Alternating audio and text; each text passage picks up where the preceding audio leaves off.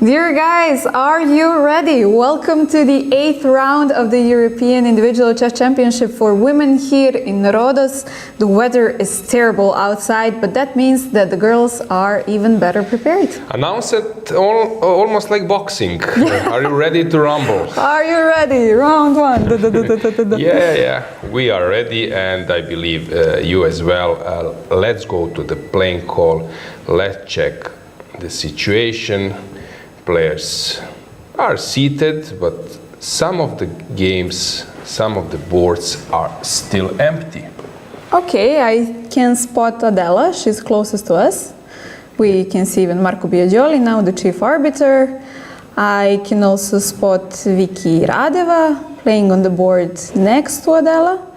It's basically the bottom two boards from our point of view now.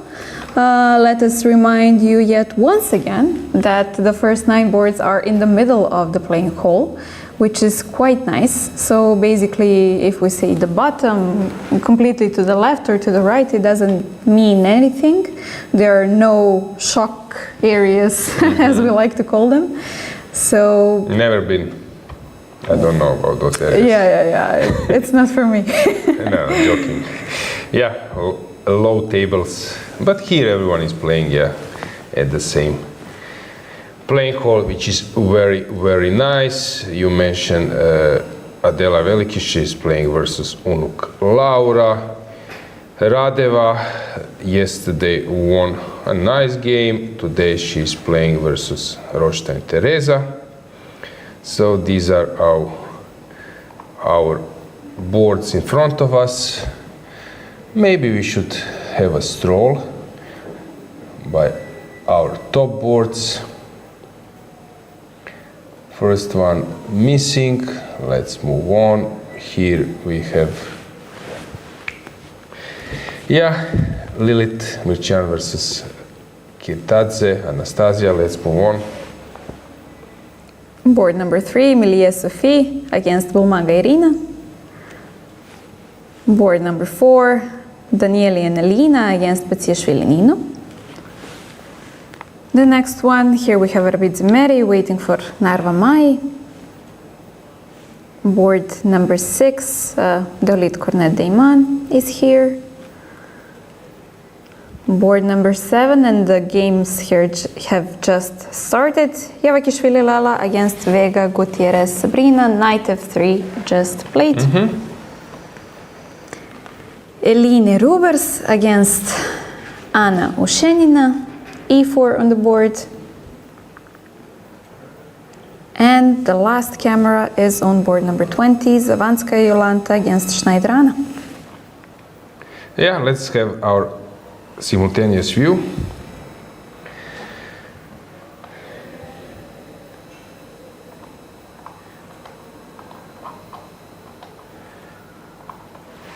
So almost everybody arrived.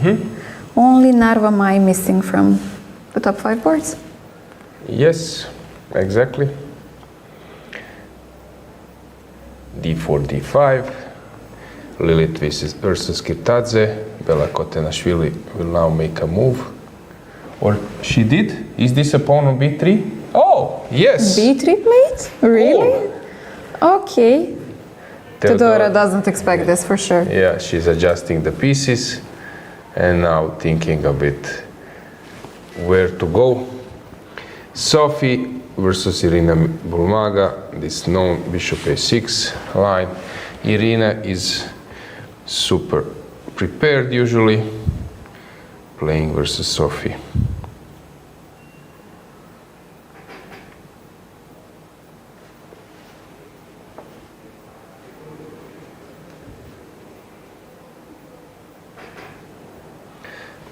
Any surprising games or openings on other boards? Not really. No b3 on other boards, right? Exactly. We have something similar in Lela Javakhishvili versus Sabrina Vega, but this is knight f3, b3.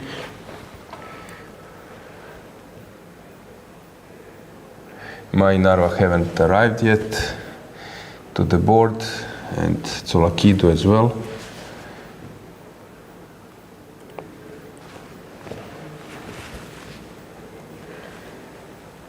Here we will have this super topical line, d5 in Sophie versus Bulmaga.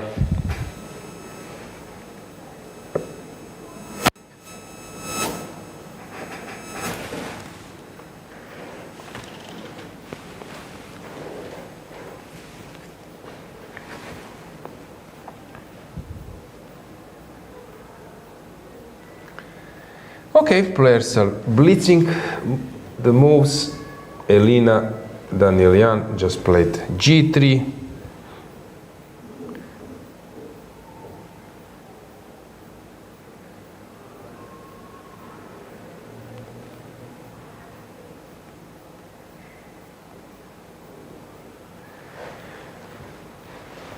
Okay, first board b3, Black is thinking. Second board e3 just played by Lilith. Lilith usually likes to avoid the main lines.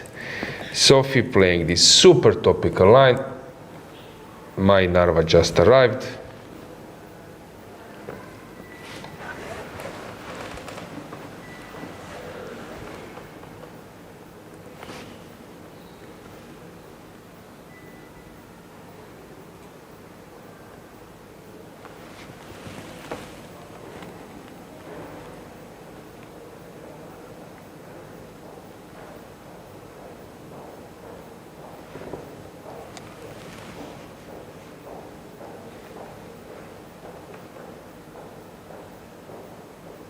And she just played e4.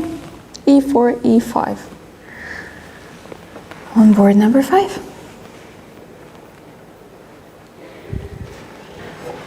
It's so cool to have this 5 cameras all at once, to be able to see all of them. Are they here? Are they blitzing? Are they confident enough in their Yeah, but from my experience, preparations? so I was in for example, Warsaw, also in Zagreb and in many tournaments, Grandchester events, and you have this blitz part, and I think it's 12 players, 10 or 12, I'm not sure, maybe 10, maybe 12, and 6 games, and I'm sitting in the, like, in first rows, and I want to keep an eye on one game, but I cannot decide which one. So I'm just switching. So it's disturbing, huh? Yeah, so it's really sometimes tough to keep an eye on all games. And you know what was the invention of Global Chess League? Greetings to Samir Patek. It's the idea was that not all the games are starting at the same time. So they will start 2 games, first 2 boards, then it's like a match tournament, and then it's rapid, and then you can maybe follow a bit, because players stop to think after a few moments. Greetings to everyone, greetings to our dear viewers. I see the chat has slowly started to fill with some comments.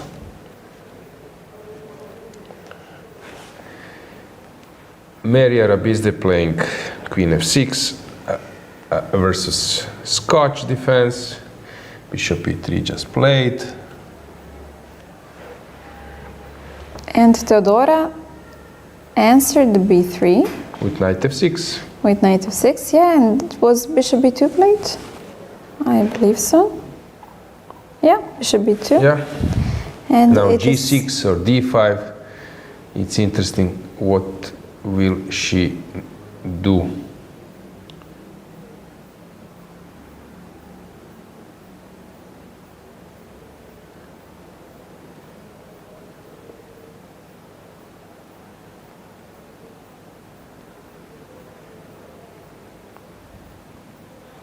So we will have an interesting matchup, maybe on many boards. Maybe it's a moment that we get our yesterday results, then standings and pairings, business as usual.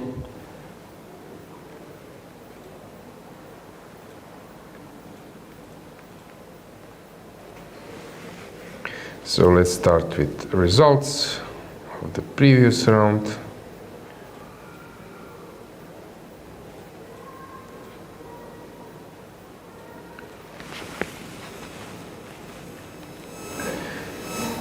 Okay, we can say that it was a very eventful day yesterday.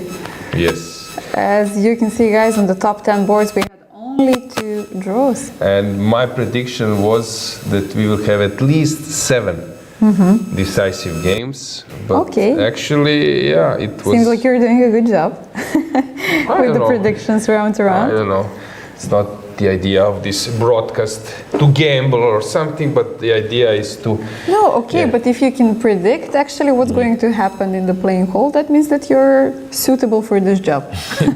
This is what I wanted to say. Thanks, Dragana, thanks. I believe that you can also sense the danger in some games where we can expect a big fight and which games might steer to a draw. Just maybe to update our viewers that Teodora Injac versus Meri Arabidze, that was a really interesting game, and final blow was delivered by Teodora in nice way. Lilith versus Govhar, it was really a mess. Bulmaga versus Malseskaya, let's say that Alexandra was a bit unlucky, but Irina showed a really high fighting spirit. Zala could have taken the queen. This f7 missed. Yeah, and Arabidze Zimina, that was also super interesting. And our last game, Ushenina Georgian, which we were following till the very end. So basically we can say that the white pieces in the previous round did give some edge to the players. Even from what I can see, okay, we had Lilith winning with black and Lela winning with black, but as we've mentioned, Zala was completely winning with this f7 move. So, okay, Stavroula as well, but yeah, somehow it feels that the white pieces might have given some kind of edge to the players. Yeah, I agree. Let's get the standings to update you about the situation. Yeah, Kirtadze keep impressing us. Yeah, it's unbelievable. Each and every round. Every single day I'm still surprised. I cannot get used to this information that Anastasia is leading the tournament. Guys, let us remind you that she started on place number 70. Not 17, 70, and she is leading the tournament so far. It's completely unbelievable.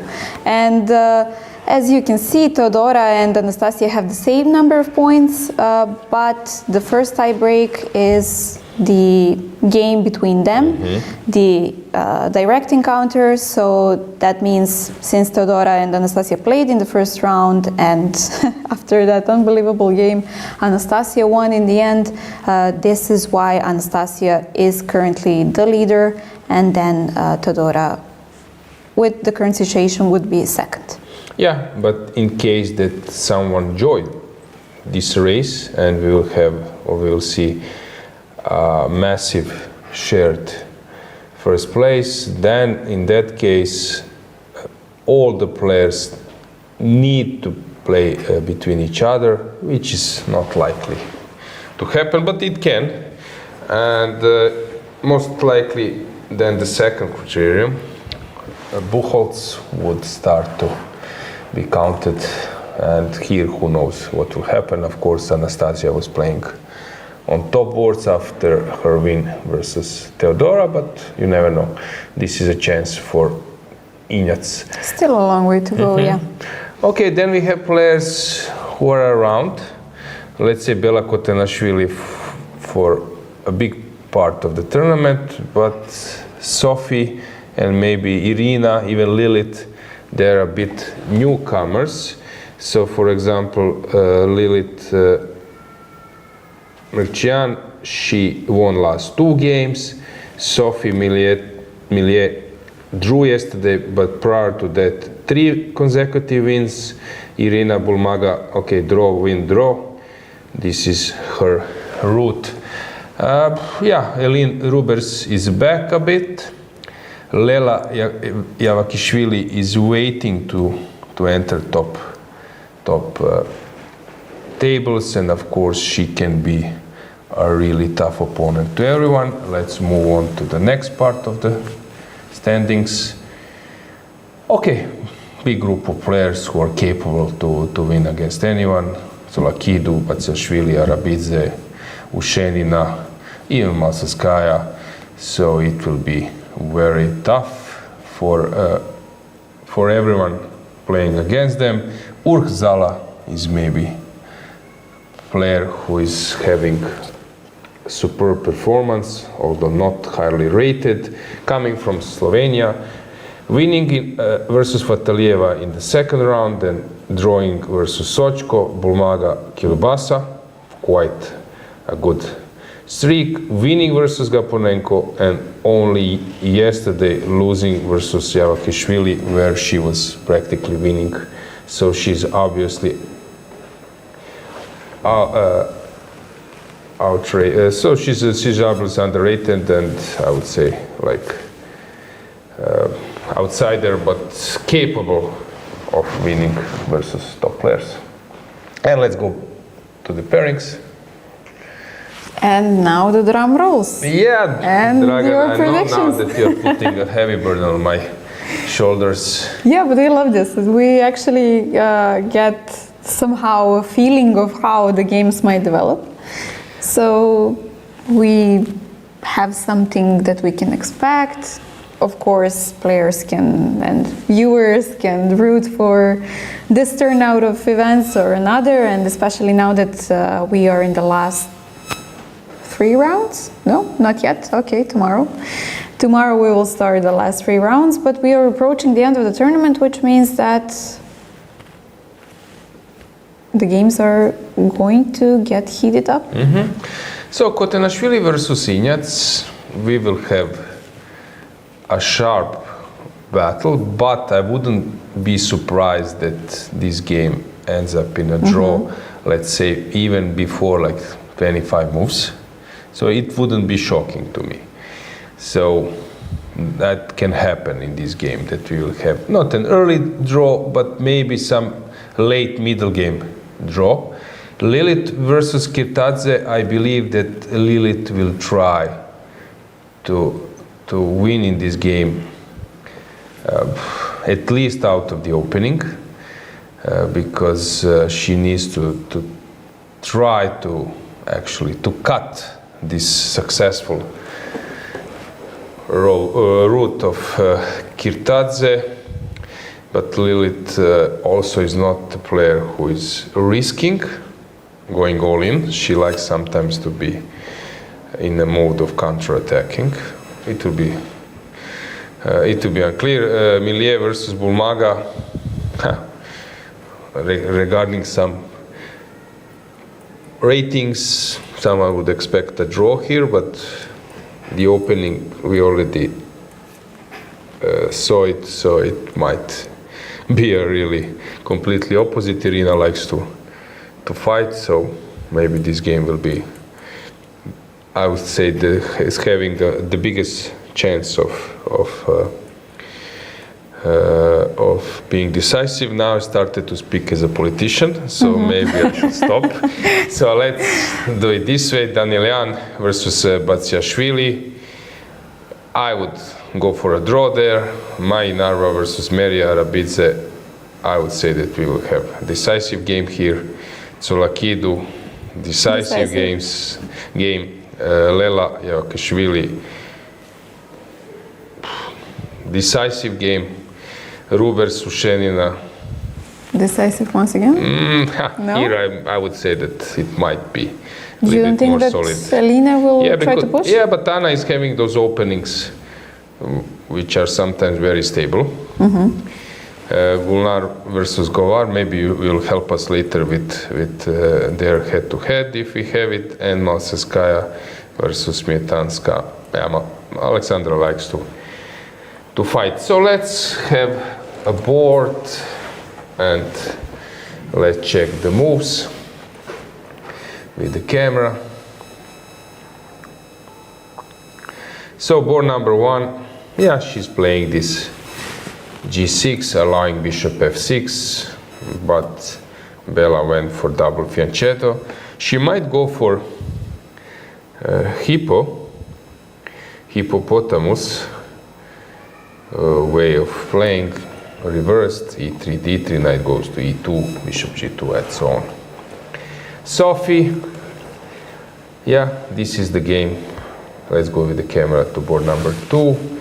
This is the line I was playing it a lot. I was mentioning bishop e7, now knight c6 will be played.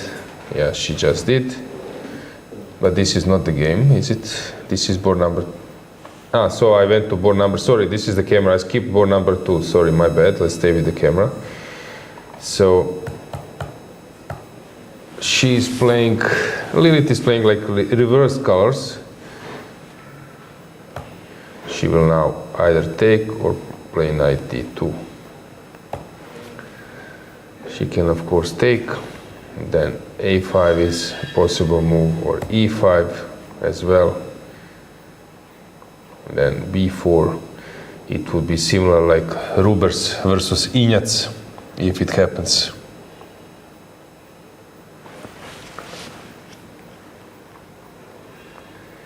Let's check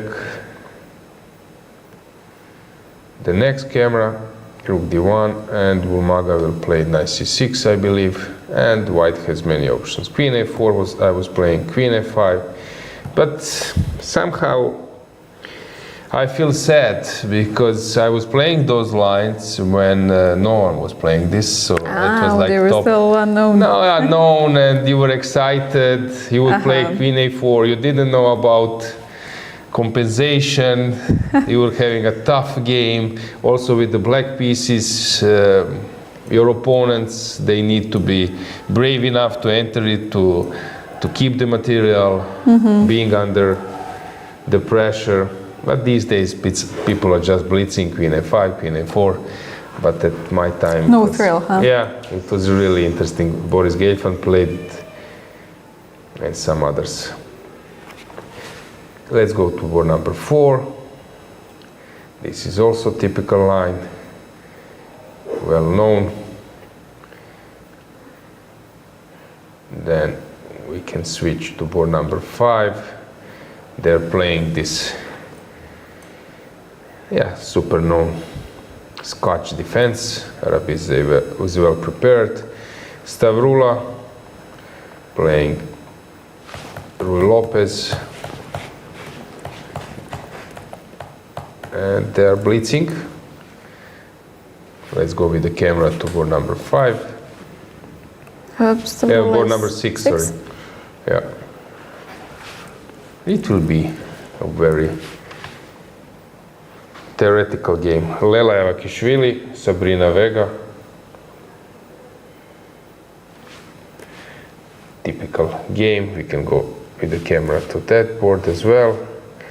After them, Rhodes versus Ushenina. I was saying that Ushenina is playing solid. Forget about that. Okay, going for the decisive result. No, but somehow I think that basically all of them are in some kind of chances, since this is round number 8 and you go all in, at least. This is how I would feel, but of course it doesn't have to mean anything. Yeah, they're playing the line. We will check. We have them on the cameras, so we can go to that board. It is the next one. Oh, Ushenina. Let's go full screen. Both of them look bored, yeah? Yeah, wake up call needed. Will you go to the reception? Okay. Such a funny way of trying to remember the lines. Anna basically completely chilled in her chair. Elena trying to remember, but with some interesting posture. Okay, I love this moment. Very nice. And bishop g2 played.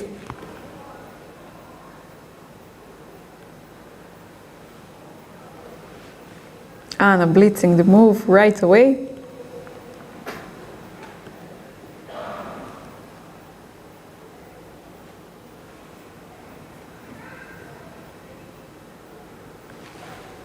And yeah, on the clock situation as well, we can see that Anna has 1 hour and 33 minutes, so that she has blitzed every single move prior to this, and that Elina is starting to think a little bit, remembering and rechecking the lines in her head, and she has spent 13 minutes so far.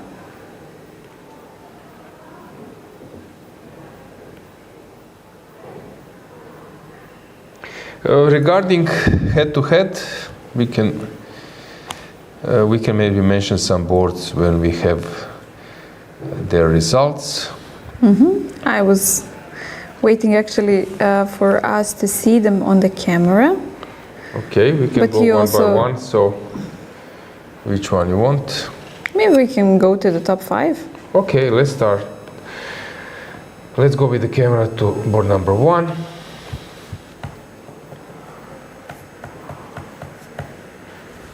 Okay, so regarding Bella and Teodora, they have played only twice in classical chess. And the current result is that Teodora is leading 2-0. Oh, two games. I'm not mistaken. Let me just recheck this. No, Bella is okay. So I written it wrongly. Okay, Bella is leading 2-0, but the last time they played is 2019. So basically, it was a long time ago, and Teodora was around 2200 back then. So I believe that today's encounter will be on a completely different level. Yeah, as I mentioned, she's really super focused, devoted to chess. She's playing in many tournaments around the globe. She was in Singapore, in some other places as well. So at the moment, Teodora is well determined to join very top. If I'm not mistaken, her live rating, I don't know if we have a women live list, but that she is now around top 20 with this event.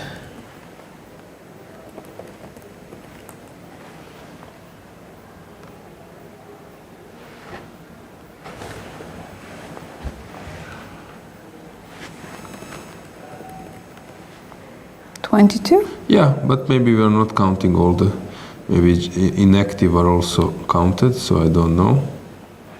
Because Hui Fan is obviously not playing. But never mind, yeah.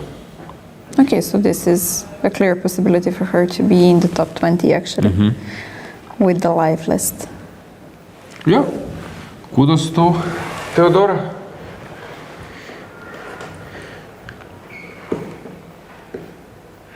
Okay, Then for actually the second board, I haven't found any games. Board number 3 we can comment. For example, I can say that they have only had one standard game so far. And that game was won by Sophie. We also have some other speed chess game, which is won by Bumaga, but I'm giving the emphasis to this one. But this game was also a very old one back in 2008, so I also wouldn't give it much of a importance.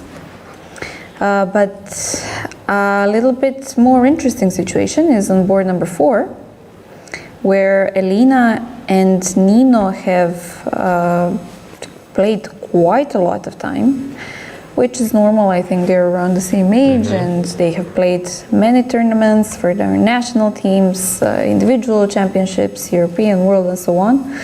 And the current head-to-head situation is that Elina is leading 5-1. So maybe this is some kind of an indicator that she might push a little bit more in this game once again. Then the next board, board number 5, we have Narva Mai against Meri Arabidze.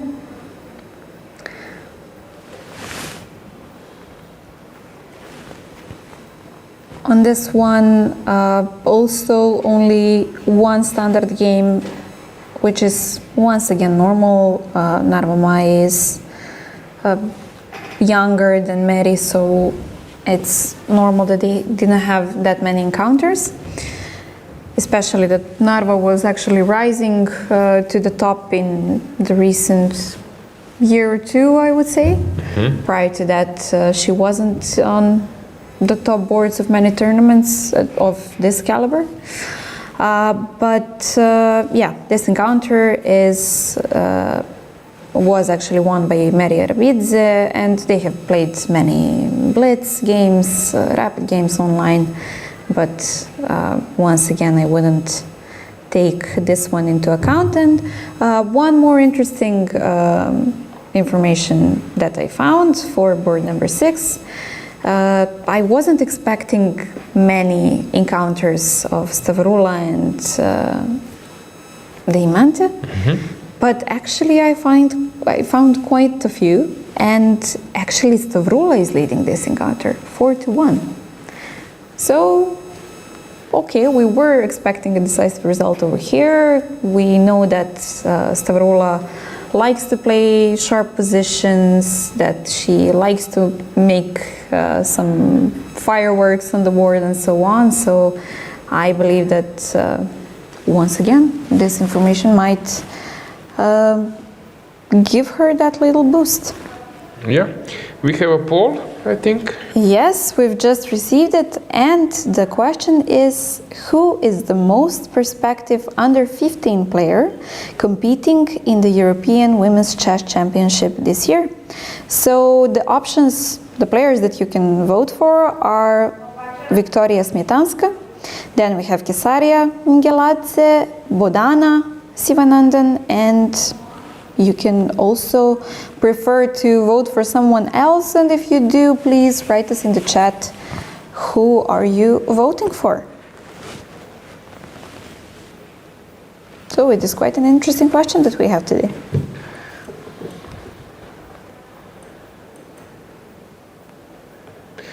Okay, let's get the board back.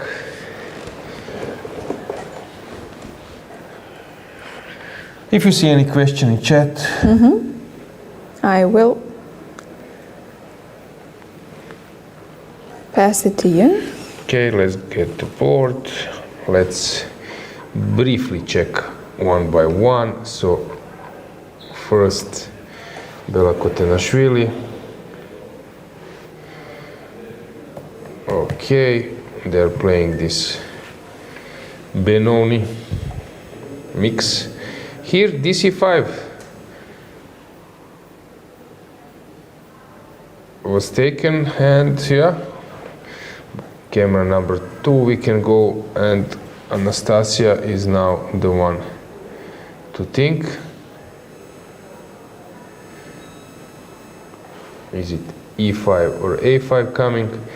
Then we can go to our interesting game, and why Irina Burmaga is thinking. This is very strange. Almost half an hour.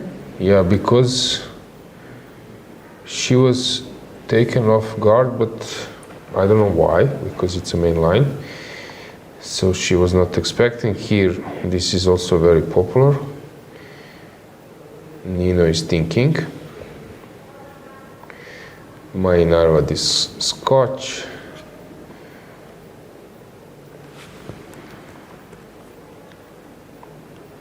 Okay, let's maybe check this Rubers versus Ushenina. You wanted to provide us some info regarding update of the games there. Yes, just a moment. I switch to head-to-head situations. So I need to update the last moves. In the meantime, we got an info regarding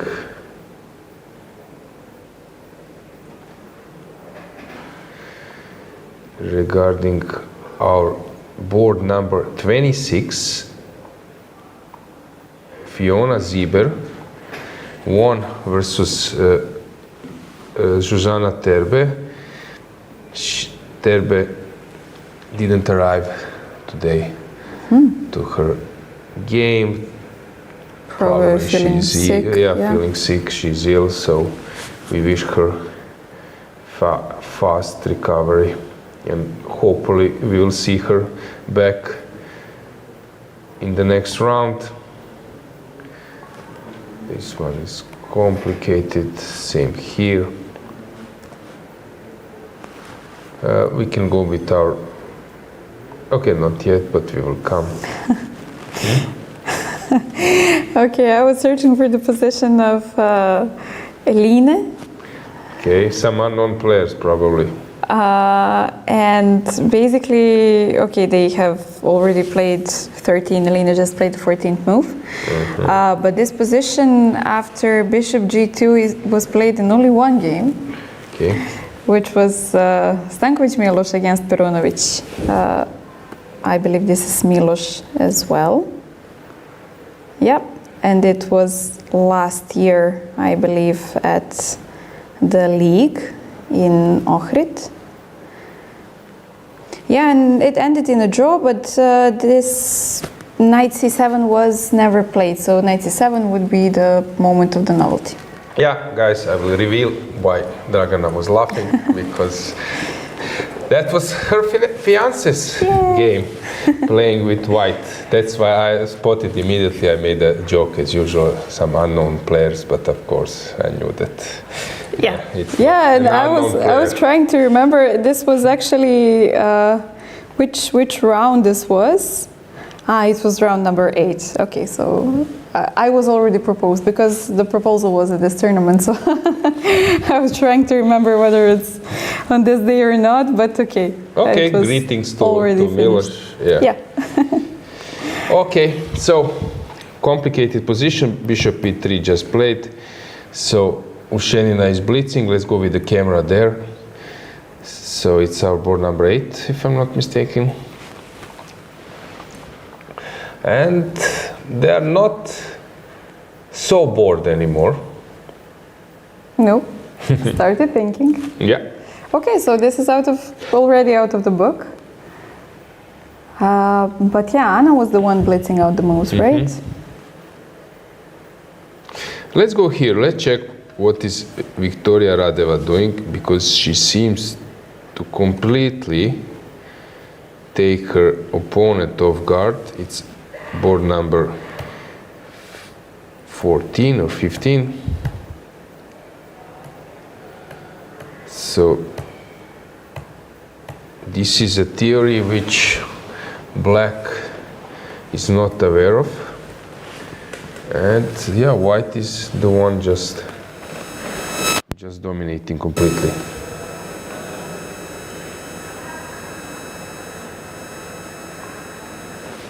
Very interesting position. Okay, here we will have my favorite IQP. Yay! Okay, so some sharp positions ahead, yeah. Yeah, we will see how this will develop. Sometimes white is actually not afraid of this exchange, since white will connect her pawns and open the rook. What's going on here? We have also something played fast, Nimzo Indian. Okay, white seems to be prepared.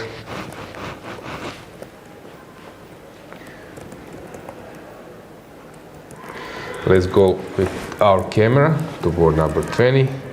Let's see how Zawadzka is doing versus Schneider.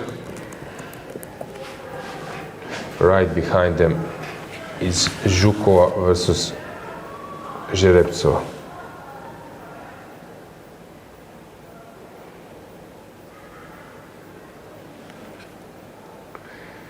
So Zawadzka Schneider, this is the position they're playing, this Rui Lopez. trying to find some complicated games. Finally, a rouser. Kesaria is playing, bishop d7. I don't know, maybe she's preparing for my book. King b1 is now super popular, everyone is playing this. Okay. Queen e1. Okay, possible, but it's not a big deal. Queen c7 is something I would do. But we will keep eye on Mugheladze because she is super talented. As I believe you already know, Gaponenko, complicated. Dinara Wagner is actually having a tough tournament, only 50%. Same goes for our reigning champion, Ulvia Fatalieva. The title is gone, but she might finish her tournament in some winning streak.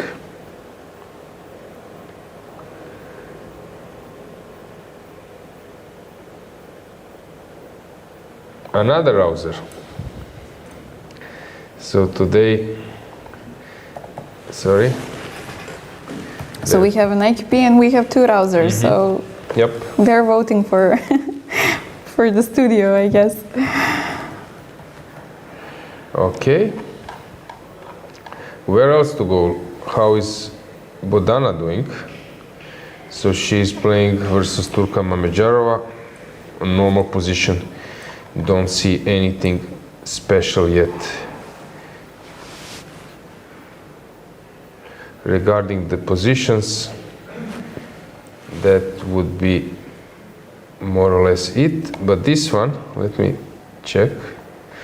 Yeah, I spent some time analyzing those structures, and Queen c7 is sometimes a better move than Queen a5. In Sicilian, sometimes Queen stands better, but Queen a5 is very important. There was a famous thing, I was analyzing this a lot, for example, knight c3, knight c6, bishop c4, queen b6, knight c6. Of course, you cannot take. The point of queen b6, I was saying that the point is that white cannot play bishop e3, or it's worse, so you need to move the knight, knight b5, knight b3, and this is the way how white is avoiding this, black is avoiding this notorious queen d2 or queen e2 notorious queen e2 Velimirovich attack with long castle, and then those knights start to jump. So here after bishop c4, queen b6, knight c6, bc6, there is a move castle, g6, and now after queen e2 you should play knight g4. Because if you play bishop g7, then e5 is slightly better for white. This structure is easier to play with white. But then after queen e2, there is this knight g4. If you go h3, knight a5. And black is more than fine. But then, that's why I was saying this feeling when you were present when something was born. In this position prior to strong engines, let's say it's like beginning of this century, something like this. So suddenly people have found out this queen e1. So what's the point? If you go bishop g7, e5 is the move. Takes, and we are in the same position as queen e2. If you go knight g4 to stop it, now I can go knight a4, I believe. Queen d2 engine tends to suggest as a good move, but it's very dangerous one, and white is better than engine is increasing the evaluation. But you can play, and the point is you're stopping queen a5 as well. If you play queen c7 now I think that queen c3 is a trick. and you cannot play bishop g7, and suddenly you're facing a problem. While after queen e2, knight g4, if you go knight e4, now I think that, yeah, black can move the queen and you cannot come to c3. So this is the difference. And also queen a5 can be possible. But then Kožul and I, we found an antidote after many hours of analysis. Let's go just queen c7. And not to play knight g4, to play knight d7, and then that was important theory. There was a game Lupulescu versus Kožul and so on. I was playing versus Palac in 2005, I believe. So this resembles a bit the game I was showing. It's similar thing, a little bit similar, and I would go for queen c7 here. That's why I was saying that queen c7 might be a good move. So where else to go?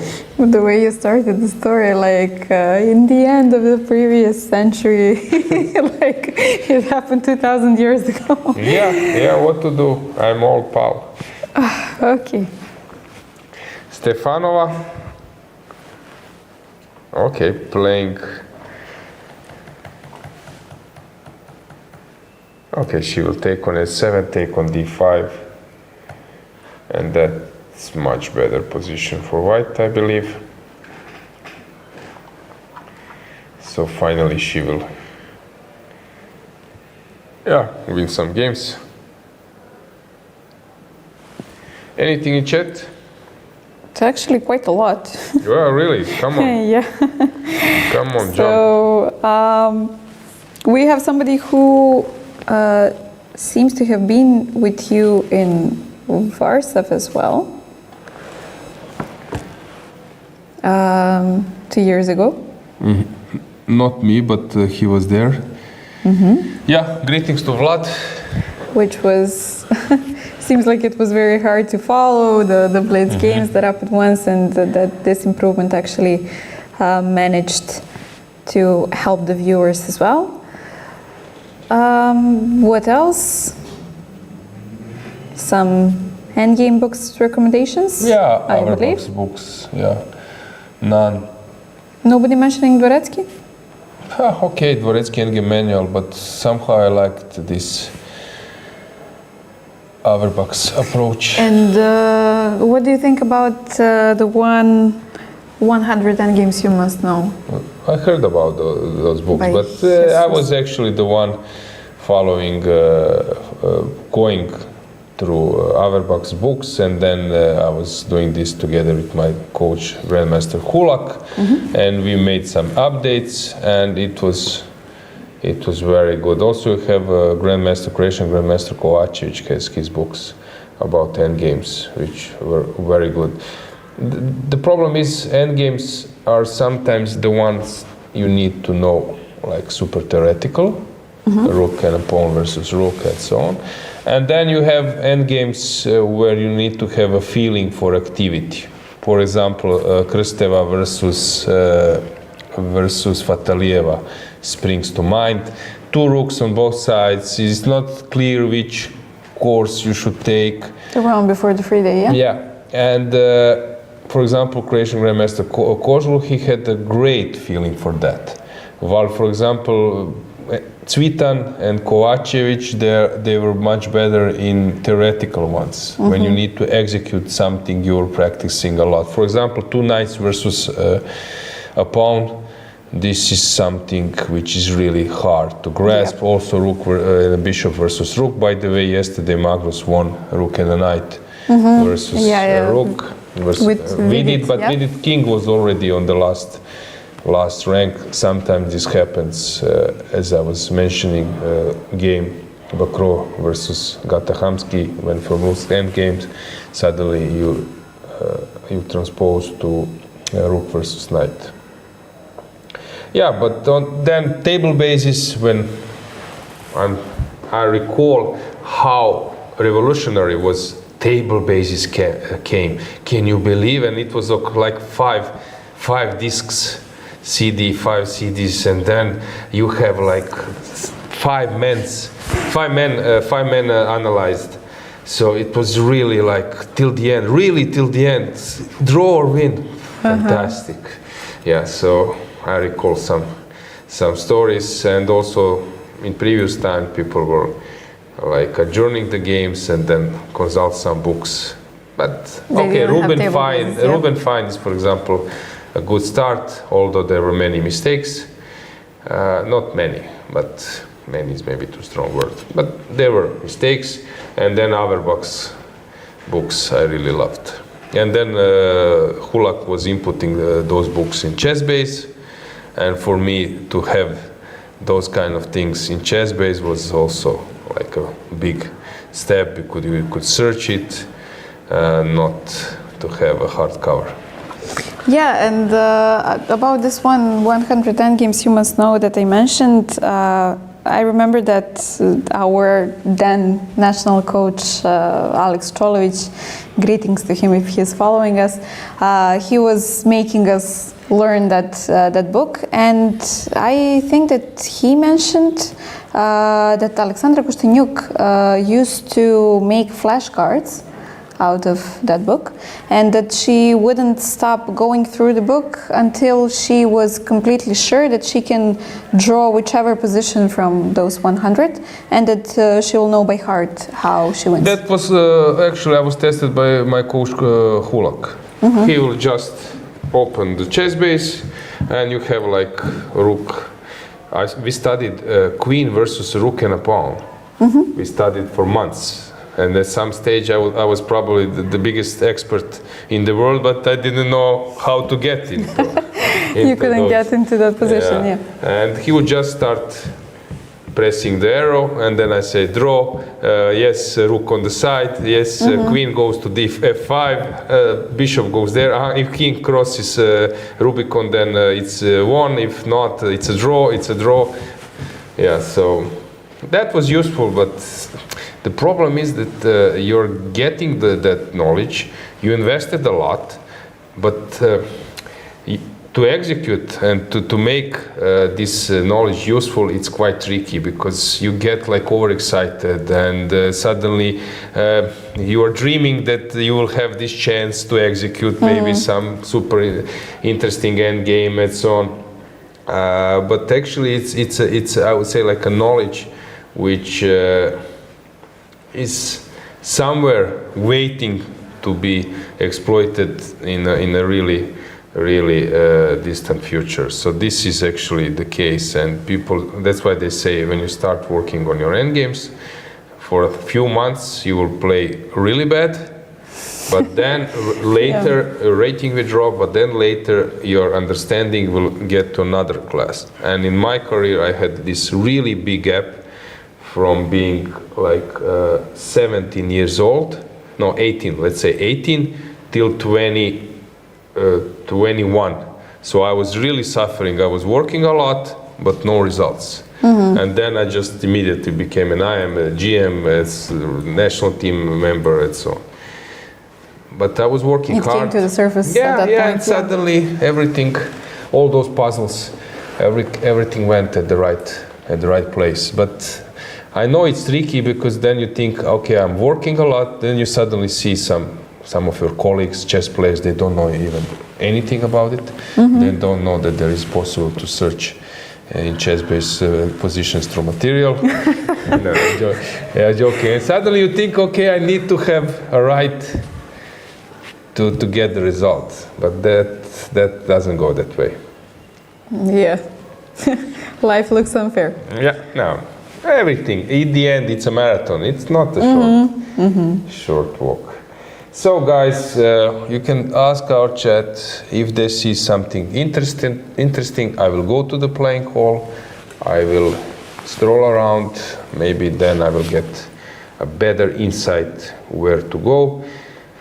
Board number 2 is of course the one we should follow. Maybe we should get our simultaneous view to give some opinion what's going on. First, it will be a mess. Teodora, 6 wins in a row. What was your longest streak? I don't know actually. I never counted this. but yeah, it was probably in some youth category when I used to make 10.5 out of 11, for example, but yeah, that's a long time ago. So probably not being able to count that one. Do you remember about yourself? For example, Croatian Youth Championship, I won it under 15 because they were separated events. One was under 7, 9, 11, 13, 15. And the second one was under 17 and under 19. Oh, you had them like odd years. Yeah, because we have this system, and then you prepare next year to go to World Championship or European Championship. For the following year. And I won it under 15, and then I wanted to play also Junior Championship, and then I entered like under 15. I was maybe 20th seed.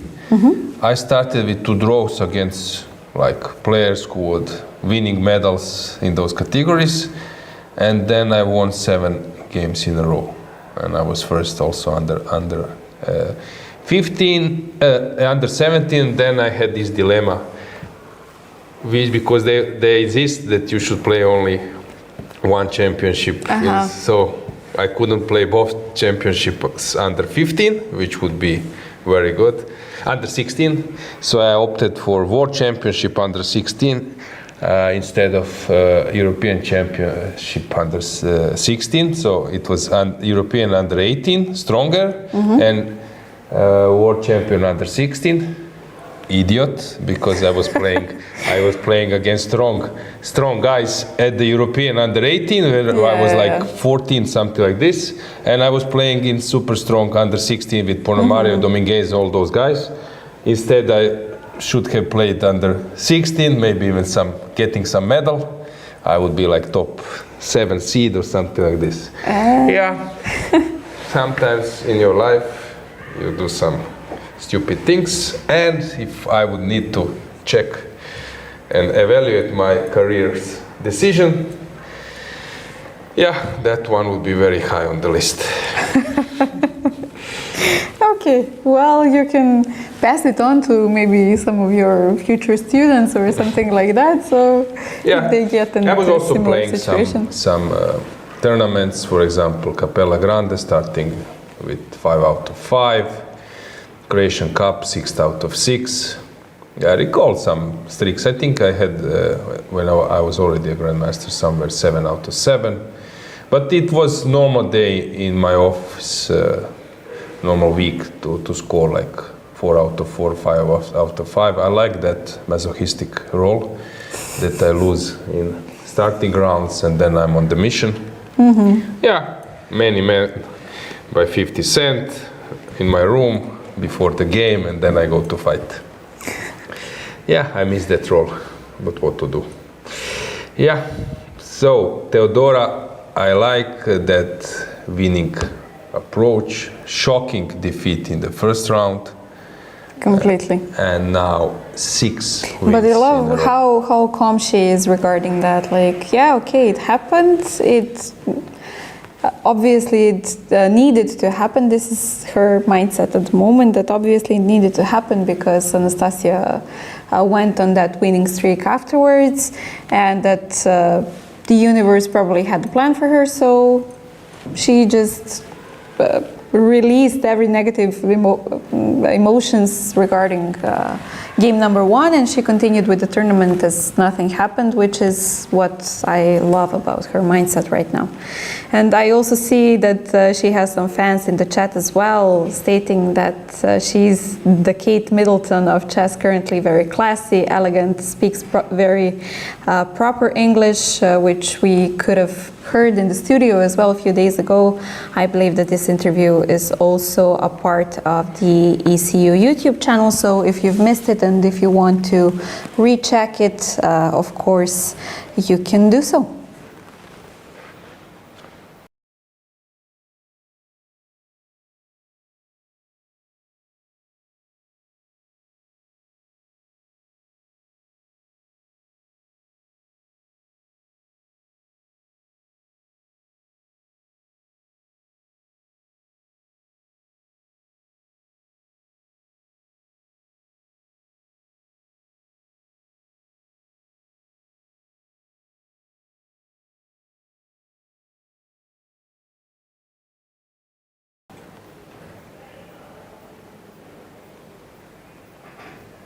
So players are okay, not in a critical point of the game, but already they're making some decisions.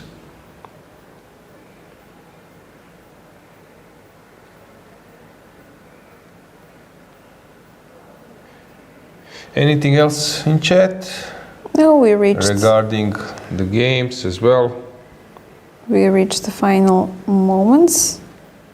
Some suggestions that board number 1 might have transposed. The opposition more often found in reti.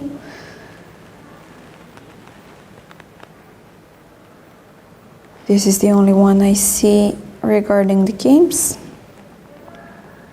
And let me briefly check the clock situation.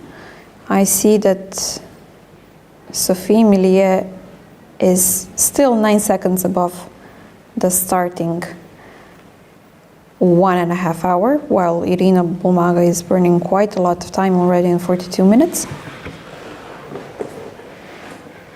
This is what stands out the most so far. Yeah. Dragana, you can maybe also also follow some other games. If you see anything interesting on our lower boards, please update me. Bodana is always an interesting player to follow. I was also briefly checking, but I couldn't find anything super interesting, or let's say that it's different than a normal one.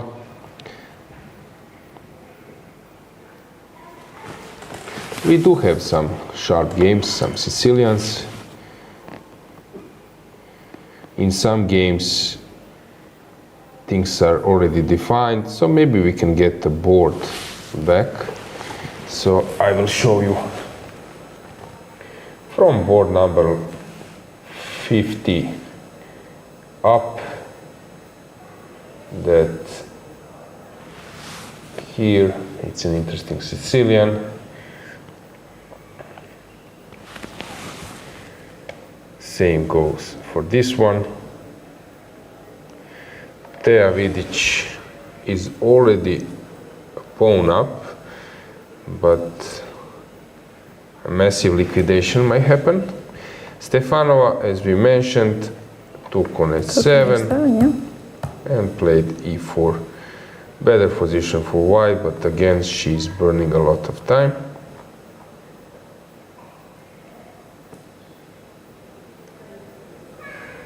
This is an interesting position, so just some kind of tip for you. So if white king would be on g1, I would consider this position better for white. With the king in long castle, no matter how the arrangement of the pieces are, I would always feel well with the black pieces.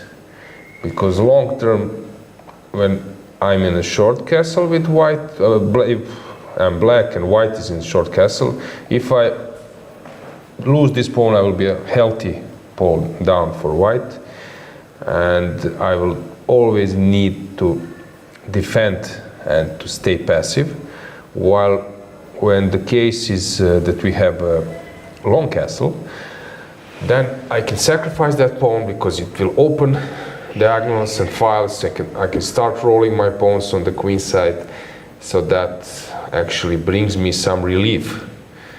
And in that case, if white cannot play this strategy of putting pressure on that pawn, because when you have an isolated pawn, the idea is of your opponent to tangle you, so that you need to be passive. If black can just avoid defending it, then black can easily start rolling his pawns. And also, of course, it's important when you're in opposite castles that you don't touch your pawns in front, because then opening of the position is faster than usual.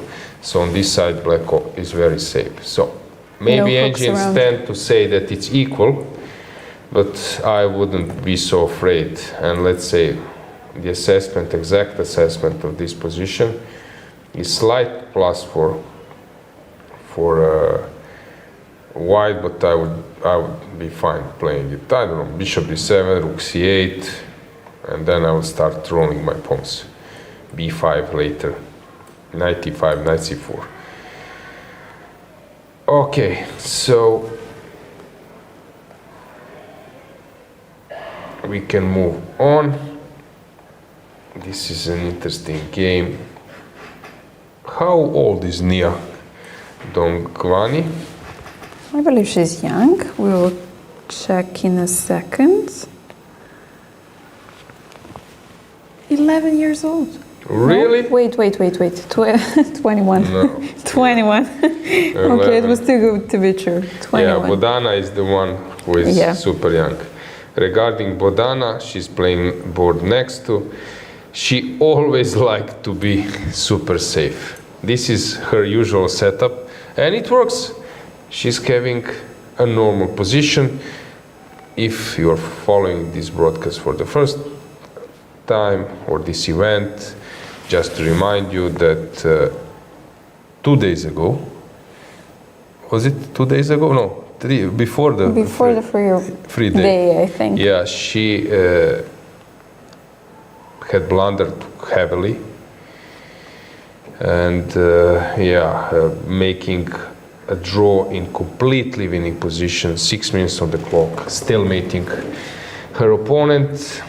Yesterday, it was showed backbone. She was strong enough to fight back and won the game. So I believe that tough experience, painful experience, is behind her.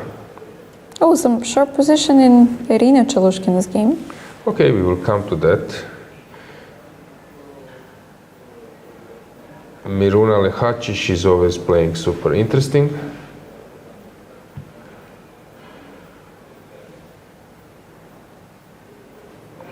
Okay, this is a mess already, but black seems to be doing fine. Rouser Sicilian, complicated battle.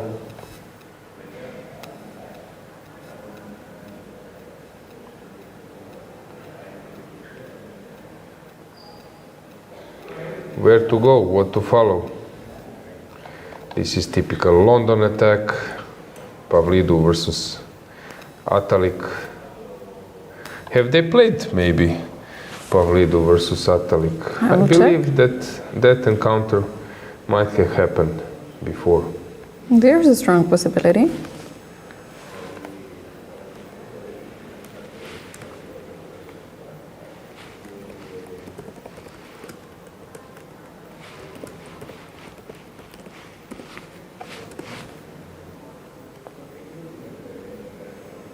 No games. Okay. Patalieva not having a great tournament. Ina, having tough opponents. Kesaria is playing a rouser. Okay. I don't know who is coaching her, but bishop b7 would be my choice for sure. Queen b6 is unnecessary. Queen is better on c7 than on b6, or this is her over the board inspiration. But just a tip, it's better to put this bishop to b7 and then later knight can go to d7 than coming back.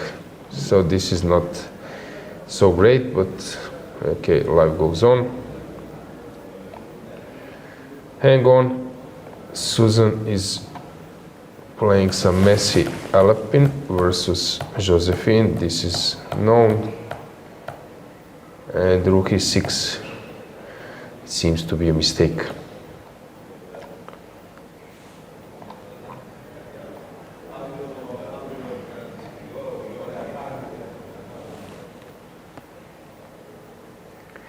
Board number 22, King's Indian. Board number 21, Zhukova playing this one, and Jolanta Schneider. We have them on the camera. Let's find, that's it. Let's go full screen, that you see it. So what's your feeling, Dragana? Yeah, they are quite focused at the moment. Oh, both seem confident in the position. I can also see Zhukova, Natalia and Alexandra behind them.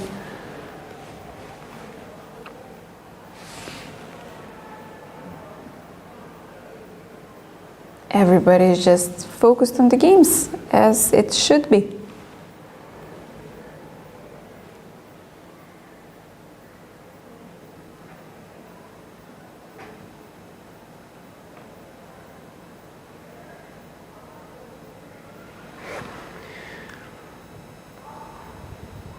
I like the style of Alexandra wearing two shirts. Just something that catches my eye.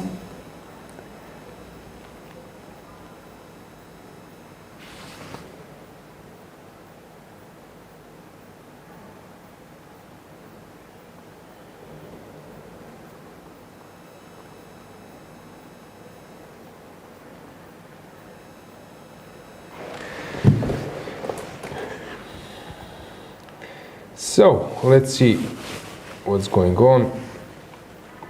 Krsteva, this is a mess. F6, maybe good timing, but maybe we should get the board. Let's get the board back.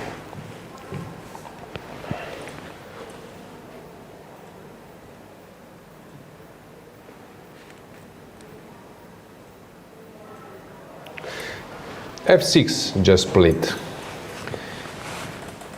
So, of course, taking might not be the right option, while after F3 pawn takes, this is something she needs to calculate. If black is well prepared, this can be tricky.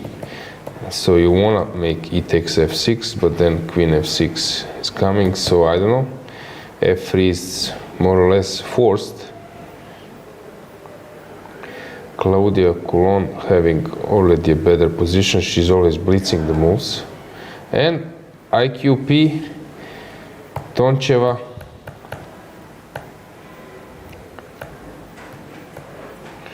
she's thinking to play d5. This is probably her and I believe that opinion. We will see on the board. Yeah.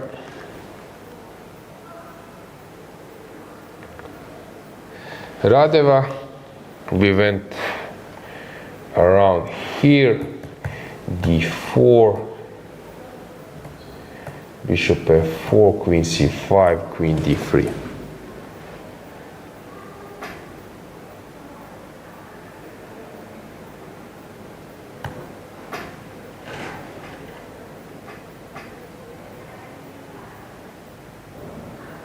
Rook d8 just played.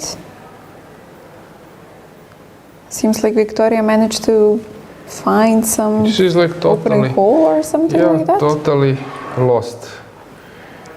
Let's go with the camera, maybe. The broad view? Broad view, we can go full screen to show you. Yeah, actually, I think, yeah, I do spot them. So I see Vicky and her opponent, they are very close to the bottom of the screen. So let's say they're in the middle bottom of the screen. Does that make sense?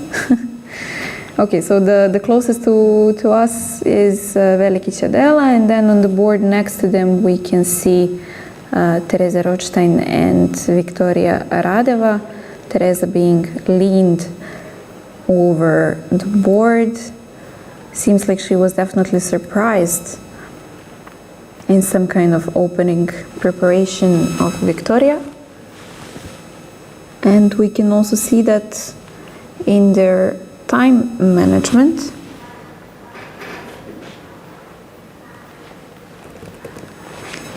Because Tereza is already on her 45th minute spent, while Vicky still has 1 hour and 14 minutes. So definitely the preparation went her way.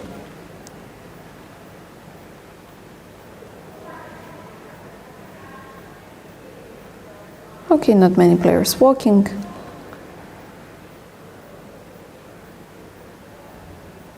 I believe Dana is just sitting down from the 1 second spot. Yeah, the playing hall is still quite crowded. Yeah, not many games finished. Actually, we have only that one, which was won by. Did we have maybe? By Ziber. We also have one more. Which one? Board 65. Okay, lower boards. But Things happen. also the game didn't even start, so. Okay, let's go back to our main boards. Let's get the board. So here Victoria Radeva, just to check what should she do. So Rook D8 was played.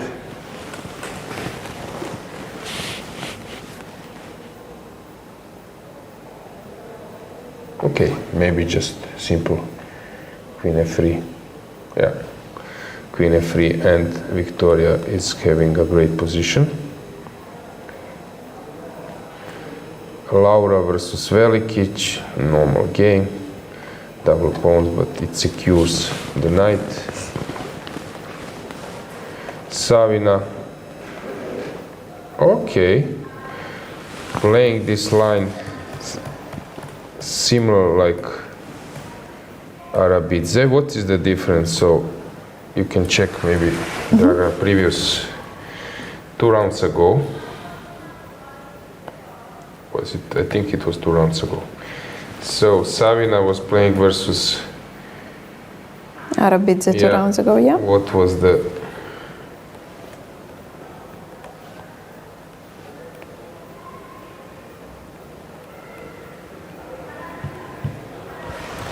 Queen C7 was played, yes. Yep. So F4 was played. Instead of knight G3. So here F4 was Anastasia's move. And today she went for castle, allowed D5, and then played. Can you show me a bit more? Okay. Similar but different. But anyway, she wants to play this concept of pushing E4.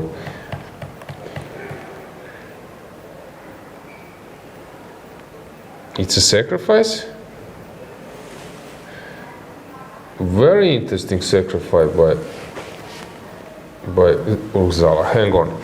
If I take on C7, Rook C7 takes. No, hang on. I'm missing something. What am I missing?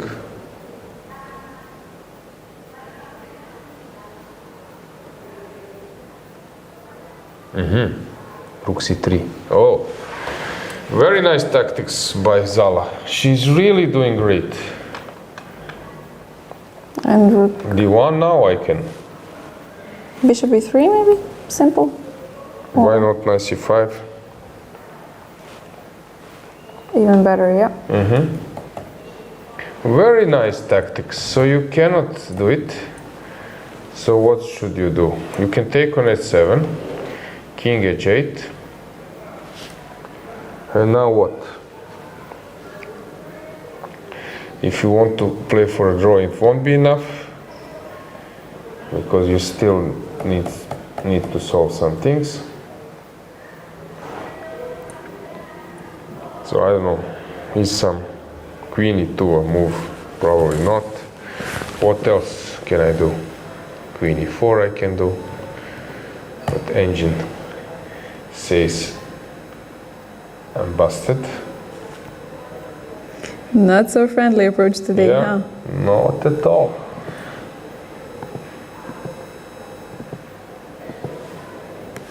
Queen C7, as I mentioned, maybe is a better option now, and now maybe to move the bishop. Okay, I found the way. So Urk Zala sec on E5, which is a really nice tactical shot. Kilbasa putting a really tough pressure on Livia, so Livia will have a hard time to come out of the opening.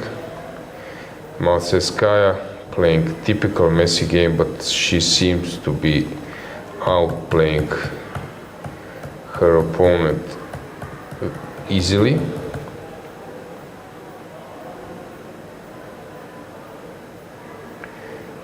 Mamadova. Okay, so they were playing the Sicilian.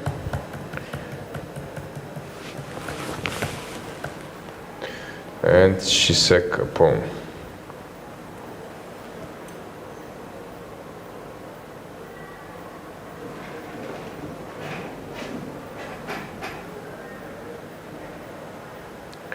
So why she sacked a pawn? Maybe some queen c7. Okay. Rubers, let's go with the camera to that board number 8. Yeah, Ushenina is under pressure, but still looks quite normal.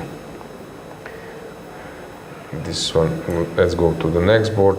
Lela Javakhishvili versus Sabrina Vega. Board number 7, right?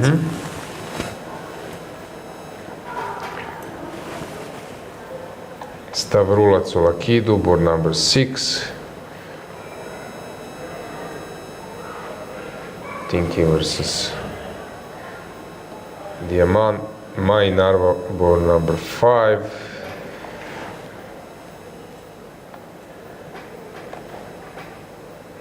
Okay. Here in the game Milieu Bulmaga. Knight c7 was played. My analysis say that bishop f4 might be the best move now to take on c7. This would be board number 4. Board number 3. 3? Yep.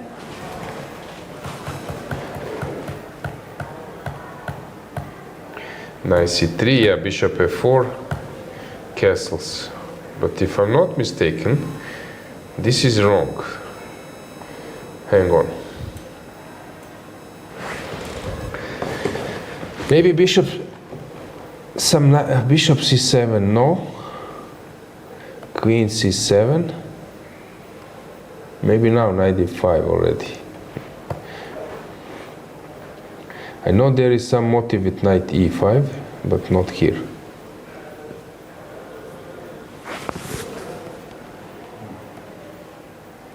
Queen f5 also possible, but there should be some straightforward. Of course, I can double. These are the typical moves. I can play queen f5. Knight e4 doesn't work. So which move is the move?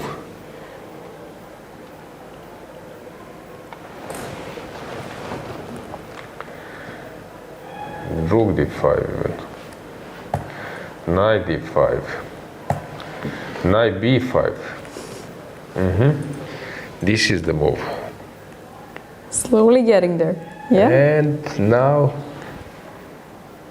let me recall how this. Knight e1 or knight h4. But engine disagrees. Knight h4 maybe better.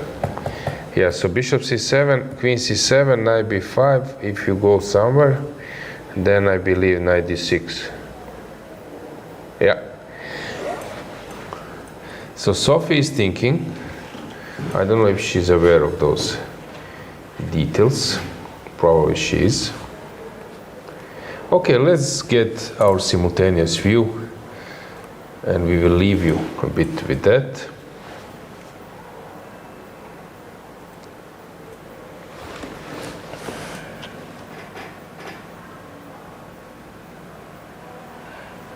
Regarding the line, it was played. Knight c7, sideline, old one, old continuation. Sarana played it versus Akayev in 2019. Topalov Nisipiano, I recall that game. Bakro Nikolic. So then knight c3, bishop c8, Queen c8, bishop f4, castle. I think it's already a mistake. Yeah, black should have played knight e6. Bishop d6. Okay, this is maybe the move as well, but I like bishop c7.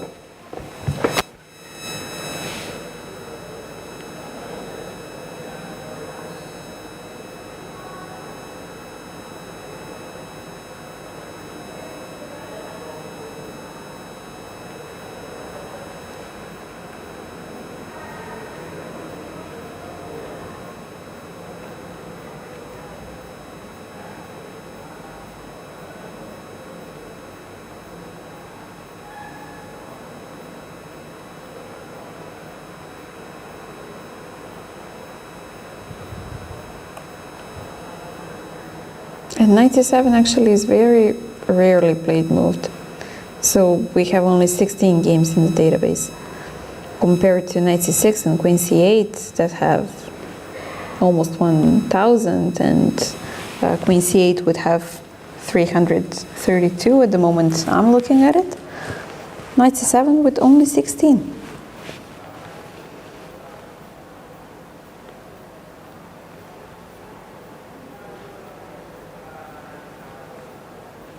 So Irina choosing wisely some sidelines today.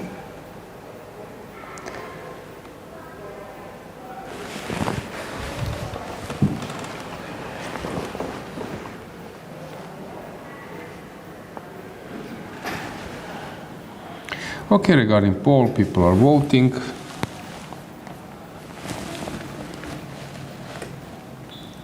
Do you have your favorite? Yeah, of course I do.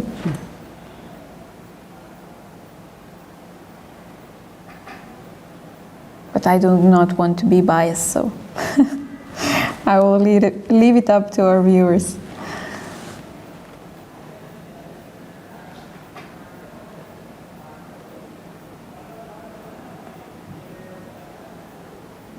But either way, I really want to encourage this tradition that young players play such an event of this caliber, because it builds up some stamina. It shows you what the real world looks like. It's completely different when you play in the youth categories and when you play, let's say, this main senior.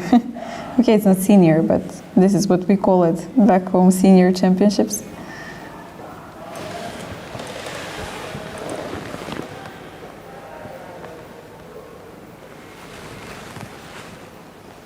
It's something else.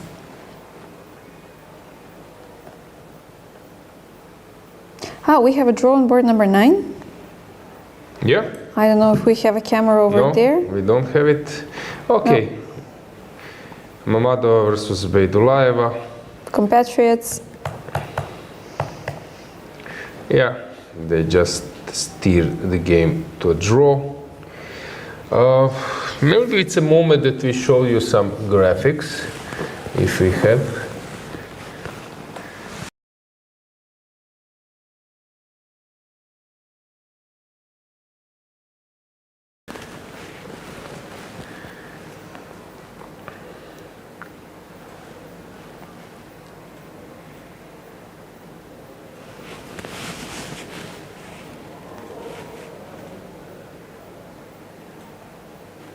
So these are our last year standings, so it's useful for you to know regarding World Cup qualifying spots.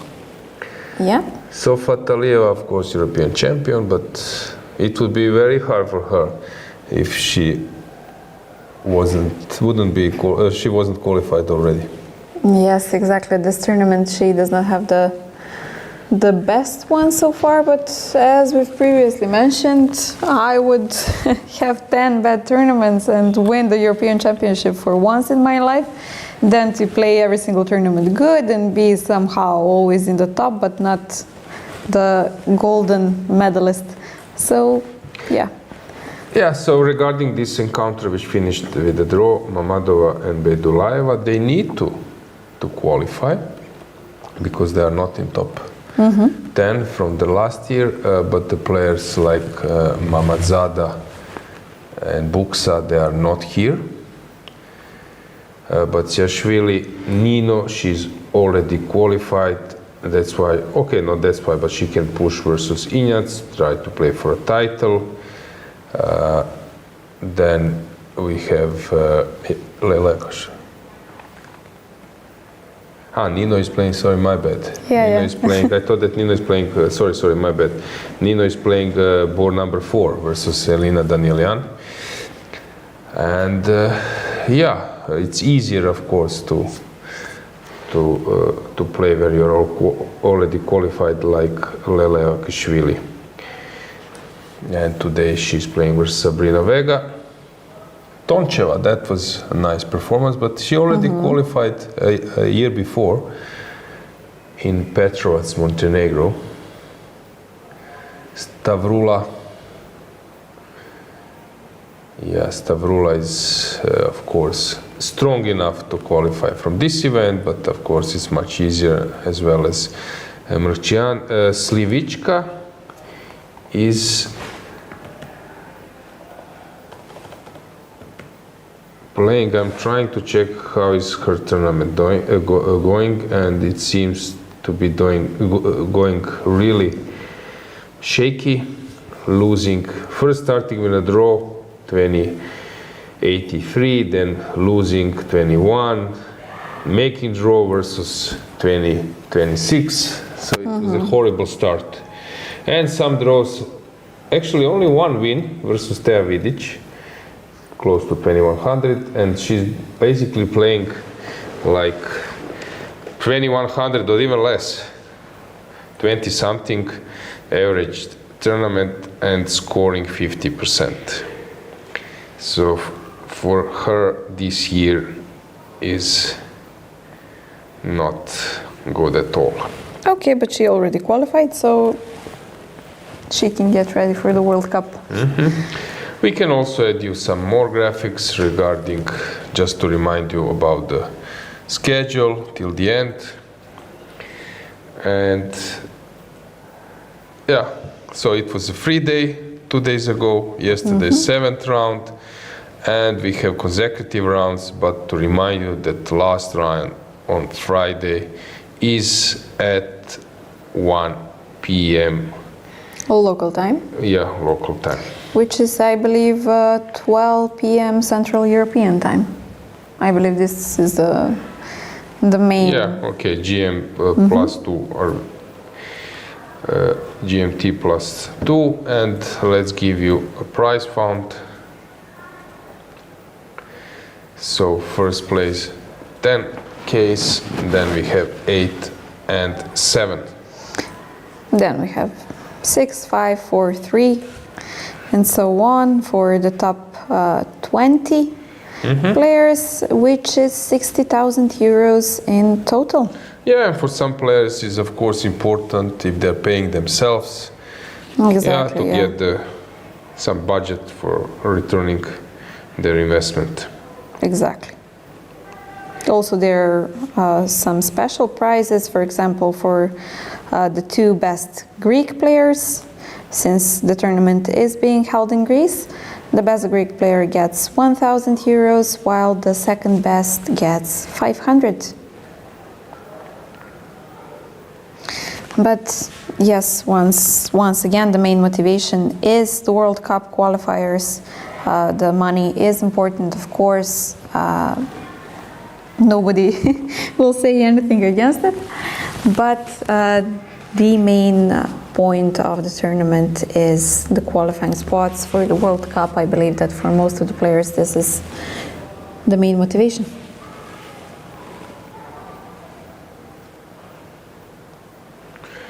Okay, let's go to broad view playing hall to see what's going on. Victoria Radeva is walking right in front of us, and others are thinking. Maybe it's a moment that we have a break and then we can check a little bit what will happen in the meantime. So guys, we are coming back very soon. Go grab your cup of coffee. We will be here to continue the broadcast. Yes, exactly.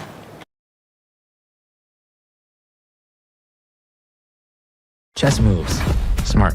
Free eSIM. Smarter. At GlobalCell, we believe in empowering connection on and off the chessboard. That's why we've partnered with the European Chess Union to bring you a gift as strategic as the game itself. A free eSIM with 100 megabytes of data. Staying connected has never been this simple. Just scan the QR code, install your eSIM, and enjoy seamless global connectivity. GlobalCell supports over 190 countries. GlobalCell and the European Chess Union. A checkmate for connectivity.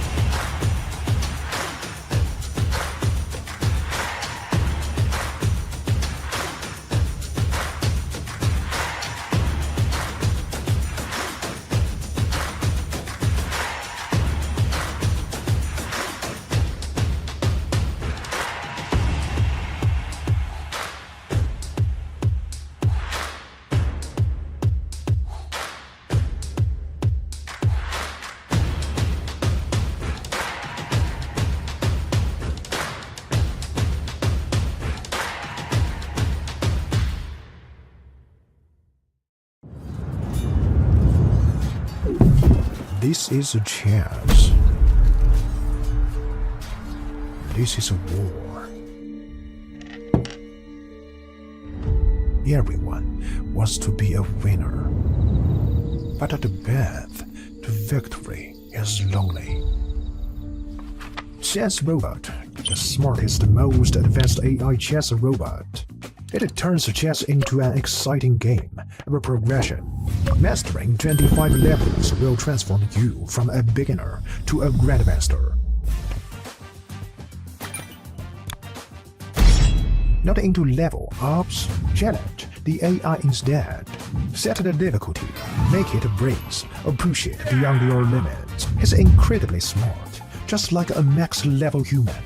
Equipped with a camera like an eye, Chess Robot combines advanced algorithms to capture every change on the chessboard and accurately pick up pieces with its robotic arm. Access the Planet Alliance function to connect and play chess online with friends from all over the world. Here you will find players of all skill levels. Flip the board and play as white. You can't wait to get started.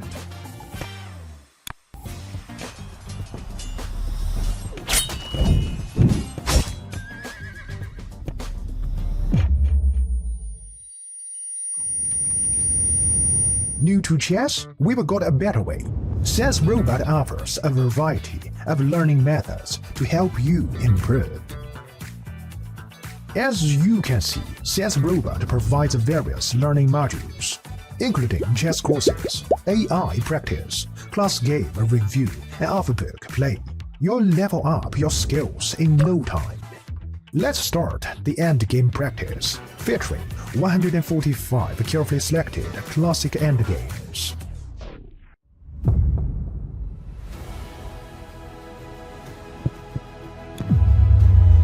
Now you have a greater chance to become a winner.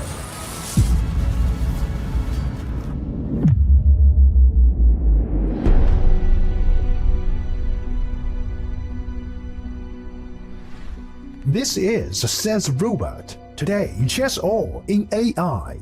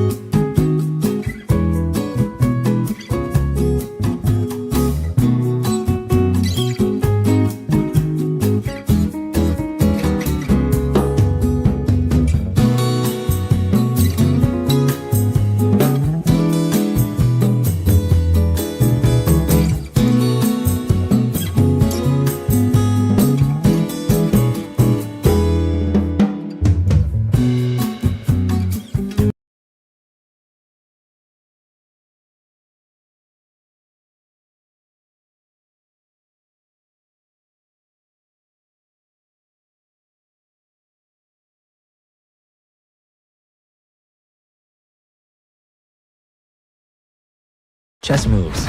Smart. Free eSIM. Smarter. At Global Cell, we believe in empowering connection on and off the chessboard. That's why we've partnered with the European Chess Union to bring you a gift as strategic as the game itself. A free eSIM with 100 megabytes of data. Staying connected has never been this simple. Just scan the QR code, install your eSIM, and enjoy seamless global connectivity. Global Cell supports over 190 countries. Global Cell and the European Chess Union. A checkmate for connectivity.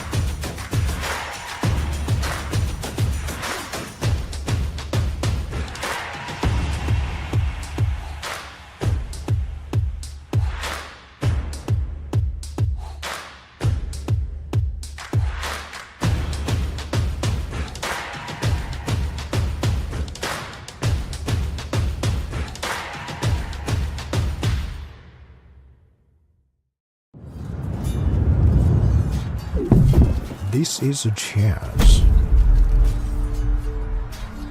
This is a war. Everyone wants to be a winner. But the path to victory is lonely. Chess Robot, the smartest, most advanced AI chess robot. It turns chess into an exciting game of progression.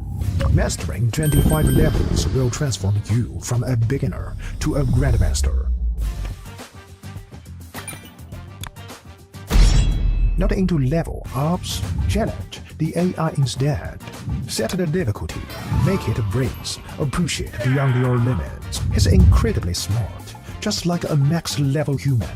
Equipped with a camera like an eye, Chess Robot combines advanced algorithms to capture every change on the chessboard and accurately pick up pieces with its robotic arm. Access the Planet Alliance function to connect and play chess online with friends from all over the world. Here you will find players of all skill levels. Flip the board and play as white. You can't wait to get started.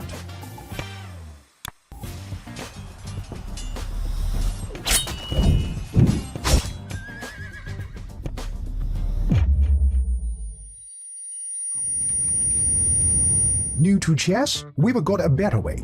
Chess Robot offers a variety of learning methods to help you improve. As you can see, Chess Robot provides various learning modules, including chess courses, AI practice, class game review, and off-book play. You'll level up your skills in no time. Let's start the endgame practice, featuring 145 carefully selected classic endgames.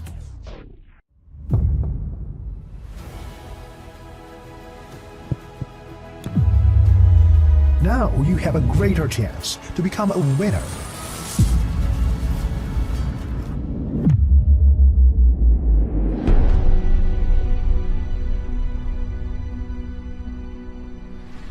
This is Chess Robot. Today, chess all in AI.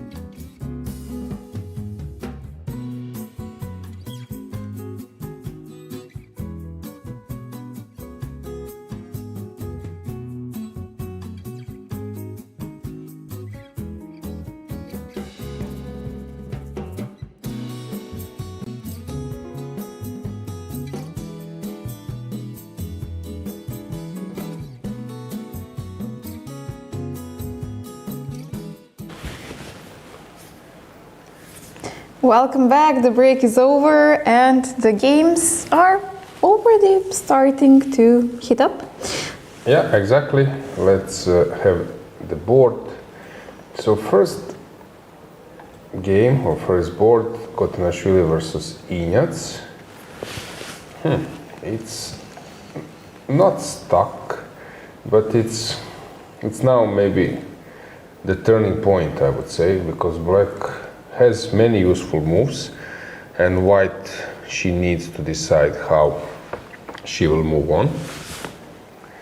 So I like the way how Teodora has organized her pieces, but yeah, still it's hard to say. We can go full screen with the board above them to sense a bit the situation. Teodora is a little bit behind on the clock, but still. But the difference, I think, went smaller in regard of their time spent.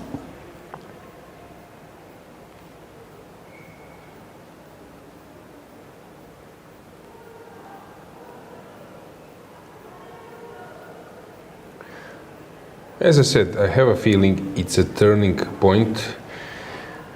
Of course, knight e4, knight c3 is always something white should keep an eye on.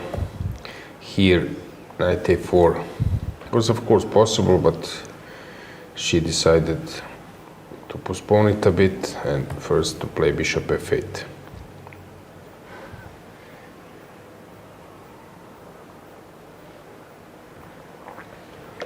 Yeah, as I mentioned, it's a bit stuck. White wants to keep the domination or the diagonal, but it's still far away. So how do you expect this one to unwind? Maybe rook b8, b6, bishop b7, or do we try to change it on h3? I believe that Teodora will place her queen on c7, come out with the bishop. She can even think about immediately playing the bishop, then queen d7, trying to combine it with f5 or to exchange on g2. Always, as I'm saying, exchanging opponents, opposite colored bishops is an option. Turning point, they will think for a while, because now we need to decide about the future course of the game.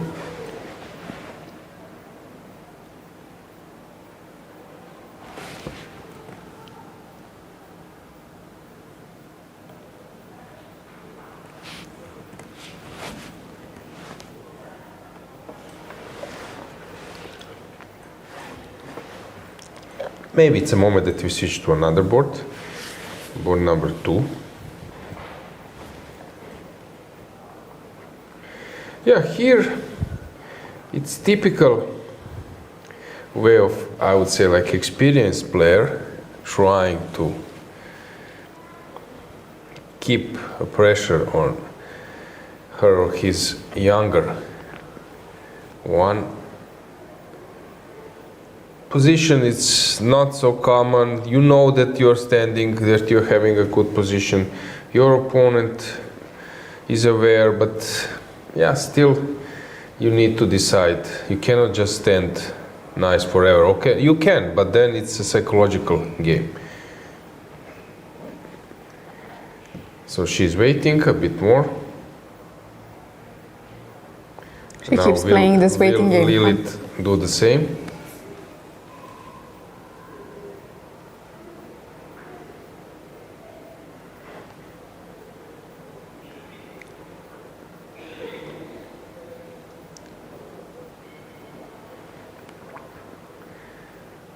Lilith is ahead on clock a lot. Let's go to board number 3. Here Sophie missed this bishop c7. She went for bishop d6.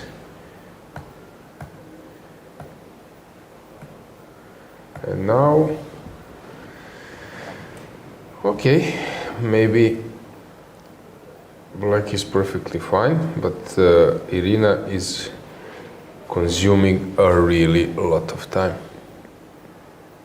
And this is move number 16? 16. Okay. Not the best indicator. I wouldn't be so happy.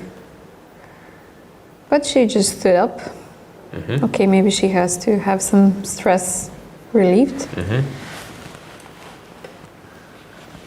But she is well aware of her time consumption, so.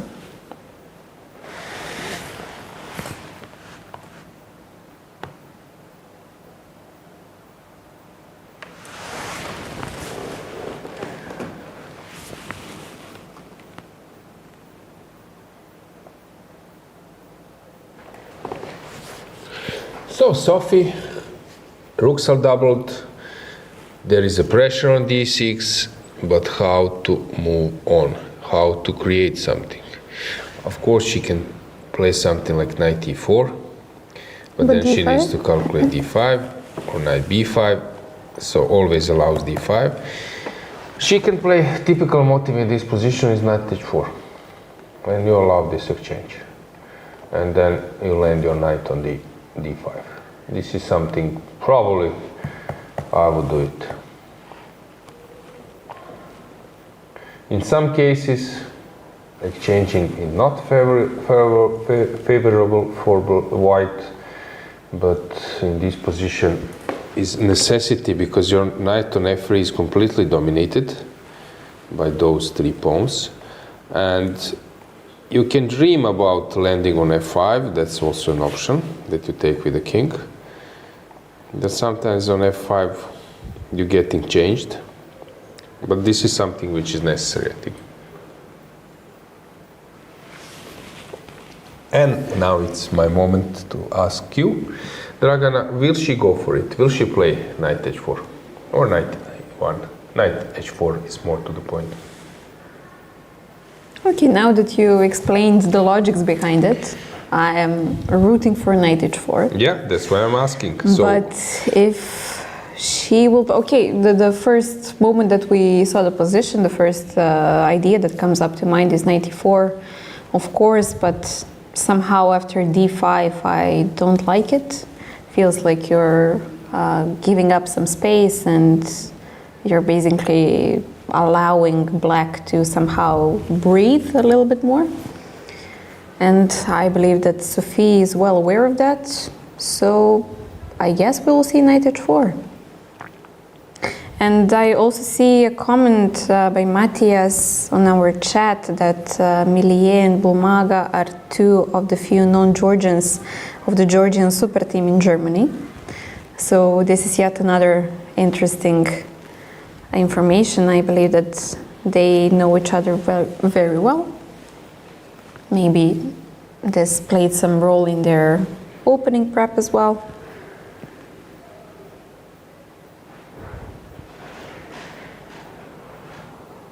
So a teammate encounter. And yet another interesting moment which I believe that our viewers have noticed long ago. You know that we have a lot of Georgians on the top boards, but in the top 5 matches we have 4 Georgians so far, which is extremely exciting for our Georgian fans.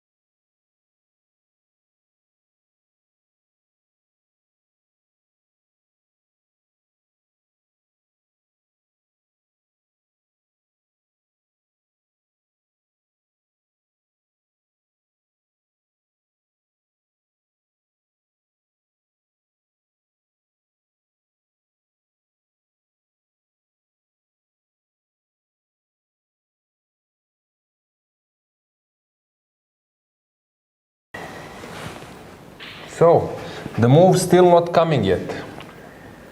Knight h4 or something else. But what else?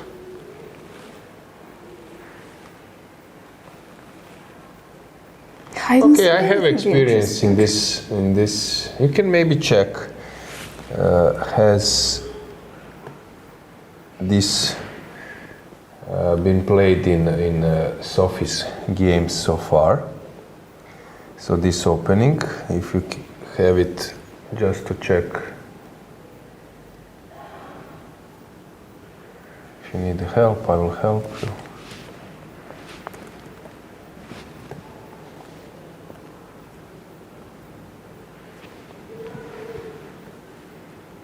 Okay, Sophie just played the move. She played e4. e4? Yeah. Okay, possible, but I don't believe it's the best.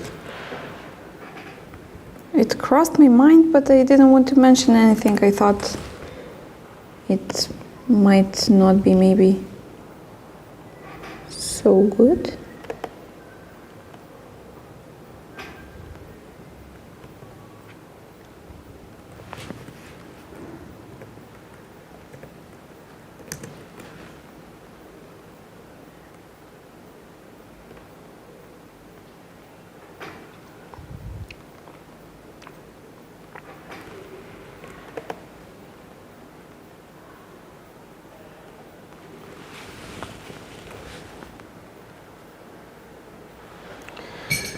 So e4, I'm not sure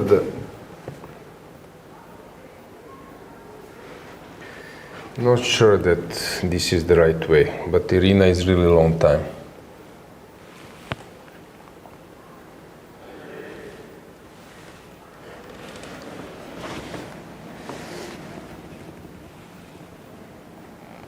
So Sophie is mainly e4 player. So that's why this d4 was surprise, and she's playing some g3, so she was actually completely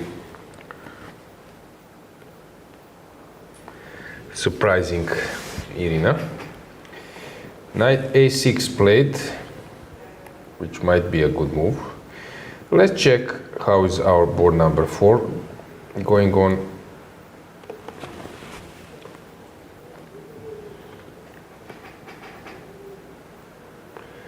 Nino is under some pressure, but I believe that she doesn't have an issue, a big issue here.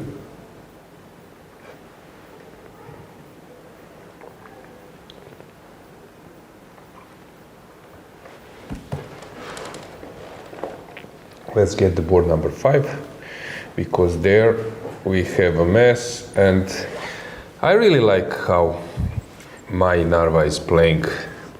She's really, I don't know, deserving to qualify to the World Cup. I would agree. Because I like the way how she plays. She's pressuring in every single game. She's trying to find some motives to open up the position, to make some complications on the board. Yeah, kudos to her and her approach. Here she's having some pull, but now she needs to come up with a strong concept. Sometimes maybe even an endgame can be an option, but I believe that in this case queen f3 is not the right move, so I can... Okay, I need to think, but queen h4 and queen e5 is not anything tangible. I was thinking about queen a4. I can go also queen g4, but which is the best move? e5 is the move you want to make if it works, but here it's of course pointless.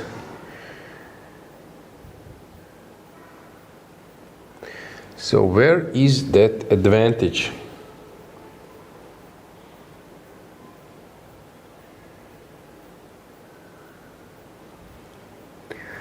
Yeah, I'm thinking about simple chess. That would be this move. And my friend Finally agrees. Yay. I say it clear.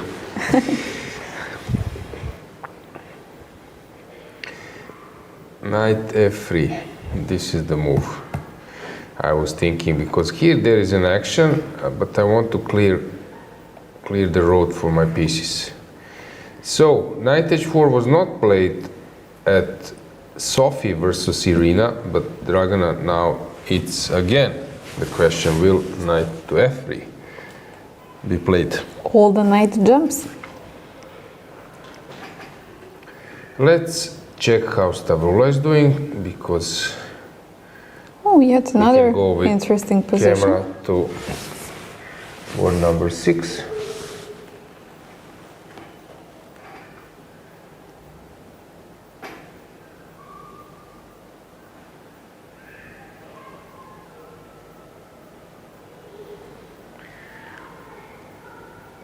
Okay, what's going on over here?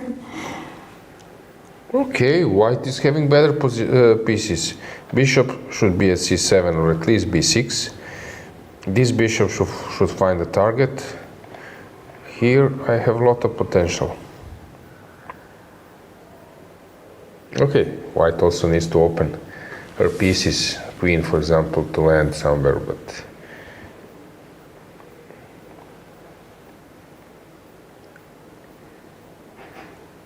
and let's go to the next board, since here the pawn was actually blundered. Really? So she completely forgot about bishop takes d5. Sabrina Vega. And this is why Lela seems so relaxed, huh?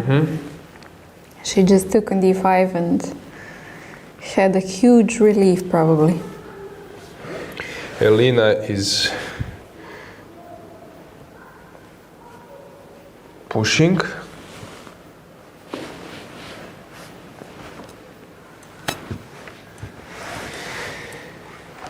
Yes, let's go to that board.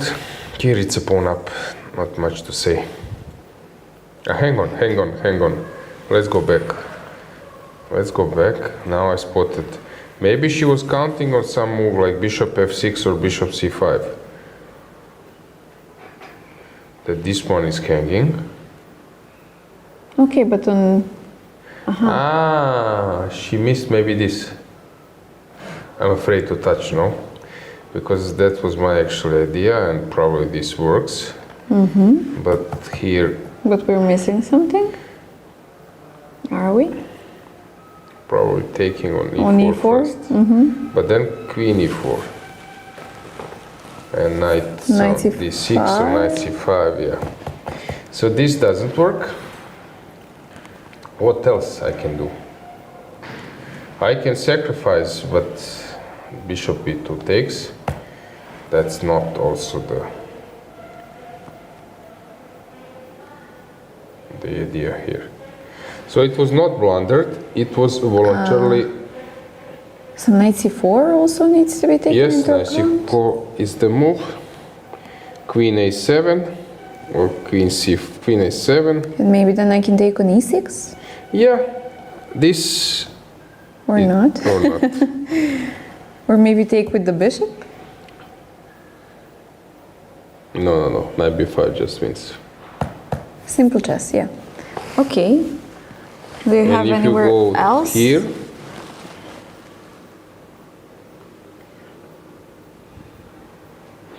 okay, even bishop b7 can be played, but let's say that we don't want to do it. Taking on e6 now. Okay, but this is messy. And I can also take with the knight on e6 as well. Well, then queen d5. Knight d8, or it's not good enough. Okay, that's not clear. And I thought I had some queen e8, but unfortunately not. Okay. Knight f8 was the idea. So actually this was offered to your opponent. But the thing is, when you are like offering some kind of sacrifice, your opponent can dig it a little bit deeper, and this case, what just has happened, can be an issue. It seems like Lela is so sure about her calculations. She's not rechecking anything. She's just looking around. Okay, it doesn't mean that she's not calculating in her head. Of course, these players do not need to look at the board to be able to calculate the position. But still, somehow, with the body posture, I wouldn't say that she's worried that she might have missed something. Because, of course, if you're offering a sacrifice or you're inputting some dynamics into the position, I would want to recheck like 10 times. Of course, maybe it's not correct, but maybe it's a sign of not having faith in yourself. Could be also true. But somehow she just seems completely fine with the position.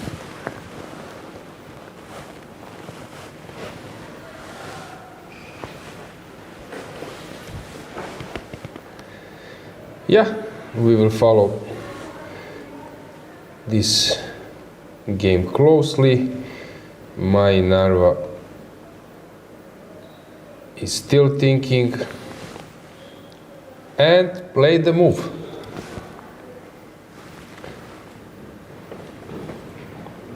Knight f3 just been played, and Meri needs to react. Okay, so you have 1 out of 2. Yeah. With the knights. Or they have. Or they have, yeah. We can look at it like that way. Let's go to board number 8, Elina Rubers. Very complicated game. So how are my predictions doing? I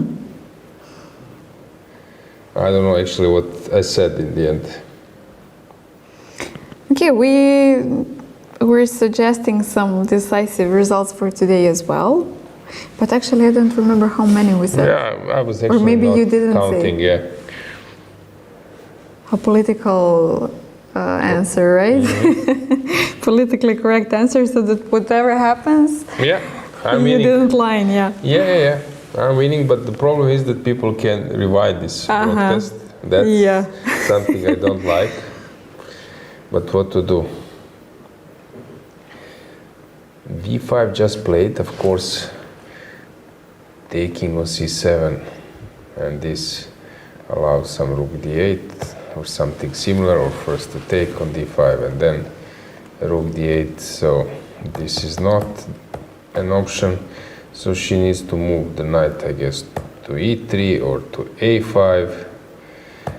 She can also take, which is a normal move.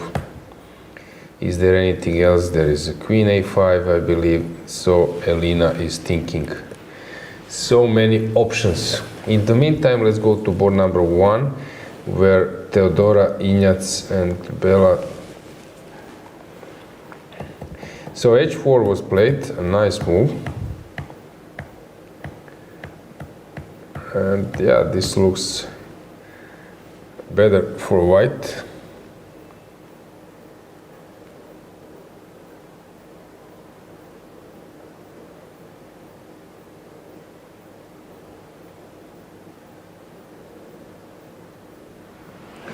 .94 incoming, or maybe not, maybe a 94. I have some f5. Yeah, 94 f5 might be an option. This is too early, so at some stage this will be the motive.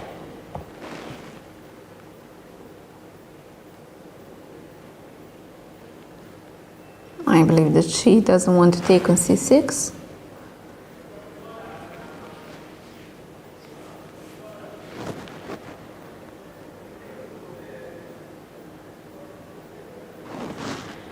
Bella is thinking. So let's go to our board number 10. We don't have them on the camera, but position is extremely sharp.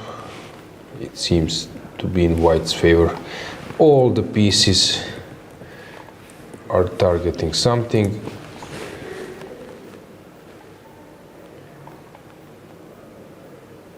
Monica Sochko seems to be outplayed.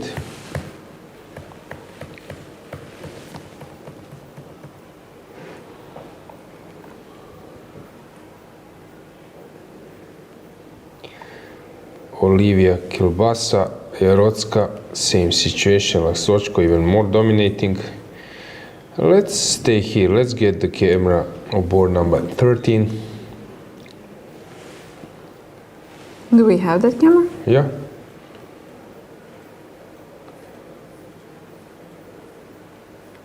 This is Urgzala, right?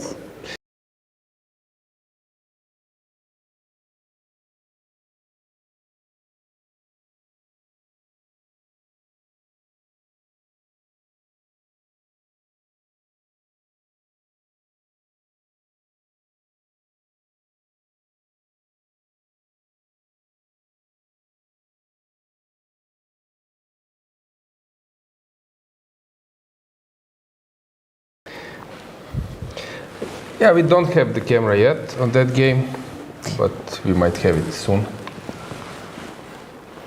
Yeah, but still, look at the position. Urgzala is having quite some dominance over here. Yeah, that sacrifice was very nice, and Anastasia is thinking, hopefully we will get the camera there. At the same time, Laura is launching the attack, or at least preparing, versus Adela. We can stay with this view. Radeva. Oh, what's this? So, Radeva succeeded. Queen e2 instead of queen f3, huh? Probably a little bit better move is queen f3, but okay. She went for this queen grab.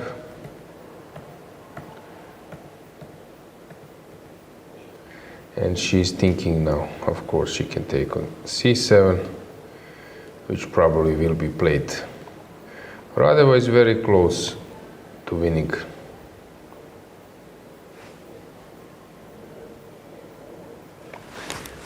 Toncheva, a mess.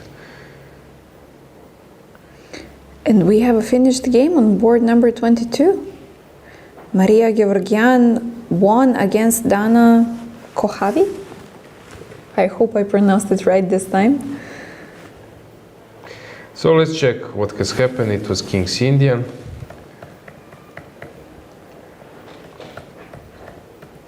So I like how she played King's Indian, but this line it's very tricky. And she just got swept off the board.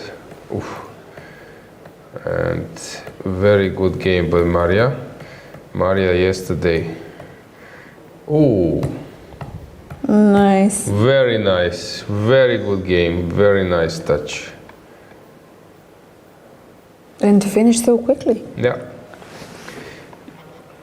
Claudia Coulon, this is some kind of mess.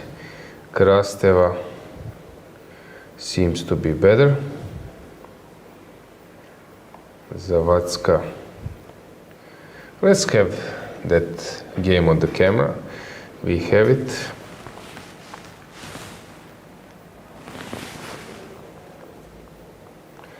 So what's going on here? Actually, what has happened? This deflection. Firework. Take a look. H4. Here the point is that this C2 is attacked. Distraction. C2 is falling. But she gave check and she will take on D5. But Diana seems to be doing very well.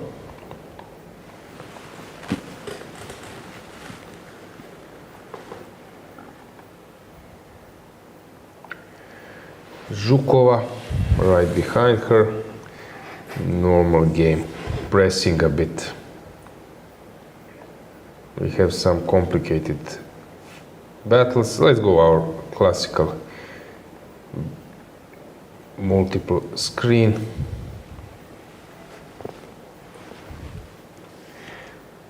Caesarea is under pressure.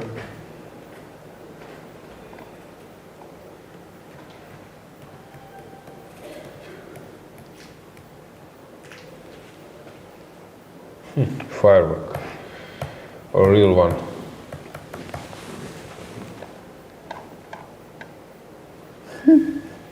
G4. I just wanted to mention. Will Yeah. G4 come? Cool And she move. just played it. But it's a mistake. Or? I don't know, but it looks very. She's trying to So take it's the a- initiative, but Okay, it's not a mistake, it's already a bad position. So here, probably she blundered this knight e4.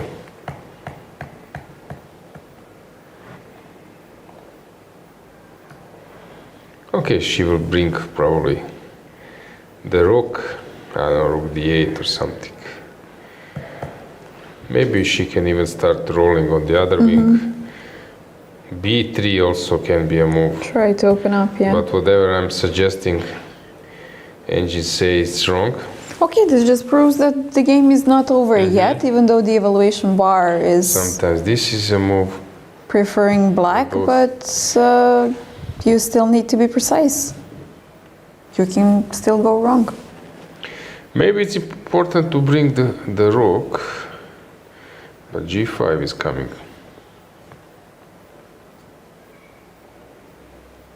Yeah, it's not so easy, right?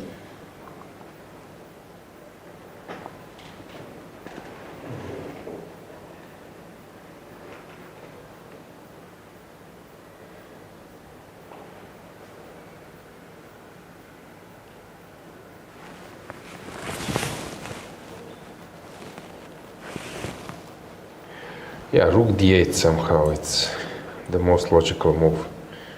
I don't see anything better.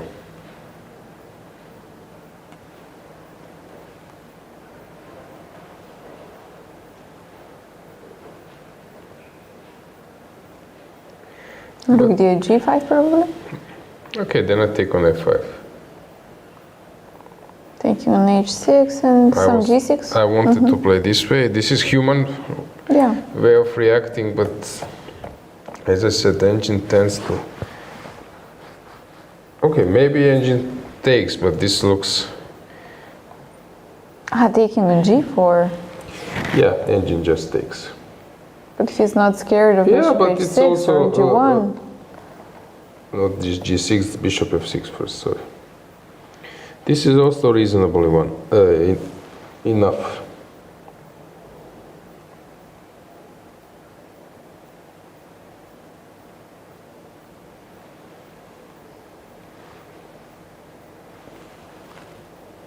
In the meantime, we have a move at Javakhishvili. Queen's c5. Queen c5. Okay, she can take on b7 first.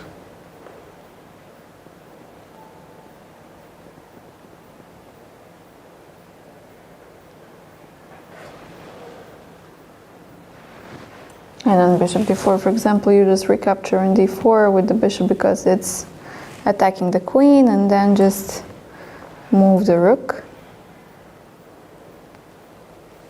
But it would be good enough.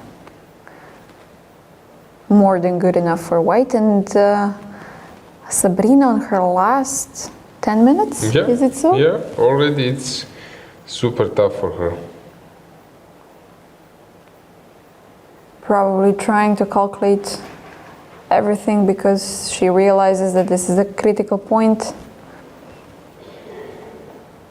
Since probably she missed this bishop d5.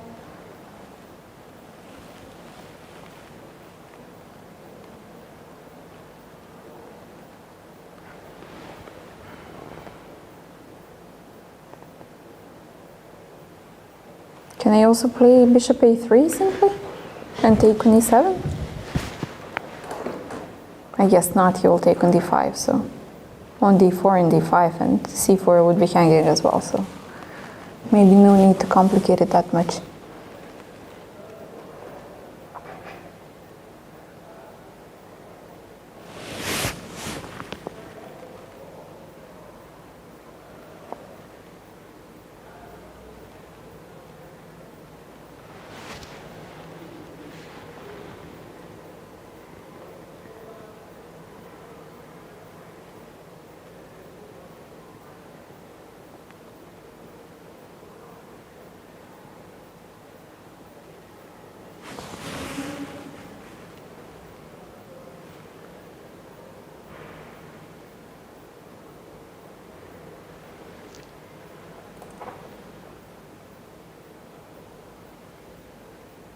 I was thinking of knight h5, but of course it doesn't work, but wanting to impose some tricks. If you take queen d5, for example, some knight e7, but of course it's not viable.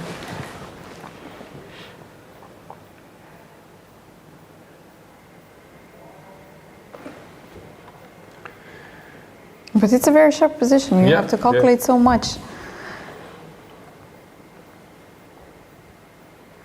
And so many candidate moves, and you have to be sure about each and every single one of them. I was thinking about this one. Maybe to start with this way. But then you take, okay, so it's not clear. Bishop e4 we mentioned. Bishop e7 somehow is the move. Looks the simplest, yeah? We have at the same time Daniel Jan just making a move. It's a bit slower pace now.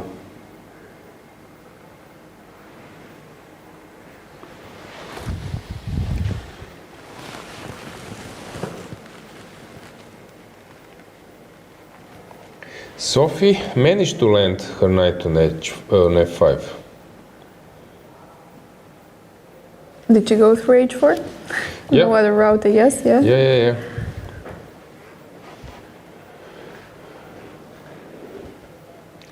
My Narva, she played this knight f3, and then she decided to take this guy, which might be a mistake.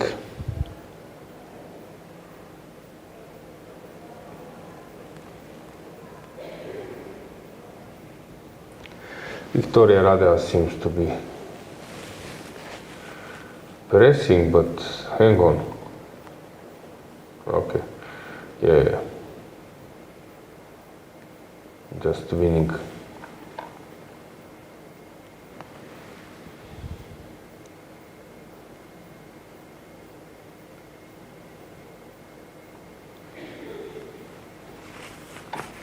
So let me try to check other boards a bit, what's going on.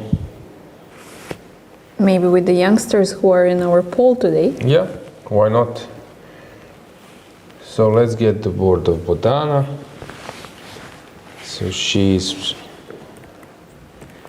playing board number 41. Thanks for that. She seems to be under the pressure.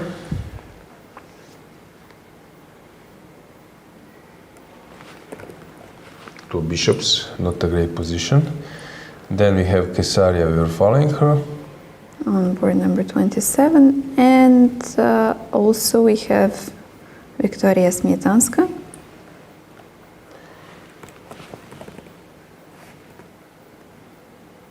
Board number 10.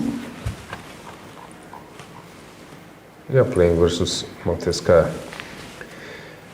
And she's under some heavy pressure. And regarding the results in poll? Well, so far, it's a tough race between Bodana and Victoria. And yeah, if we look at the current situation, the current rankings on the championship, Victoria is taking the clear lead. Basically, Bodana is not having the best tournament, but we seem to have our viewers still pushing the faith in Bodana, and this is, of course, something which is to be expected because Bodana, if you remember, if you were following us last year and you were reading some news afterwards, Bodana had an amazing tournament last year and she was basically the star of the tournament, so it's not unreasonable to have faith in her. And yeah, as you mentioned, she showed some real class. Even yesterday, winning after this tough draw 2 rounds ago. So yeah, nothing is yet to be decided. Who knows? We have still 4 more rounds to go.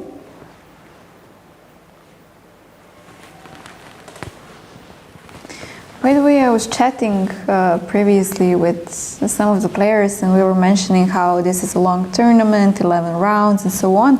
But previously there were tournaments with 13 rounds, 17 rounds and so on. Did you ever catch some Olympiad, for example, where there was this many rounds? Okay, Olympiads. Well, with like, more free days? Or? Yeah, at some stage, first of all, Olympiad were like 6 players, and it was 13 rounds, if I'm not mistaken, with 2 free days at least. This is how I remember it from the stories. Yeah. And also now in Vaikanze, for example, Tata Steel, 3 free days. 13 rounds, 14 players, 3 free days. But did you play any of those? No. I haven't played in some long tournaments. Only twice I played something consecutive. I think it was 1 round robin, then Mitropa Cup Team Championship, and then Croatian Cup. So I was never like playing 1 by 1. So people are rooting for Anastasia. Yeah, she's a star of the tournament.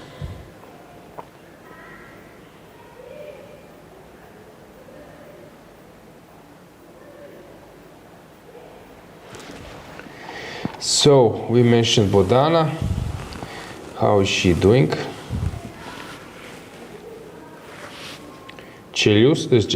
Cheluskina lost versus Korenova. Oh, she finished her game? Yeah. It was a normal game, attacking 1, but then she threw a P-sec, going all in. Oof. But then, yeah, she misplayed it. Now knight f6 coming. Chelushkina lost 2 games in a row, but in the last 4 games only 1 point.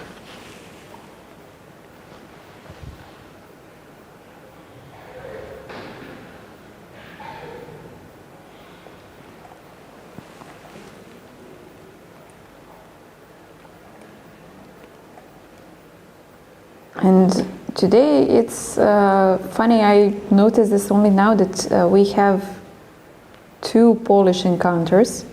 So we were mentioning Aleksandra Mociskaya against Viktoria Smitanska, but also a few boards down, on board number 12, we have Olivia Kilbasa against Livia Jarocka, which are compatriots as well. So, and yet another one on board number 18, Claudio Colon against Martina Vikar. And Mociskaya mentioned, right? Yeah. Amazing. What is the probability that you get 3 Polish encounters in the same round? Savina is burning a lot of time here. Radeva is just pushing her edge pawn.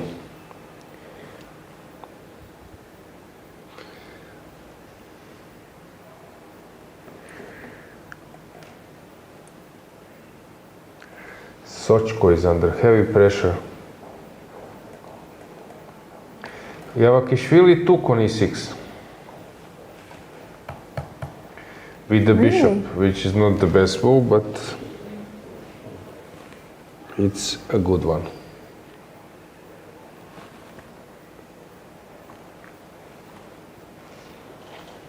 So she didn't want to go for this bishop b7. Bishop f6, instant reaction.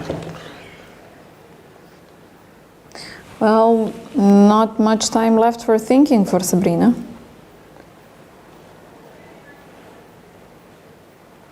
Nine minutes on the clock, so she must start blitzing at some point.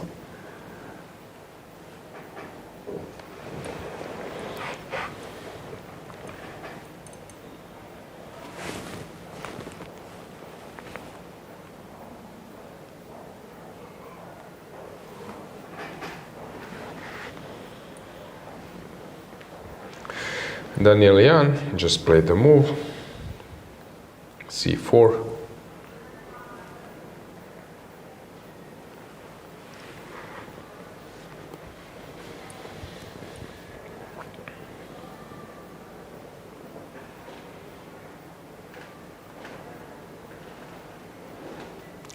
Okay, the games are now taking some,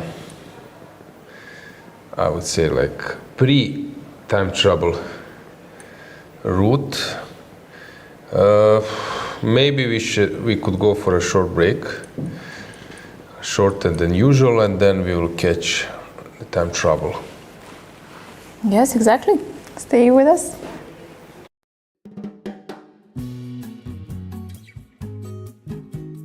Chess moves. Smart. Free eSIM. Smarter. At Global Cell, we believe in empowering connection on and off the chessboard. That's why we've partnered with the European Chess Union to bring you a gift as strategic as the game itself. A free eSIM with 100 megabytes of data. Staying connected has never been this simple. Just scan the QR code, install your eSIM, and enjoy seamless global connectivity. Global Cell supports over 190 countries. Global Cell and the European Chess Union. A checkmate for connectivity.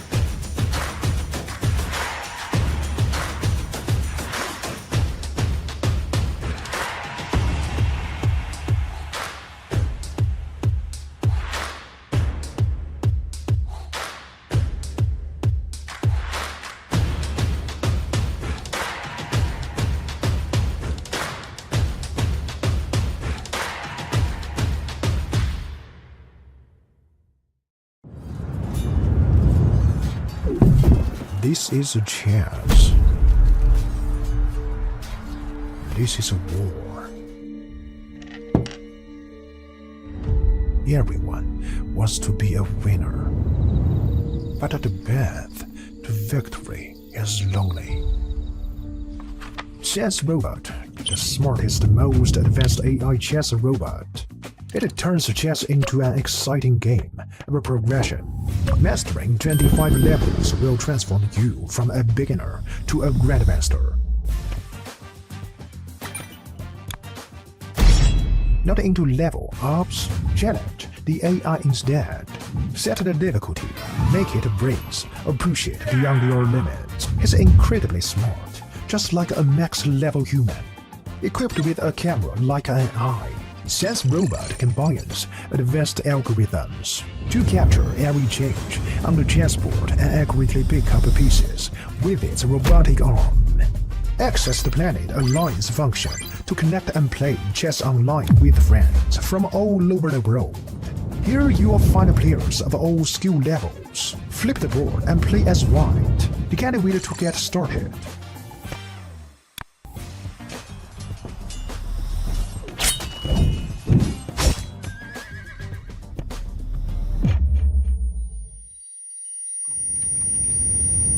New to chess? We've got a better way.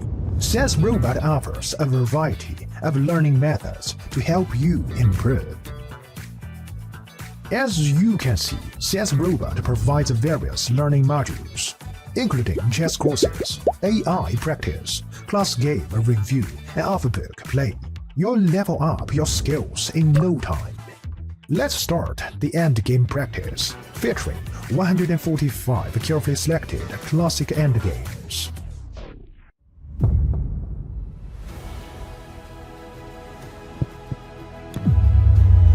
Now you have a greater chance to become a winner.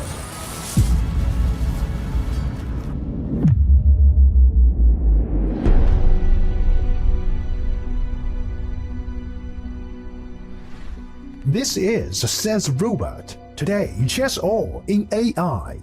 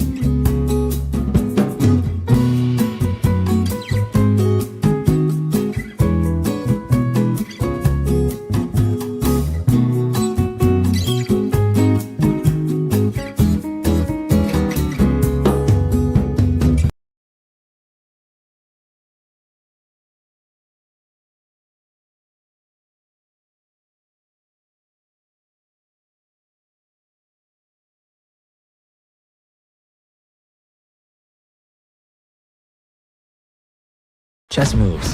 Smart. Free eSIM. Smarter. At Global Cell, we believe in empowering connection on and off the chessboard. That's why we've partnered with the European Chess Union to bring you a gift as strategic as the game itself. A free eSIM with 100 megabytes of data. Staying connected has never been this simple. Just scan the QR code, install your eSIM, and enjoy seamless global connectivity. Global Cell supports over 190 countries. Global Cell and the European Chess Union. A checkmate for connectivity.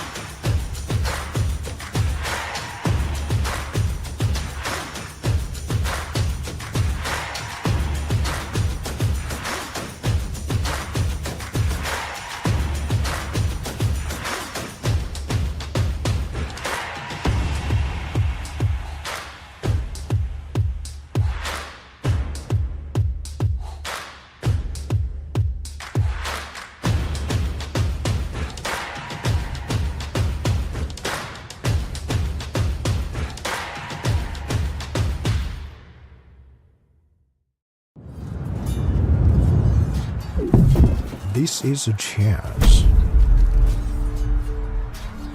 This is a war. Everyone wants to be a winner.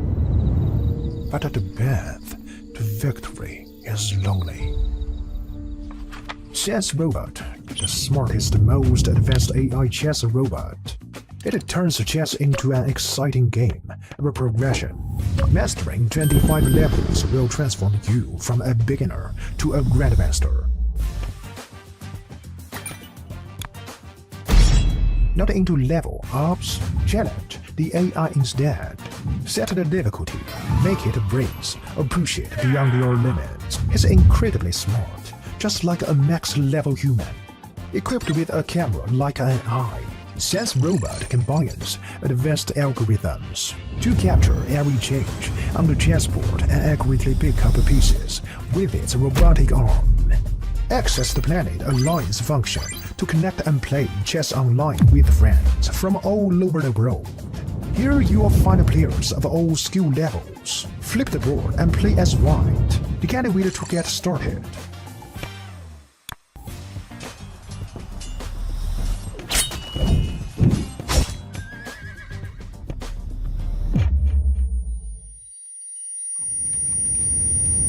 New to chess? We've got a better way.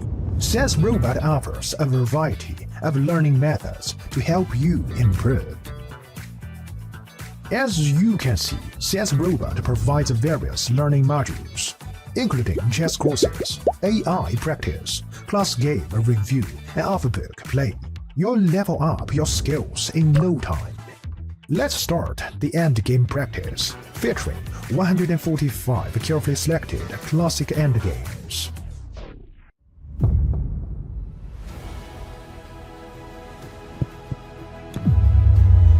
Now you have a greater chance to become a winner.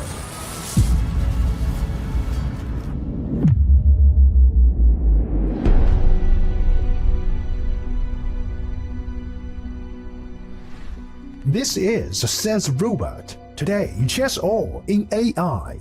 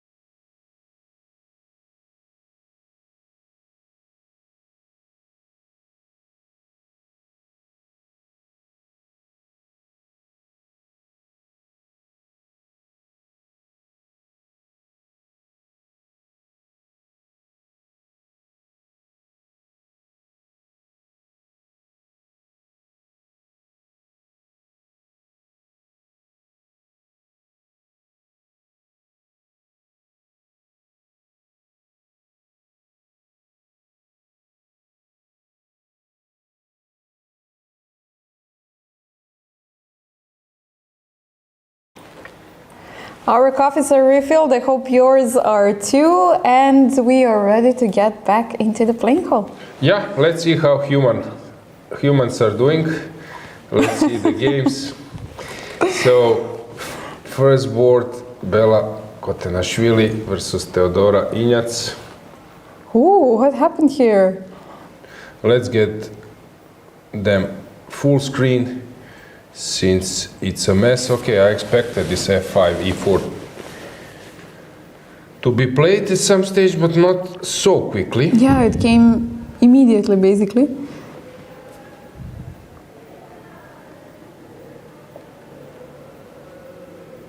And now e3 also might be a possibility.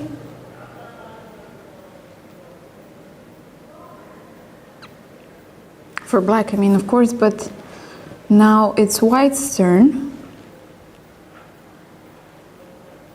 So how do you reply? Basically, if I take everything, I wouldn't like that. Bishop h4 would be coming. I feel that this might be the simplest solution. But what is the smartest way for white to do here? Should Bella just be quiet and stand still? Should she try to exploit the B file instead?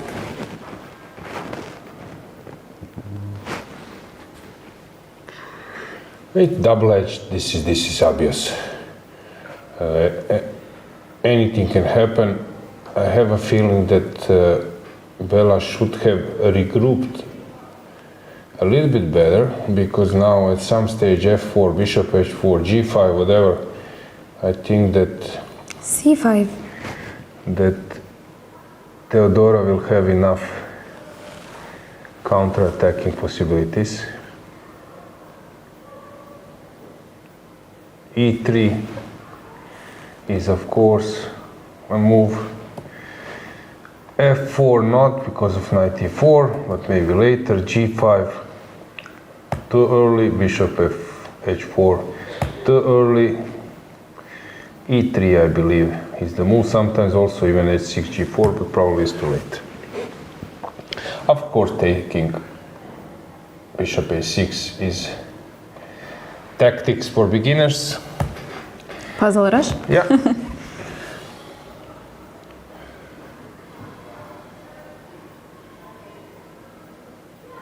Have you seen Nakamura, how he's solving puzzle rush? Bam, bam, bam, bam, bam. And But this is it's so funny when he explains, he take. Yeah, but it's a matter of practice. I believe that also many grandmasters could do it, but you need to be, in a good shape. And in that headspace.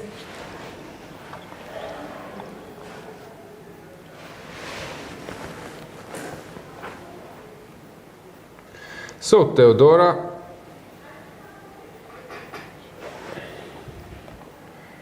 has played bishop f6. Why didn't she go for e3? I don't get it really.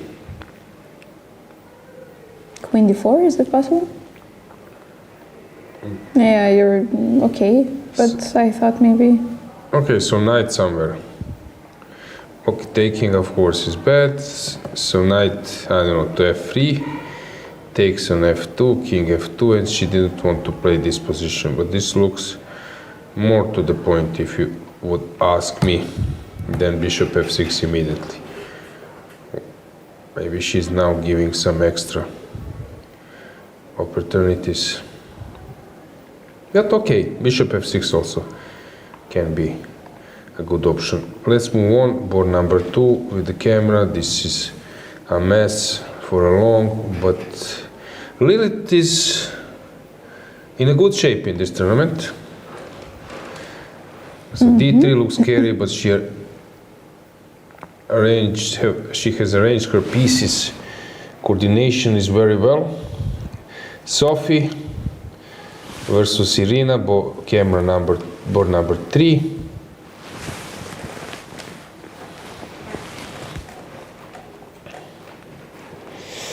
Knight on f5.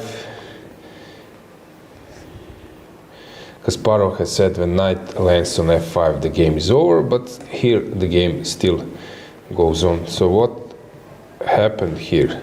Okay, she was counting that this knight cannot come out, but Sophie is playing around it. Let's move to another board, board number 4.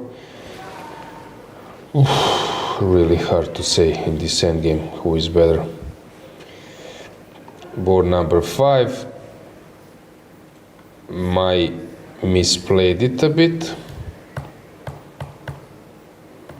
Yeah, she took that bishop, which was okay, but somehow here she's heading for a safe option, and Stavroula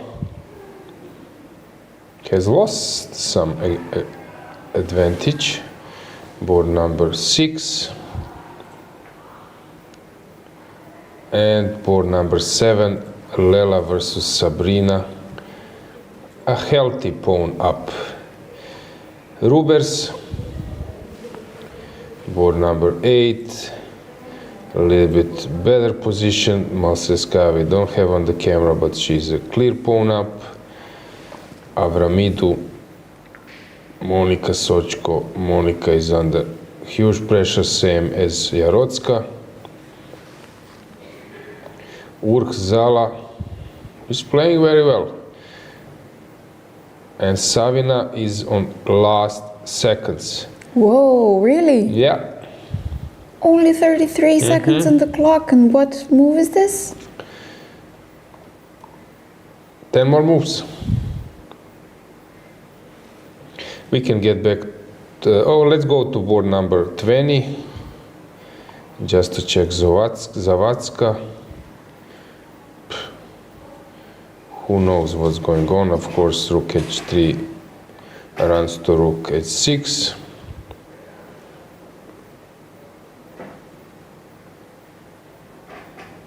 And you're dropping the bishop in b2? And here, probably slight plus for white in Zhukova, but not much. Let's go to our classical multiple view. Stefanova seems to be winning. Koridze is lost.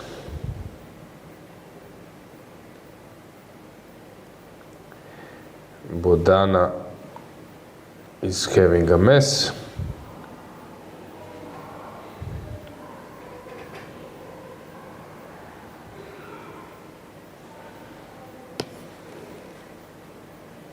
Smetanska also on her last seconds. She just played the move on 17 seconds. Kesaria Rouser paid off. She's completely winning.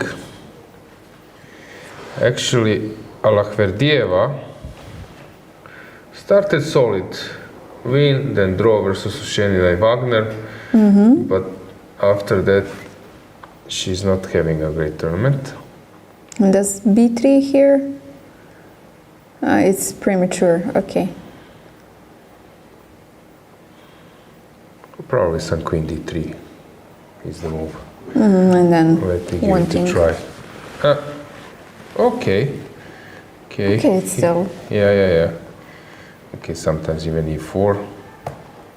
So even a5, but maybe too late. Heinemann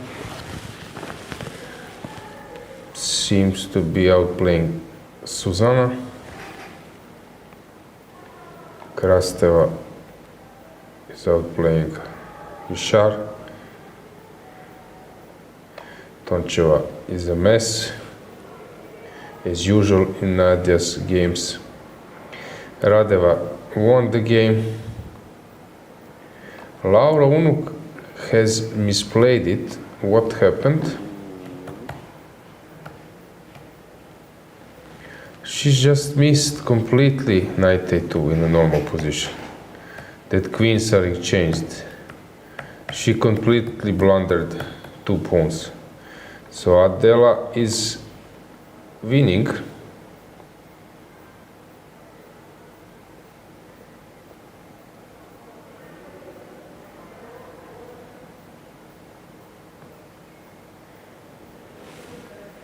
So let's stick to our top boards.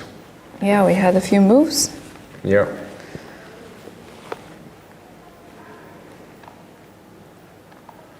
Maybe to stay in this game. Anything in chat in the meantime? Nope, not really.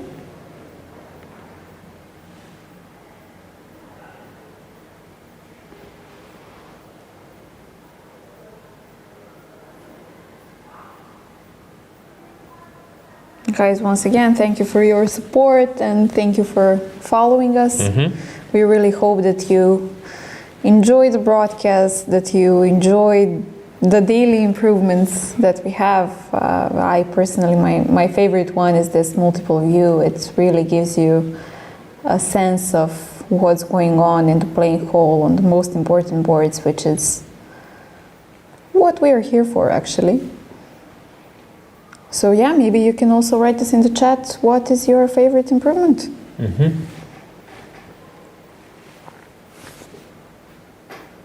How is our poll doing? Who is leading now? Oh, Bodana took the lead. Okay, so she is currently with 35% of the votes, while Victoria Smetanska is with 27. Who knows, maybe it's because of the current situation in the round, but I don't think that this is actually what's the most important with considering the poll.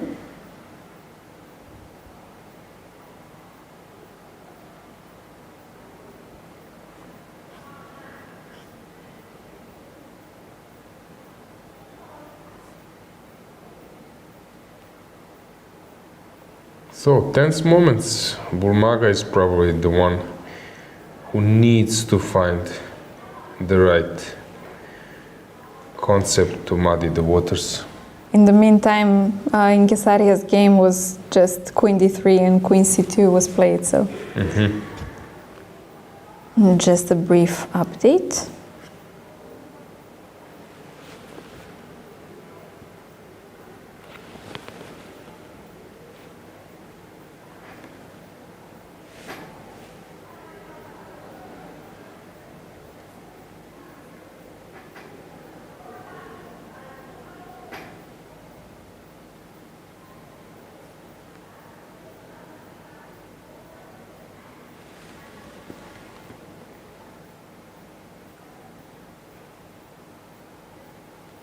And it is getting tense. D5 on the board in Irina's game, the one that you can also see on our main board. D5. You probably need to take, right? That's maybe a great move. So, knight G6, Queen C4, D5, that was maybe mistakenly sacrificed by Sophie, because now this D5, suddenly pieces are well coordinated. Take a look, rooks were shot and suddenly two open files. You somehow improved the black's pieces, yeah?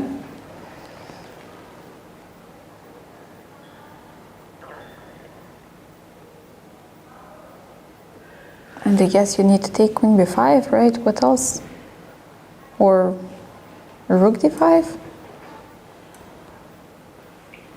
Queen B5, I believe. Yeah, seems like Because Rook forced. D5. Maybe even Bishop E6 is possible, I don't know. Take, yeah. Yeah, even Bishop E6, you're right. Even that. But no need for that. So D5 played. First board, Teodora hesitating. No E3 yet. Lilith, crazy position. They are really long time.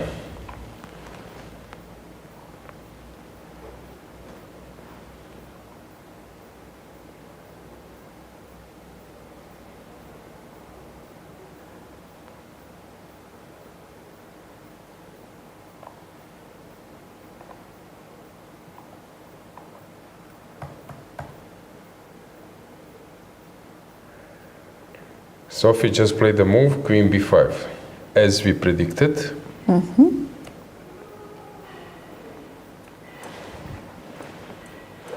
So yeah, the material is equal, but somehow black seems to have gained some air to breathe in this game.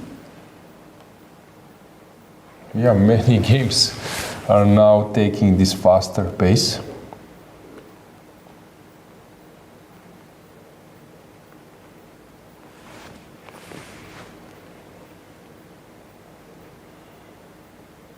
And Lilith just played a move. Knight h4. Kirtadze is thinking. She just also played some bishop h7.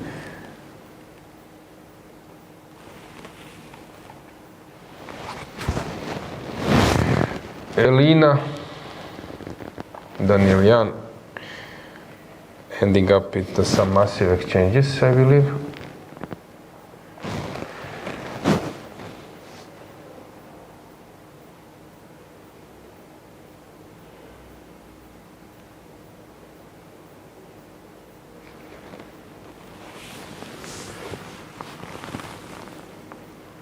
You see, players are preparing for severe time trouble, yeah. Bella and Teodora.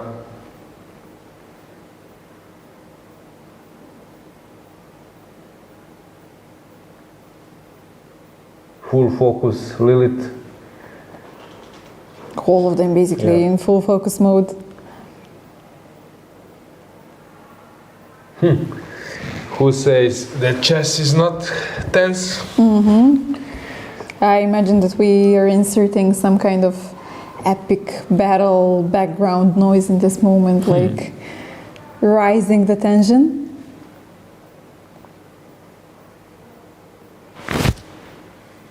Lilith stood up, really? Yeah, I've noticed that Kirtadze was also having some glances around to check on her, to check on the other players. At the same time, Stavroula seems to misplayed it completely, and now she's lost. Can we go a few moves back? What happened here? Nothing, just positionally she misplayed it. And now there might be some threats. Some Or sacrifices, just the rook comes and all the pieces are... Bishop f2 maybe at some point also. Yeah, not yet, but... Yeah.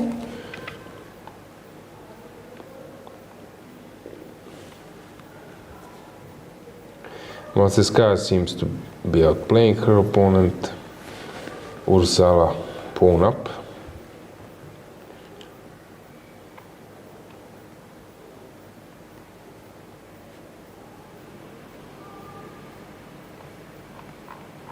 In the meantime, Victoria Radova won the game. Yes, I mentioned this.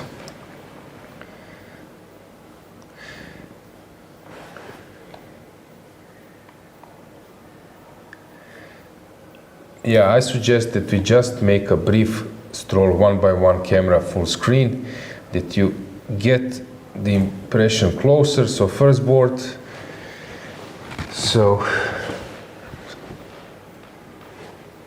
first board, press. E takes d3. I thought some e3 would come at some point. Okay, is she counting on bishop g3? Sacrifice on g3 incoming? Yes, is this probably. what's coming? This is just lost. Okay. So I cannot take on g3. Is there something else? But what else?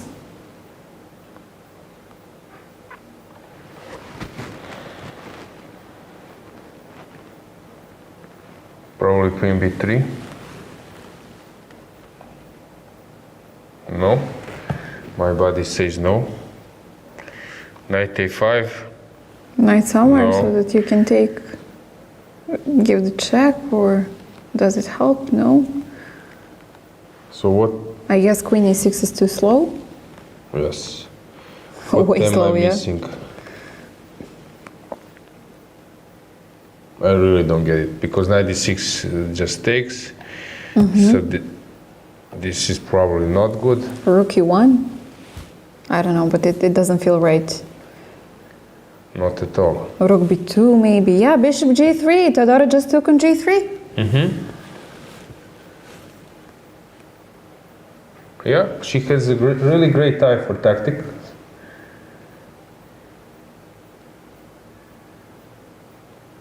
Okay, Teodora going for the sharp lines.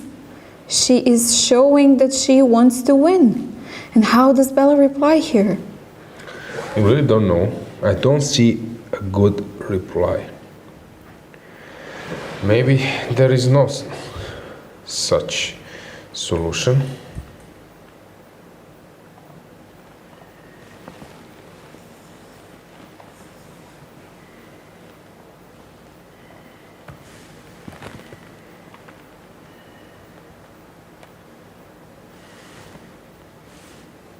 I believe she will play something like knight d6 or queen b3. I don't see anything better. Once again, if you take, check, if king goes to h3, g5, f4, everything comes. So for example, this is a way how to create a mating net. If you go here, rook comes.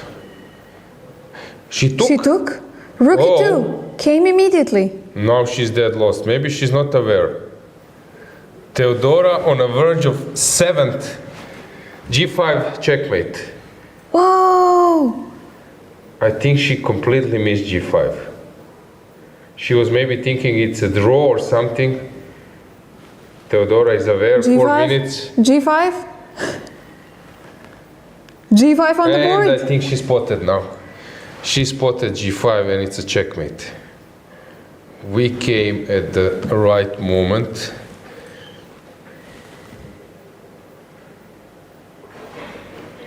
Teodora for her 7th consecutive win.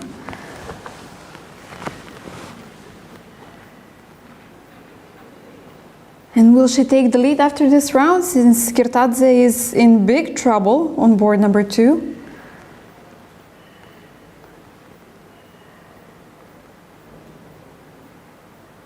Now Bella is aware that she will be checkmated. So take a look of like a normal continuation. This allows checkmate. G4 is coming. This is checkmate, and we have this beautiful zoomed. So that you can get a better feeling and that you can see the clock clearly. I don't know how this came.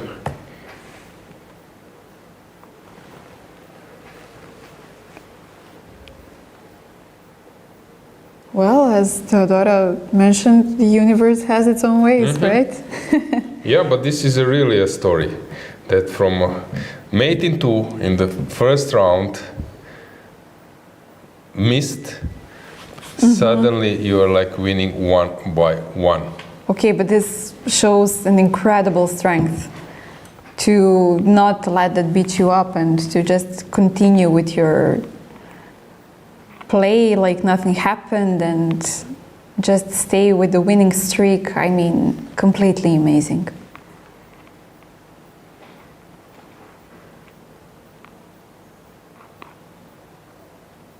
And Bella knows that it is losing, She probably even saw it when she took on g3. Maybe she didn't see anything better. Yeah, if she takes queen f7, checkmate. Yeah, take a look of chess logics. Pieces are away. And yeah, far away. And if your opponent starts an attack on the other wing, you cannot defend because there are no pieces around your king. Yeah, and Teodora very skillful with her bishops. Yesterday, bishop e5 winning move. Today, bishop g3 winning move. So yeah, awesome. I love it how she plays. It's really skillful play.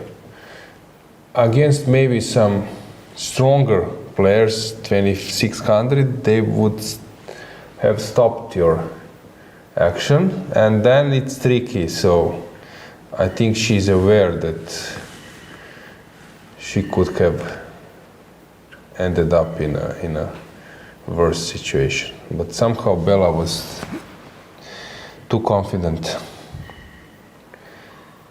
Okay, maybe it's a moment that we return our multiple view, because now Bella will burn some time. In the meantime, board number 2, Lilith, there are 1 minute, last minute, 22. Oh, this is a really crazy situation. We will go there very soon. Maybe we should go to that board to get the full screen there. Board number 2, because 1 minute on the clock.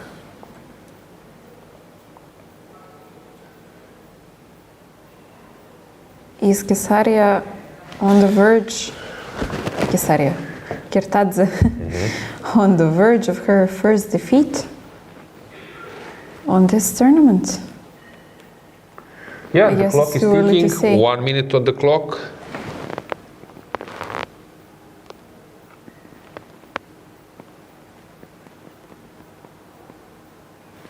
Will the shaky hands kick in? This is only move number 22, and they're both on their last minute. But now Lilith is planning to come with the rook to g5. So knight d5 played a desperate attempt.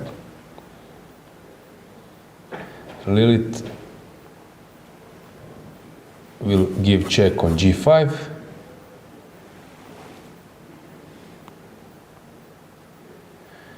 One minute on the clock, not much to stop and find the winning concept. Nervousness at its best. So much is at stake. We are already in round number 8. So, last minute. Soon it will be 50 seconds. You need to check the situation on the clock, but also you need to calculate. Combining those two can be really tricky. Check the situation on the clock and give a check on the board? Yeah. Will exactly. that happen? 40 seconds? 40 seconds. 30 seconds. Time is ticking. She cannot calculate. It's obvious that Lilith is just disturbed, yeah? Yeah. Rook g5 will be played, I believe. What a tense situation. Yes, exactly. And we got used to seeing Alexandra in this shakiness, but look. 10 seconds, 9 seconds. Very indecisive. Knight f5. Oh. Going for knight h6 maybe? And knight e7. Kirtaze is shocked.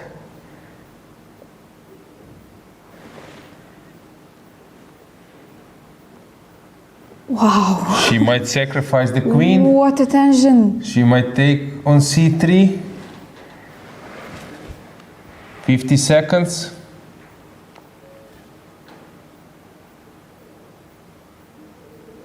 Bishop f5 maybe also? Yeah, of course, but then king will be weaker. But since you have so many pieces and you have almost 20 moves to make. 30 seconds. So tense. In the meantime, Irina Bulmaga seems to be turning the tables, and Stavroula the same. Stavroula sacrificed the queen. Whoa. And So- I see that Bella played 95 on board number 1, which should be mate in 7. Monika Sochko lost. Knight taken on f5. Yes. Rook f5.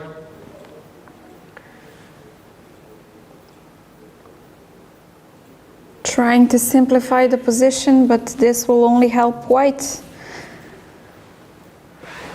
Rook g5 is a threat.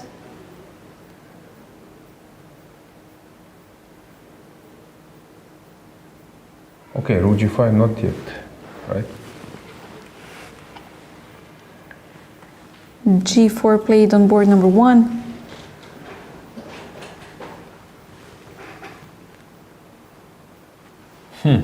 Still not so simple. So what do you play now? Still not simple. Rook d5. A good move. And I believe that now She's a piece up. she's two pieces versus a rook.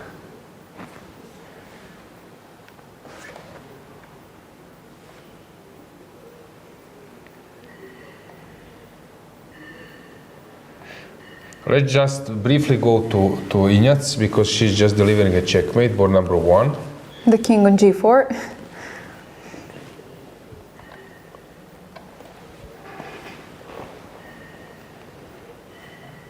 So she just need to give a precise check, probably queen d7.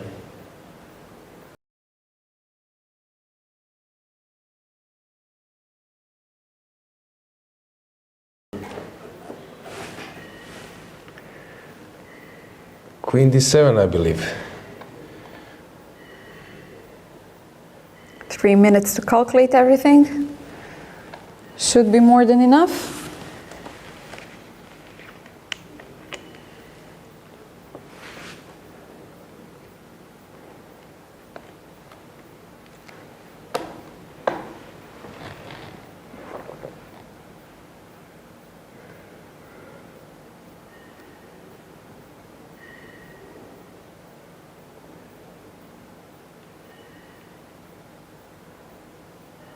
Queen d7, queen c8, h5. Some h5 is possible probably checks. the best. Okay. Teodora going for h5 and h5 on the board.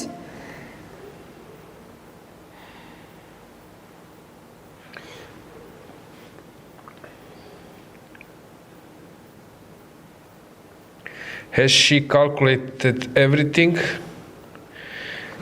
Probably king h5. Many ways to win. I think even rook e5 wins. And then queen d7. This is a forced checkmate, rook e5. This is what I see. Also queen it's rook e5.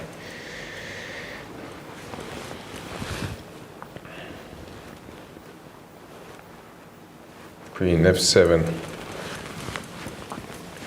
Also an option.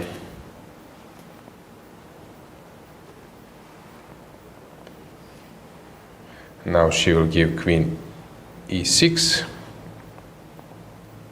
Yep. Coming closer with the queen. Fourth checkmate. Rook e5 coming. What a beautiful game. Yeah, okay. On this level, we will say on her level, she will say it was a blunder. And congratulations for Teodora. She is taking the lead. What a streak. What streak, 7 out of 7, I mean. This is the story of the tournament. It would be good for PR. Yeah. But yeah, let's go with our simultaneous view, just to see, but we can. Okay, we have a decisive result on the board number 2. Let's just go full screen there to check for a second. They just finished the game, and this is the first loss of Anastasia in this tournament. Lilith is in a good shape, winning 3 games in a row. Beidulaeva was previous round. So we can go now with the camera to board number 3. We will see if our technician can add some more cameras to our multiple view. In the meantime, maybe just to get the board here first. What a time scramble! 2 decisive results on the So here first 2 boards. the case was that this knight g6 was probably unnecessary, but okay, maybe still. Yeah, kudos to Irina. She's a really good fighter. If she manages to win this one, yesterday was tough, so she's really fighting super hard. So we have some new cameras. You can see Elina Danilyan versus Batsiashvili, then Stavroula Tsolakidou versus Diamant Daulite Cornet. We have Lela Javakhishvili, Sabrina Vega, exactly, and Marwana is up with Arabidze. So the game to follow is this one. 2 decisive results. First 2 boards. Elina Rubers seems to be lost. I would maybe add that camera if it's possible instead of Dinara Arabidze, because here we have a mess in that. So let's add camera number 8. Instead of board number 5? Yeah, because here we have a big mess and I want to show it.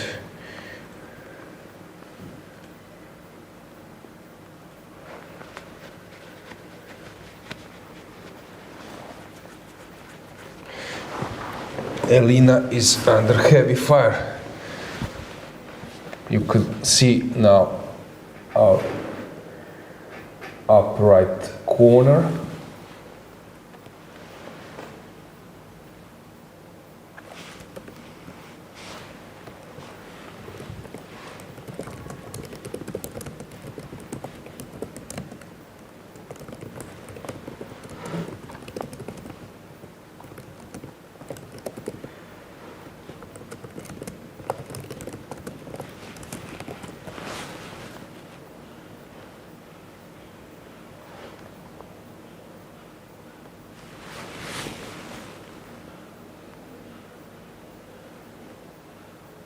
Some nervousness, Stavroula nervous as well.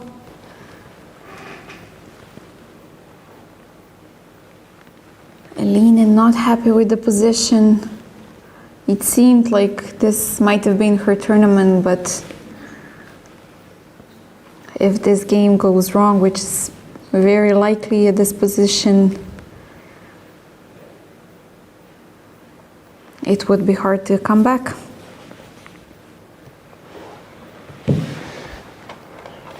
What a mess.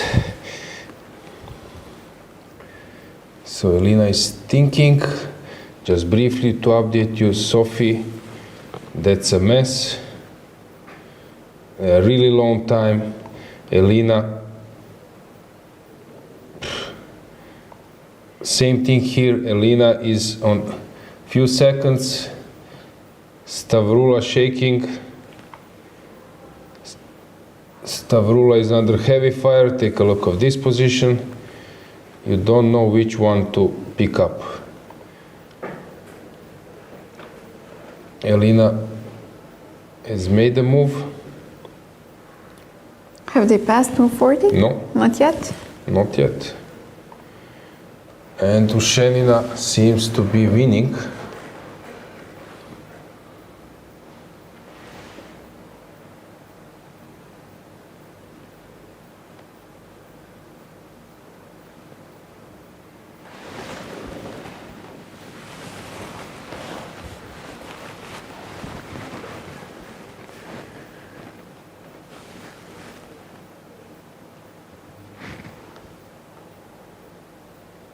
What a mess. And this is what we love. Total mess. I don't know where to look. Exactly. Lela Javakhishvili. Yeah, we can move that camera and put some other. So instead of board number 7, because they're out of time trouble. In the meantime, Alexandra Maltskaya managed to get a win in the end. Anastasia Avramidou also won against Monica Sochko, so Anastasia is going back to the top. Yet another home player, let's say another Greek player, going back to the top. Adela Velikic won against Laura Unuk. Stavroula is shaking. Really tense situation. Elina is trying to escape from the checkmate.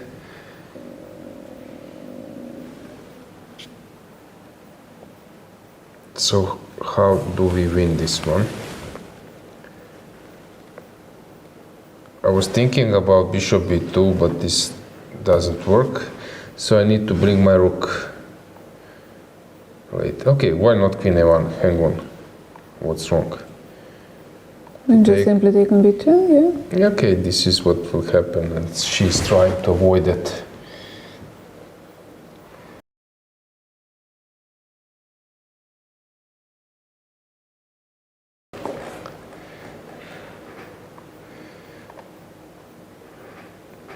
But rook d8 was just played.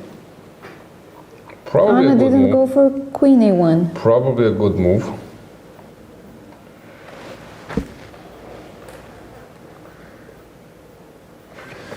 At the same time, Sophie Millier is trying. Okay, she got out of the time trouble. Stavroula is still in time trouble. That's why she's nervous. And let's go back to Ruber's f5 played. But now it's forced checkmate. Rook d5, right? Is it a sorry? Is it now a checkmate or bishop e3? It should be a checkmate. Let's go full screen with that camera number 8.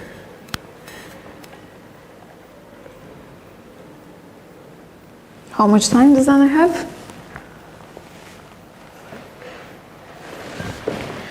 She's having like half a minute, a little bit more.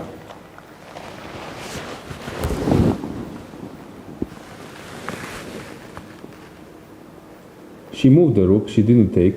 Now you could see a bit better. Elina on her last 15 seconds. Needs to make a move. 5 seconds, is she where? 4, 3? She just resigned. She resigned. Let's see if we have camera, some board for number 5.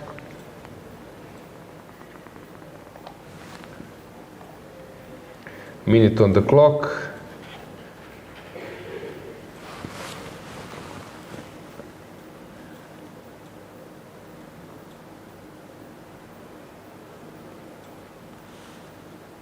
Lela just won against Sabrina Vega also.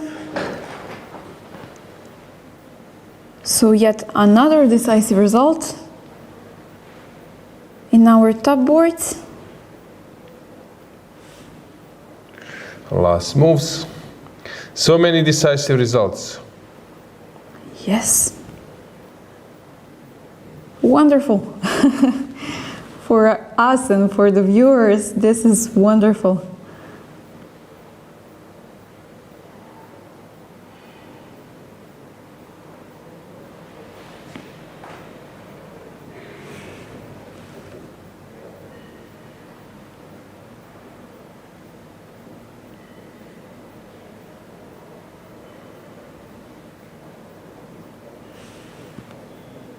Okay, but this will be a draw. She will take with the rook probably, and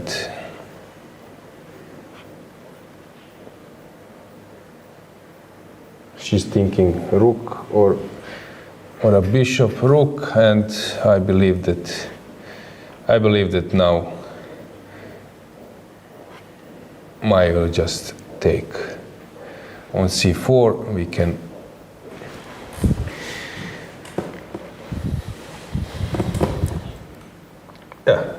we can see that they are heading towards the draw. So on top boards we have board number 3 in progress. Let's go with the camera there. Irina Bulmaga made a heroic comeback.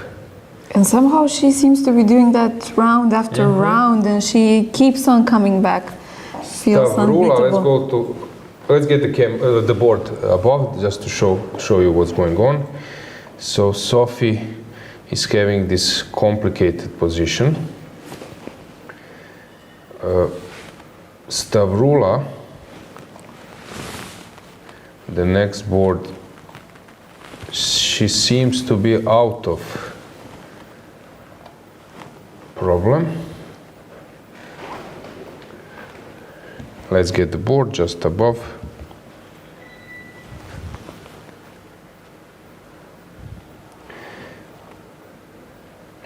Lela won, as we mentioned. Rubers lost. Malteska won, as you mentioned. Let's see Kielbasa. We don't have it on the camera. Maybe we have it if we check camera number 13. And we remove the board. There in behind. Yeah, so you could see them. And we can also get the board now, just to show you how Olivia is totally winning. Now, Savina, this will be a draw versus Urksala.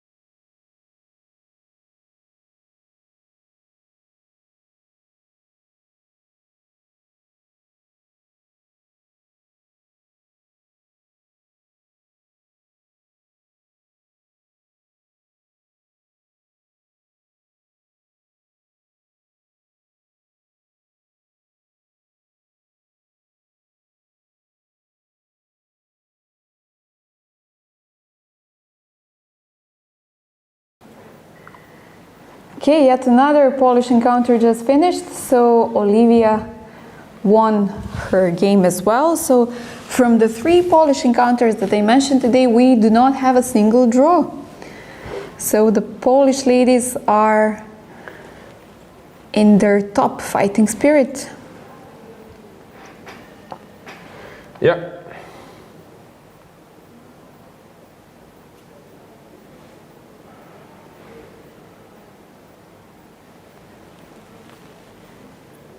Narva and Meri Arabidze also just made a draw. Do we maybe have them still on camera? No, I think they left. Could be. Yeah. Okay.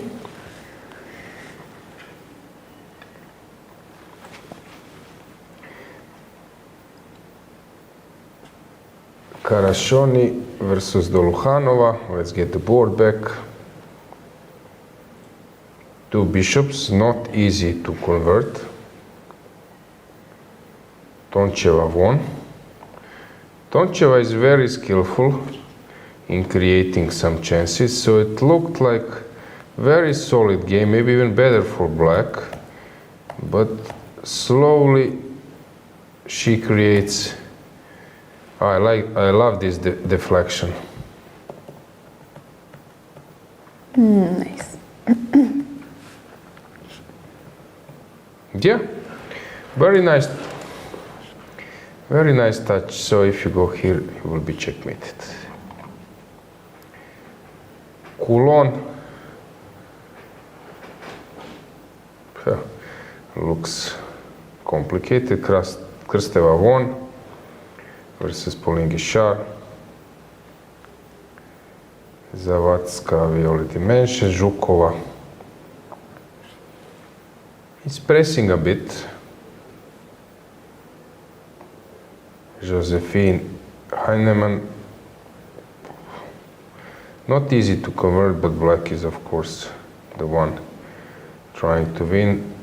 Ibrahimova is pressing, Zimina is pressing, Kesaria is about to win, Gaponenko very close to a draw. This activity should yield a draw to black. Dinara Wagner winning. Fatalieva another draw. What a tournament to forget. Yeah, last year she was really playing fabulously. Slivichka phone up, but not much. Marina Brunello pressing.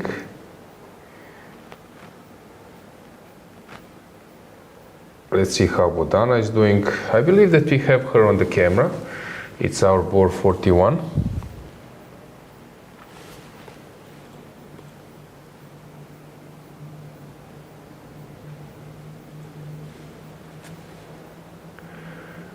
Yeah, let's get the board.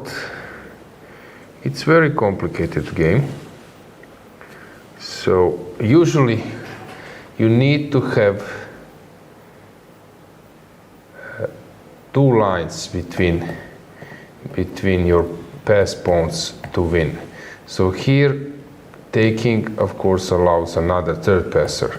But if we would be removing those 4 pawns, this might be a draw, especially it's wrong colored bishop square. But this a5 is a nice move, and now white will be combining, going to the other wing. So this a4, a5 was. So why didn't she play? a5 was too late, maybe. Interesting position. Next to Bodana is, we have them on the camera, is Joanna Eric. Yeah, she's maneuvering being a pawn up. Let's go our broad view. To see how many games we still have in progress. Okay. The playing hall basically half emptied. Or half filled. Yeah, depends. Which type On your- are you, Dragana? Are you type of half filled or half empty? Okay, I believe that I'm the optimist one. But yeah, it depends what the optimistic approach is around here. Yeah, what's your goal? Is it to finish the the round and go to dinner, or is it to follow more games? Okay, but at this point now we have a brief moment of relaxation after this time scramble and following 5 games simultaneously, trying to grasp what's going on each and every one of them? Yeah, maybe just to tell the viewers who we see here. So your bottom left is Karashoni versus Dolukhanova. You can see them. Is it? Yeah, bottom left. Then bottom right is Urh Zala playing versus Savina. Then behind them is Sabina, I think. Ibrahimova? Almost yeah, sure. Ibrahimova versus Lanyao, and behind them is Zimina versus Sandu. On your in the middle is Alahverdieva versus Kesaria Magaladze. You can see them in this Middle room? yeah. And on the left is I see Ina Gaponenko. Gaponenko is there. She's playing versus Abdinova. Zhukova is kibitzing their game. Yeah, Dinara Wagner, I believe, is there. Next to them, yeah, could be them. Yeah. Maybe we should now just make a stroll with the cameras, that you get this feeling one by one without the board. It's not important the move order, but this is Millier versus Bulmaga. Daniel Jan versus Batsiashvili. Tsolakidou versus Daolite Cornet. Savina versus Zala. Karashoni versus Dolukhanova. Coulon versus Vikar. This one just finish. But in the behind we have Alexandra with, was she playing with Wagner or not? Aha, with Zhukova. Okay, we have the other view. Yeah. That was Zawadzka versus Schneider camera. Now, and this is Mavjaro versus Bodana. Okay, we will go for a short break and then we will come back to check the games.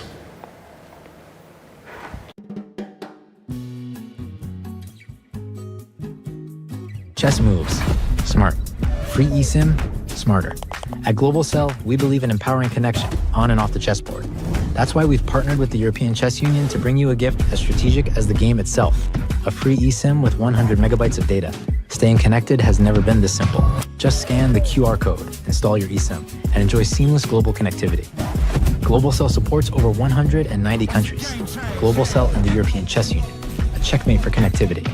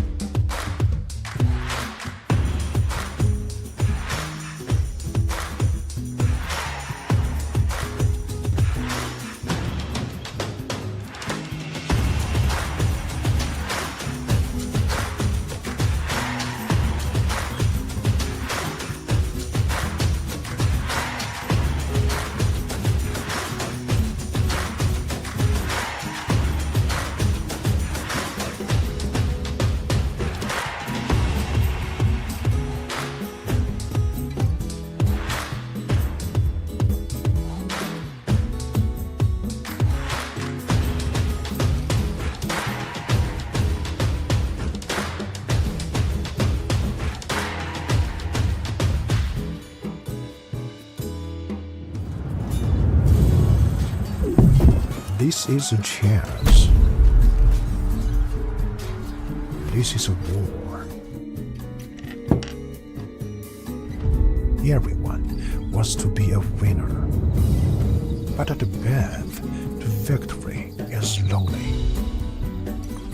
Chess Robot, the smartest, most advanced AI chess robot. It turns chess into an exciting game of a progression. Mastering 25 levels will transform you from a beginner to a grandmaster. Not into level ups, challenge the AI instead.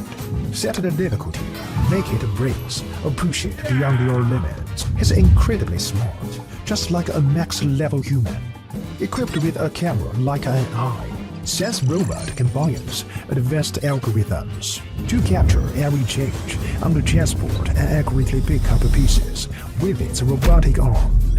Access the Planet Alliance function to connect and play chess online with friends from all over the world. Here you will find players of all skill levels. Flip the board and play as white. You can't wait to get started.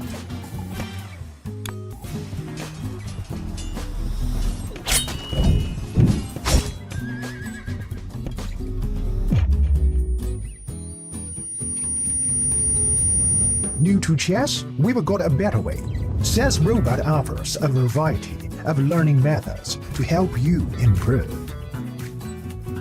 As you can see, Chess Robot provides various learning modules, including chess courses, AI practice, class game review, and alphabet play.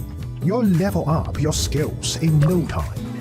Let's start the endgame practice, featuring 145 carefully selected classic endgames.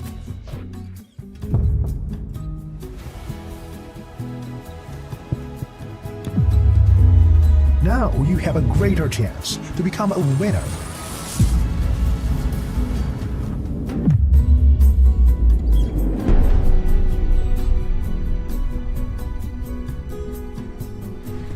This is Chess Robot. Today, chess all in AI.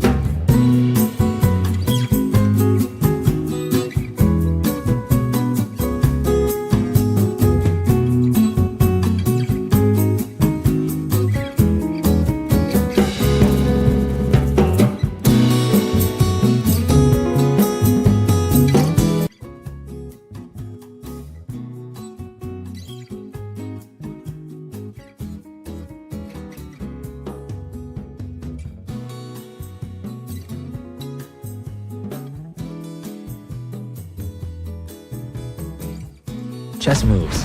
Smart. Free eSIM, smarter. At Global Cell, we believe in empowering connection on and off the chessboard. That's why we've partnered with the European Chess Union to bring you a gift as strategic as the game itself. A free eSIM with 100 megabytes of data. Staying connected has never been this simple. Just scan the QR code, install your eSIM, and enjoy seamless global connectivity. Global Cell supports over 190 countries. Global Cell and the European Chess Union, a checkmate for connectivity.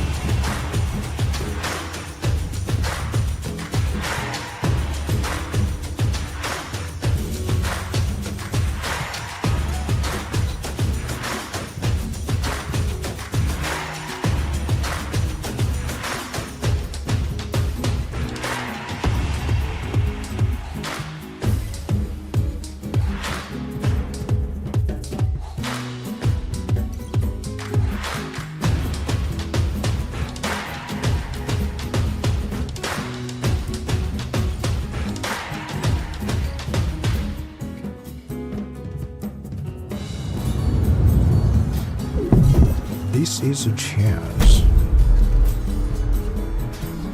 This is a war. Everyone wants to be a winner. But at the path to victory is lonely. Chess Robot, the smartest, most advanced AI chess robot.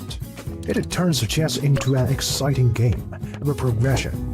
Mastering 25 levels will transform you from a beginner to a grandmaster. Not into level ups, challenge the AI instead. Set the difficulty, make it breeze, or push it beyond your limits. It's incredibly smart, just like a max-level human. Equipped with a camera like an eye, Chess Robot combines advanced algorithms to capture every change on the chessboard and accurately pick up pieces with its robotic arm. Access the Planet Alliance function to connect and play chess online with friends from all over the world. Here you will find players of all skill levels. Flip the board and play as white. You can't wait to get started.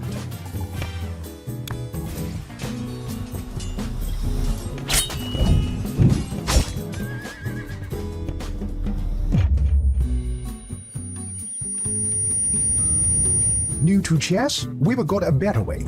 Chess Robot offers a variety of learning methods to help you improve. As you can see, Chess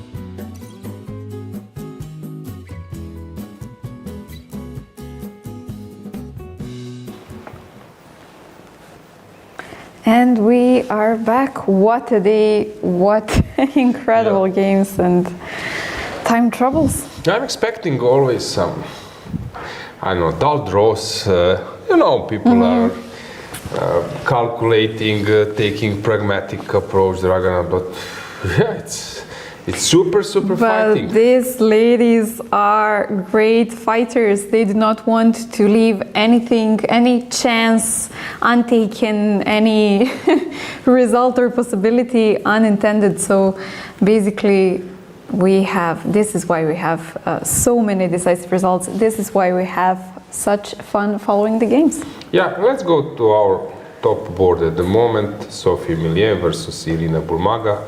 Let's get the camera and the board above them. So, yeah.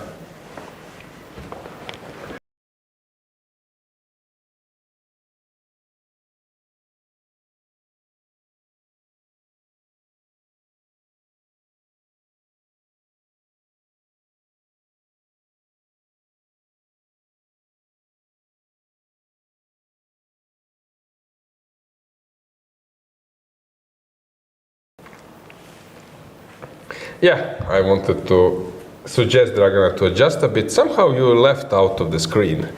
That's my feeling. Okay. I don't want to take like all the space, so please, Dragana, take some additional space, at least. I'm here, I'm not going anywhere. Don't worry. Okay, so Irina is determined, but Sophie is like determined even more. That means that she's not happy with the current situation. So the queen is attacked. You need to decide where to move it. No, but first of all, to show that taking was a really nice tactical shot. So this rook a6 was a great resource by Irina. This deflection of the queen.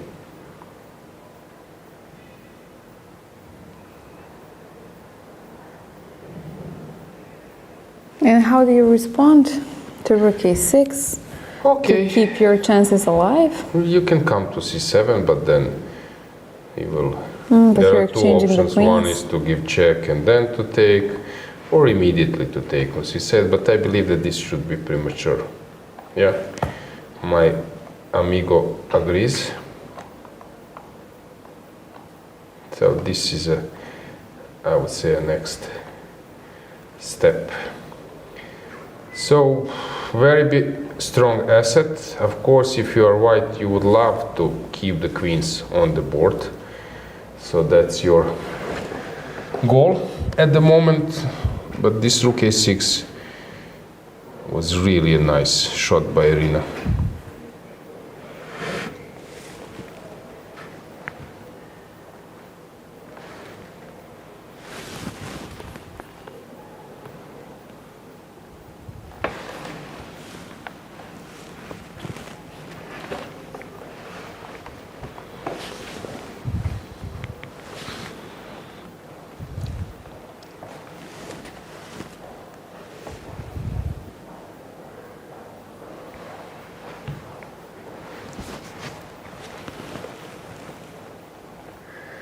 So Sophie is thinking.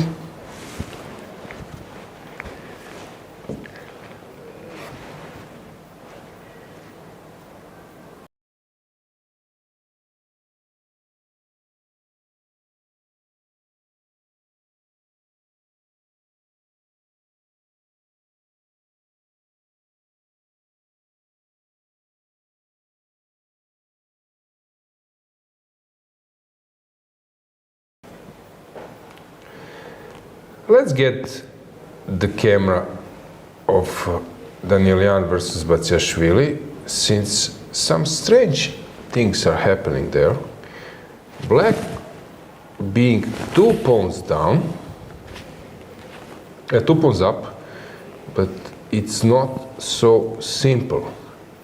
King is weak, and now Elina is calculating.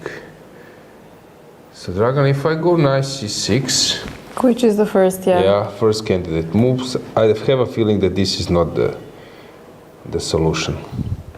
You think it might be a bit more complicated? Yeah, I can maybe go knight d7. With the same idea? Same idea, but there might be something even better. I can take knight f7, but this is not good, unfortunately. No, you lose on spot, or? Yeah.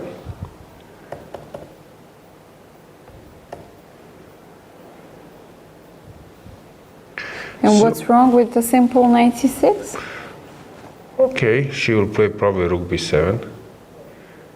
Unless I'm missing something, and I'm missing something. Hang on. So rook c8 is another try. But Angie says there is a better way.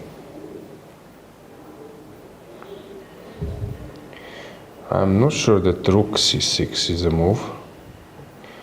Thinking now. And Angie confirms a better move to exchange, and then I'm also targeting now f7 by this way. He push f6, I can take even. So rook c6 is the move, and Elina is thinking. Stavroula, next camera, next board. Everyone has her own squares. I'm playing on dark squares. Yours are white, light squares, so we keep on playing. Probably to be a draw. She'll make a setup, maybe a4 b3 and wait a bit. Here always f6 is on the menu. So it looks like the worst Probably is f6 over. just immediately draws the game. This should be a dead draw. So Stavroula is thinking to play this f6 and force a draw.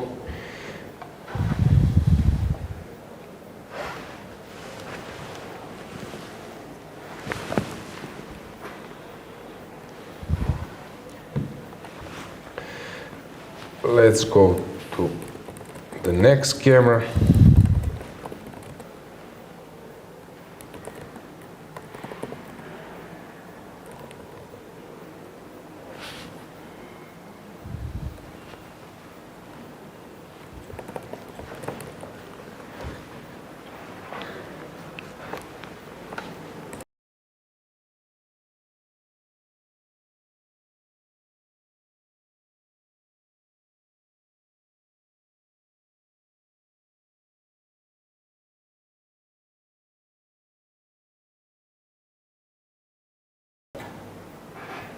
Savina, Urh, Zala, of course, probably some rook h1 immediately draws the game, and that's it.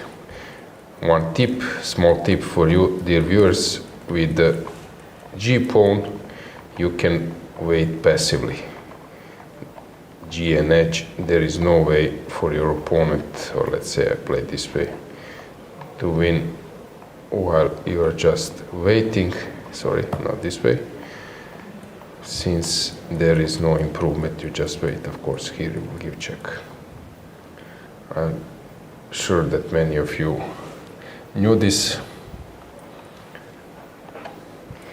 So let's get the next camera. Coulon versus Vicar. I believe that we have them. Pawn up.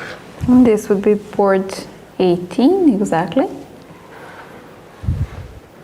Yeah, Martina, it was equal till a big part of the game, but she has misplayed it. This g takes f4 was a necessary combination.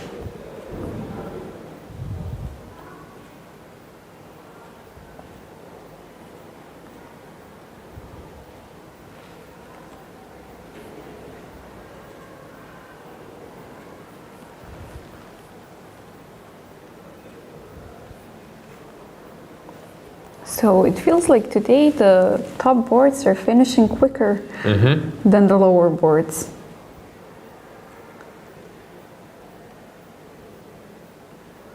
I guess the fight is a bit sharper and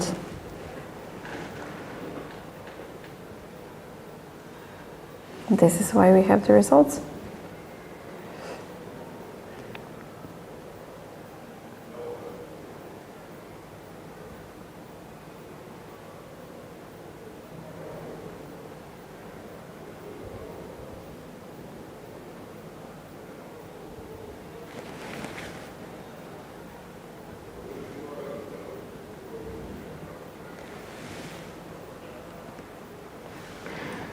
So here I was thinking where to go, but she went for this, and now she is struggling in this rook's endgame. Then we can move on with the camera.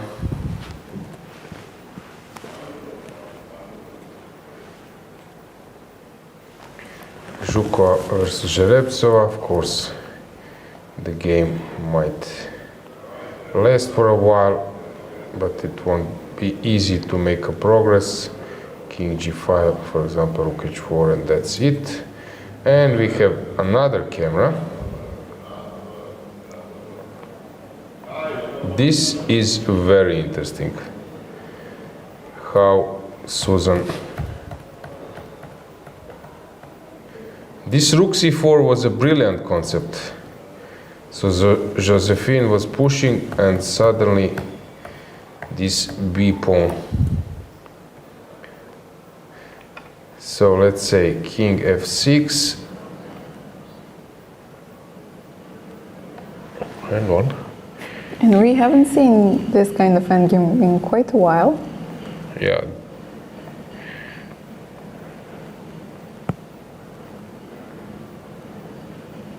Yeah, without the f pawn, you would just lose. Let's say that I take. Sorry, let's say I play this. You play this. You're just losing. But f pawn is a big decoy, because now, of course, this f pawn starts to roll. So this is a concept. And how about Bodana? And just to mention, Suzik is playing so many games in this tournament in this style. I think just a round ago she had also one game with unbalanced material where she sacrificed her queen. It didn't go her way, but she's choosing these hard positions. And what about Bodana? Right behind her, Joanna Eric, pressing.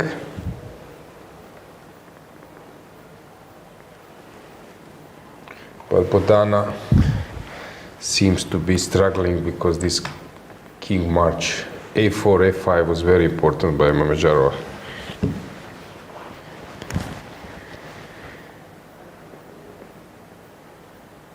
Bishop f4, trying to defend, but she knows what's coming, but she looks so cute. Mamedyarova asking for another score sheet. I believe this is move 60.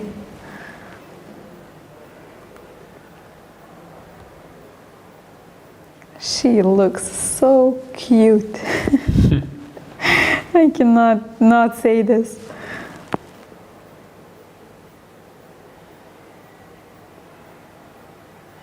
And how do you play against? I mean, she's just a kid. Of course, she plays way better, and nothing to be. She's definitely not to be underestimated, of course. But when you have such an innocent face on your opposite side, how do you manage to get? Yeah, you should give it a try.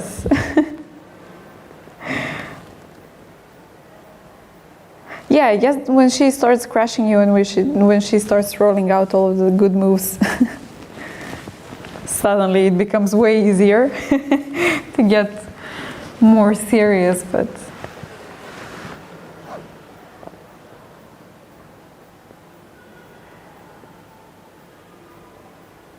yeah, it's easy to look cute when you're not the one playing against her.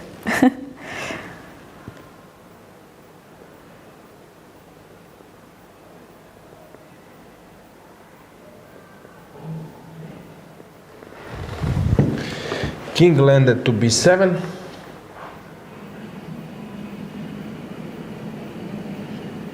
But hang on, how do you win?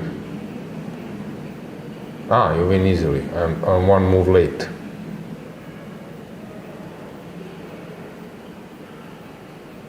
Yeah, and also this h6 is a motive on the other side, so Bodana cannot defend everything.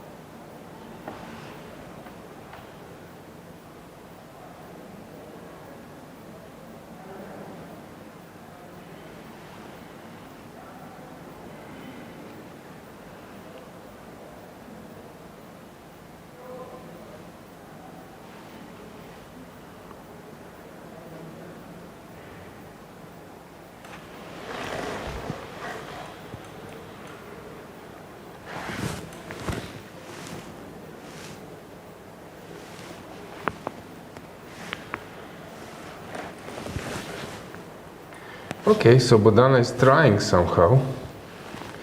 King a7, b5 is her idea, and she takes or she pushes. But even this, I think she's losing. I don't.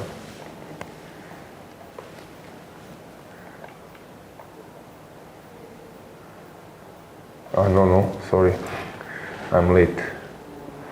Maybe I should push first. Even this is probably lost. But of course, this is the worst scenario. I played it for white.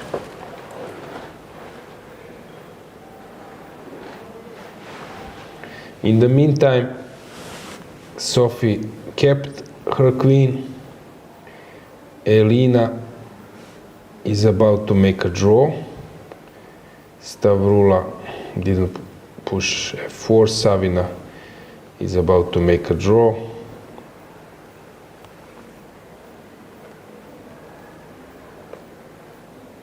Let's go to Gaboyan versus Heinemann.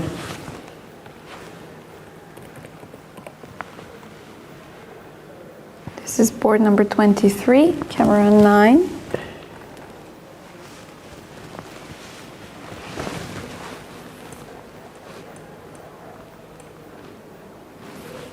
Wasn't the king on c8? Okay, here we can move the board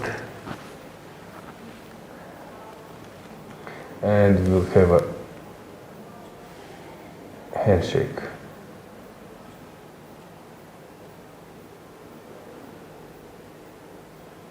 Such an interesting draw. Yes.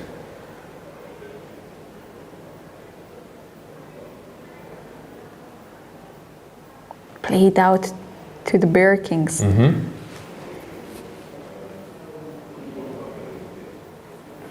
Yeah, Josephine a bit disappointed. Susanna happy with the final outcome.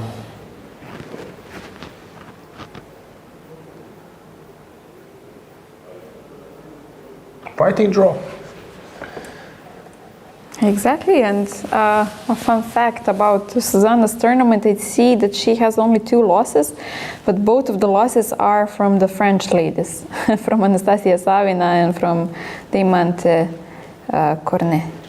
So she also has 3 strong draws against Nadia Toncheva, Ekaterina Talik, and today against Josephine, and a win against our little girl favorite Bodana and Yulia Antolak. Let's get the board back to Milje Bulmaga, our top board.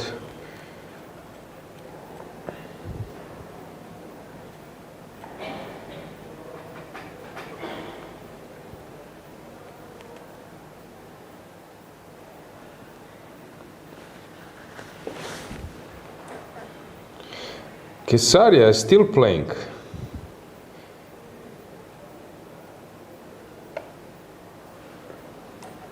We don't have her on the camera, right? No. But we can go to our broad view camera.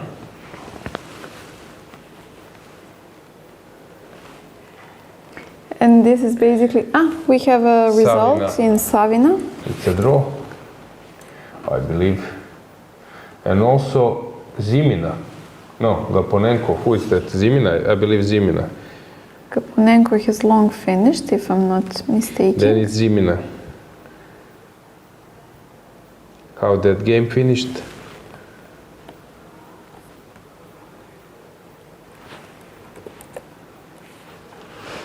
Zimina lost? No? Okay, I'm looking at the other. No, it was a draw. Versus Sandu. Versus Sandro. Santo. And regarding Kesaria, she is the one in the middle of Yeah. Let's get the the board. screen.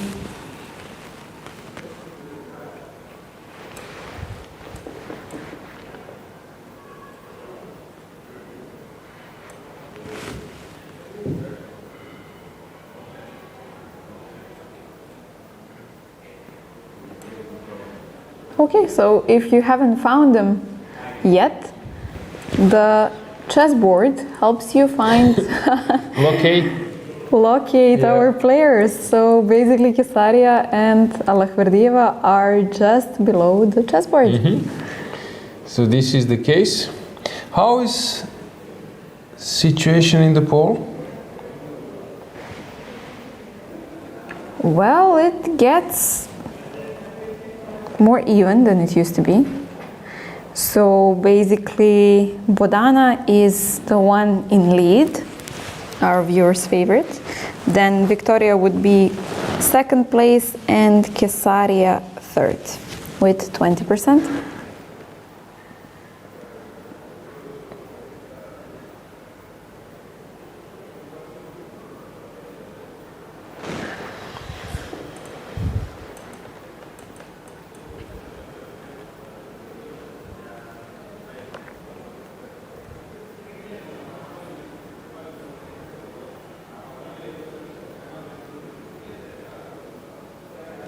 By the way, I just wanted to mention that prior to this round, rating performance of Anastasia Kirtadze was 2700.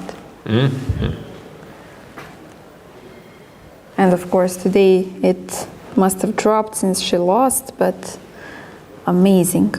And she was plus 175, which means that she has long passed the 2300 line, which brings her to the FM title. Very good. Kesaria needs to finish her opponent. And that will happen now. Queen d5. Nice touch. Let's move the board, because I believe that now we will have resignation.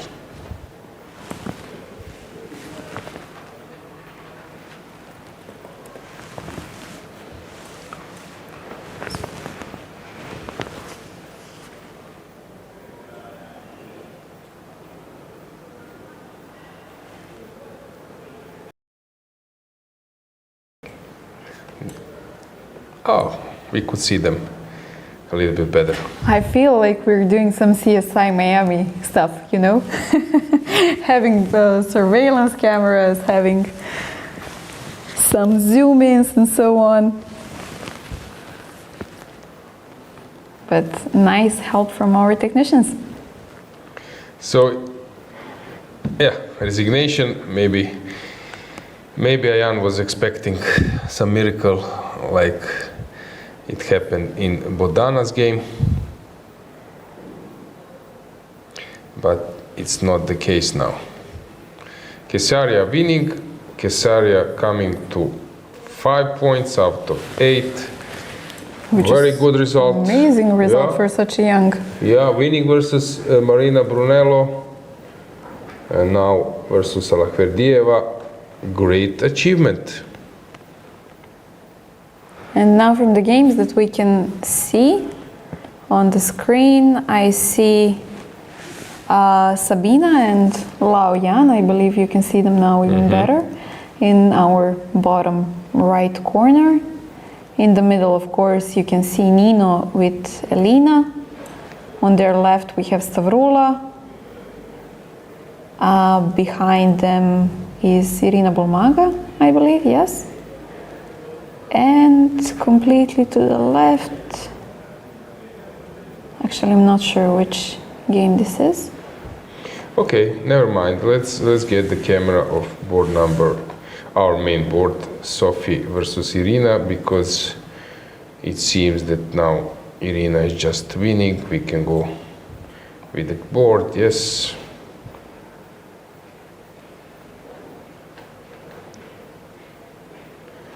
Some bishop f5 I expect to happen. Is bishop d5 working? Okay, no need for that. Bishop f5 is probably more simple.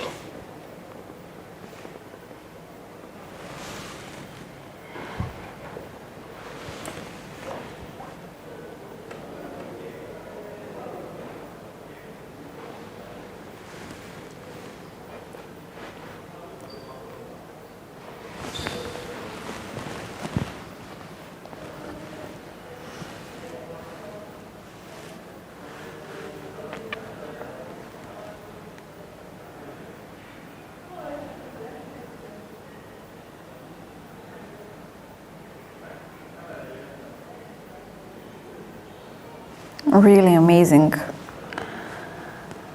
From Irina's side, all of these games, she's fighting like a lion.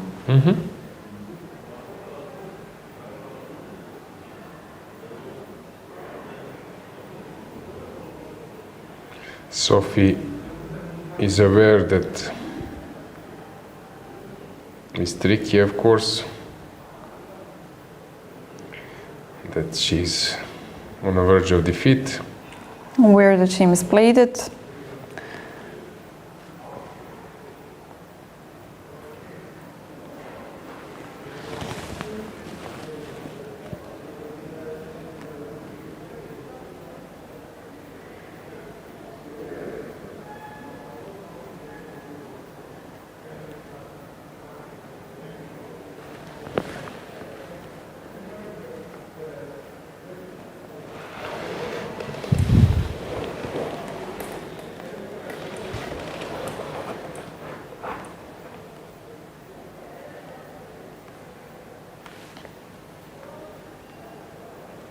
So bishop f5 somehow springs to mind. We have second score sheet at Danielian versus Batsiashvili. As I mentioned, Magnus yesterday won rook and a knight versus rook, so maybe Nino is trying to get there.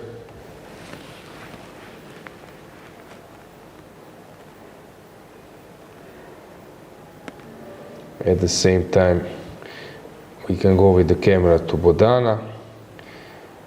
Yeah, she's about to resign, although she likes to play till the end. Yeah, she likes to play till the checkmate. Maybe those are coaches' orders. I don't know. We can move the board so that you could see what's going on behind in Erich versus Lach.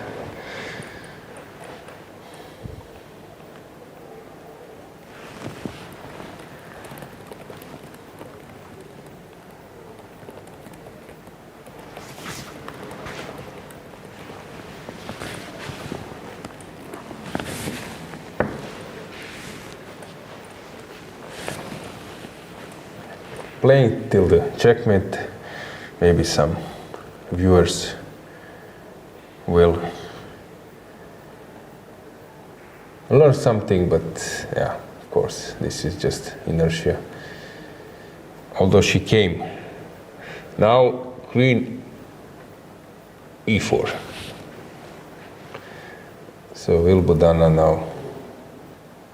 And king c6 will be played.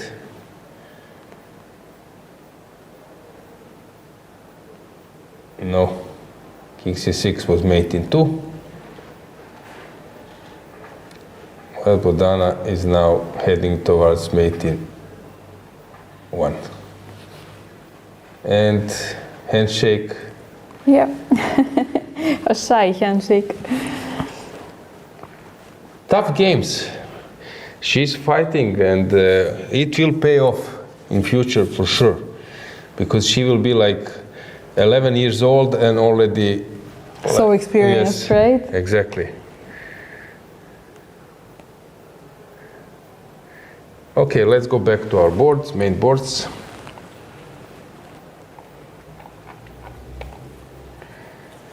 Sophie is playing on last seconds. Let's get the board above. Bishop f5 played the move I expected. Tough game by Sophie. Bishop f3, but now c3 just wins the piece on f3. Yet another decisive result in the top boards. So will she push c2, or she wants to come out with her pawns?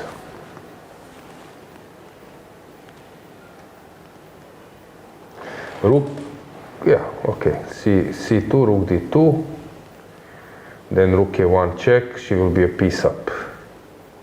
So she is deciding either to play this, to give this check, and to take the rook, or to take the bishop. Yeah, c2 just played, and I'm curious after rook d2 which piece she will take.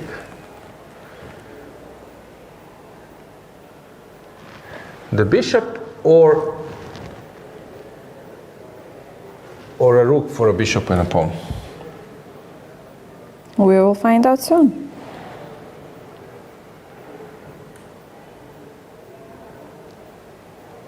She took, and now I'm curious. What would you think? A rook? I think she'll play rook a1. Okay, but rook f3 also is interesting. You're placing later your bishop to e4. Yeah, rook f3 also I can take on g3 as well. So yeah, rook f3. I changed my mind. No, I will stay for rook a1. Okay, I stay for rook f3. Rook a1, rook a1, rook a1. No, Irina, don't listen to him. Rook f3. And rook. We know that it will be the rook, but we don't know. At least something we know for sure, yeah. Hand is going towards the rook, and will it come left or further? Rook f3, okay. Ta-na-na-na. I have this women intuition. Yeah. See, girls' power. Yeah. And since it's women's tournament, I might have some slight advantage. King g2, she allowed bishop e4.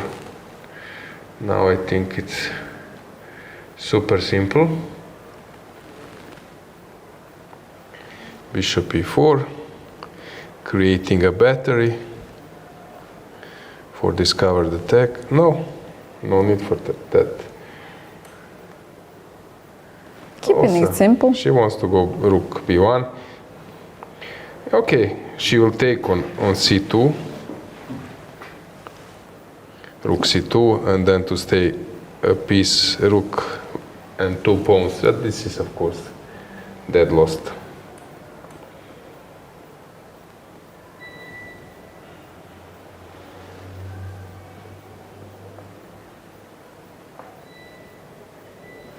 Rook f2.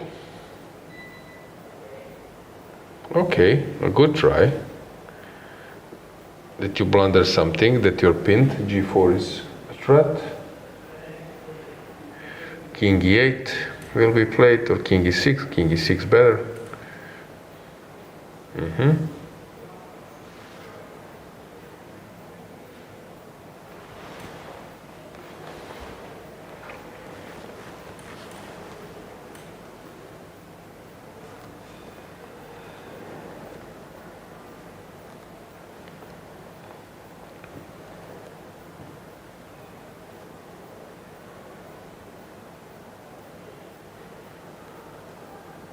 G4, opening your own king, bishop e4 check, I believe.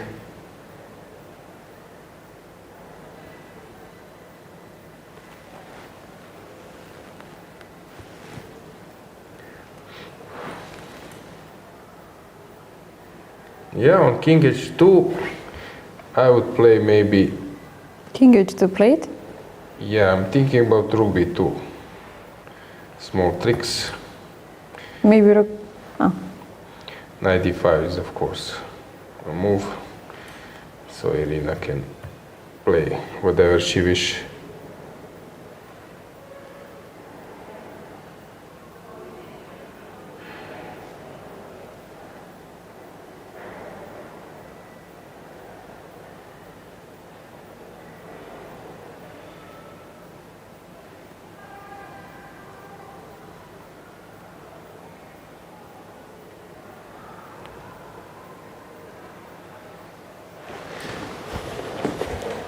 Yeah, she even has quite a lot of time, 9 minutes for this position. In the Should be more meantime, than enough. Elina will play this rook versus a rook and a knight. Stavroula seems to be stuck. It's a drawn position. Ibrahimova is winning, but the game goes on. And some others. Many drawn positions.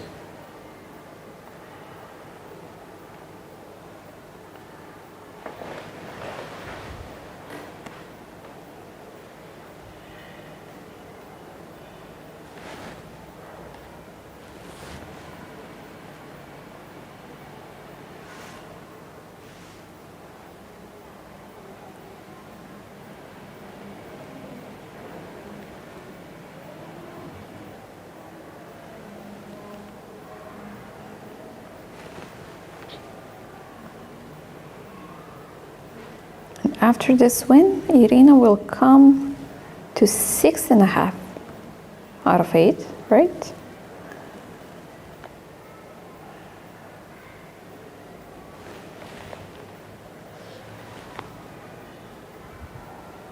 Just half a point behind the current leader, Injac Teodora.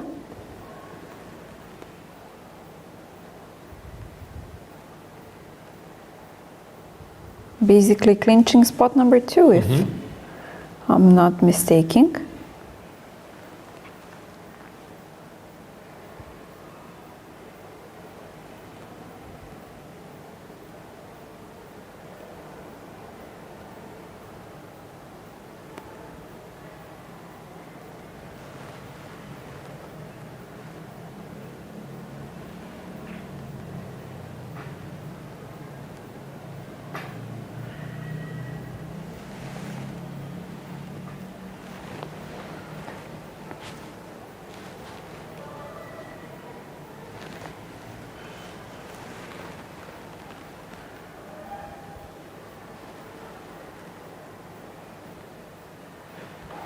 Will we see yet another one? Yeah, let's move the board. We have Stavroula behind versus Diamant.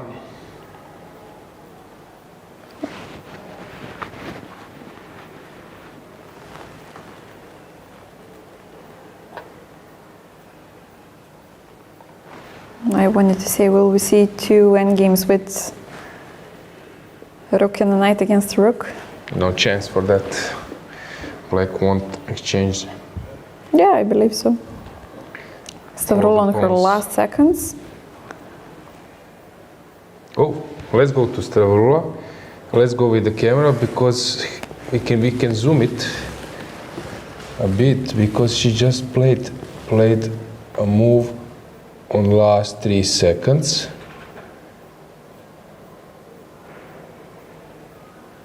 And she seems to be worried. Hey, I would be too if I have to play moves in 3 seconds and some checkmates are around. Oh, this was really Scary. yeah. King G1, safe and sound. But here something is wrong. So Queen H2, Bishop G3 maybe. Is this winning?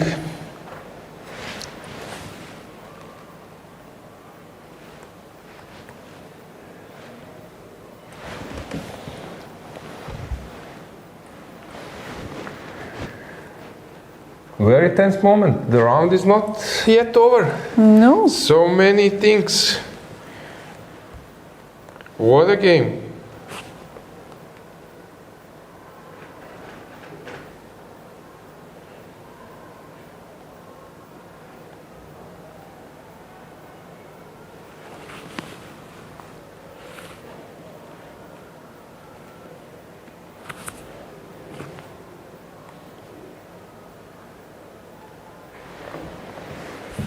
Will Queen H2 be played?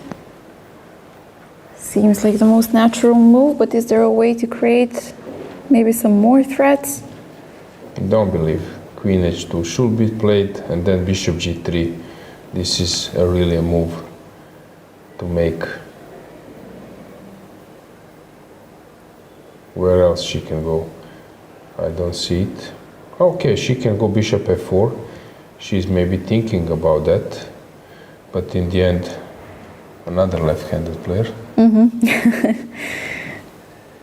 I thought you will say Queen H2 prevailed, but we ended up in the left-handed player. Okay. Yeah. I know from tennis that there are some ambidexters.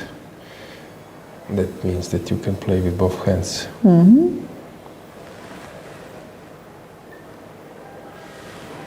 Bishop G3 or not?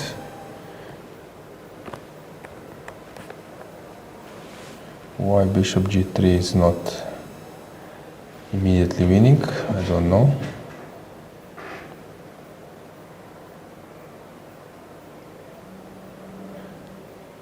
Maybe Bishop E4. No.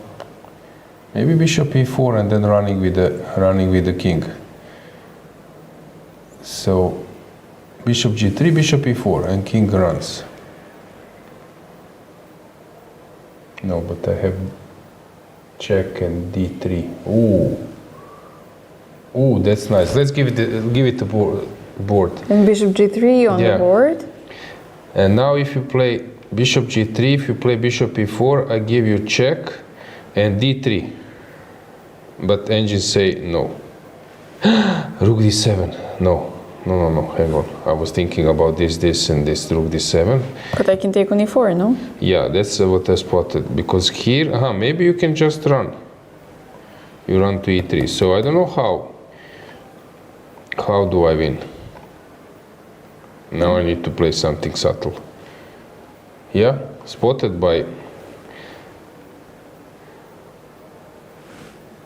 We can move the board. Let's go back to our view. I just wanted to show you.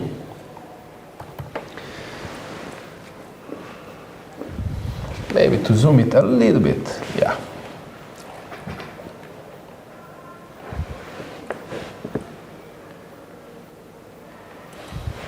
In the meantime, Sophie is dead lost, but she's still playing. Elena is playing rook and the knight versus rook. Lan Yao managed to turn the managed to survive, not turn the tables, and others are super complicated.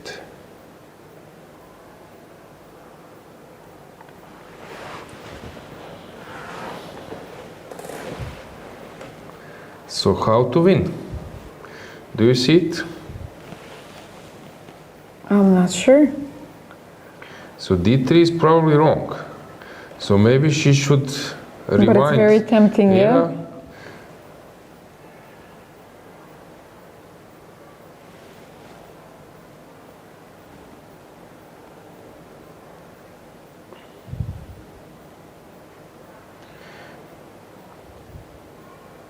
Maybe to review the policy and go back, bishop f4 or something.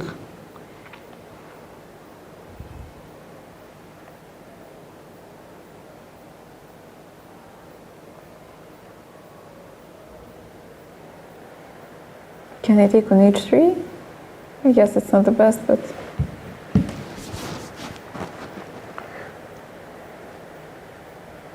Okay, can be an option. If I don't But see king anything will concrete. run anyway, so I wouldn't let the king march. Yeah, okay, if there is an option to stop it. I'm up for it, Yeah, okay, bishop f4.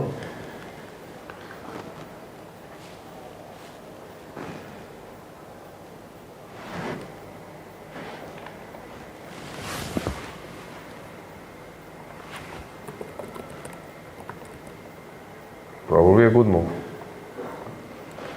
If there is no checkmate,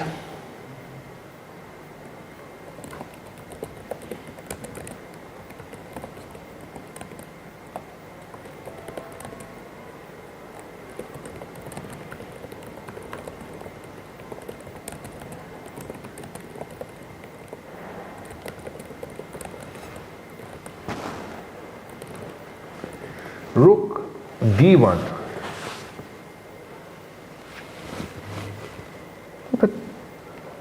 But It feels like you're smothering, or not. bearing the king, but I don't see how. How white loses, I really don't see it. Because white is playing on light squares, black on dark squares. And no checkmate seems to be Yeah, available, yeah? Bishop e3. okay.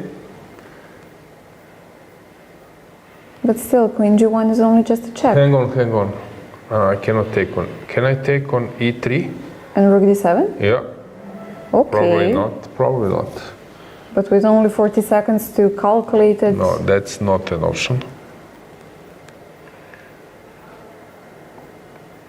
Maybe rook d3 is the best move. Just to stop the movement, huh? Mm-hmm.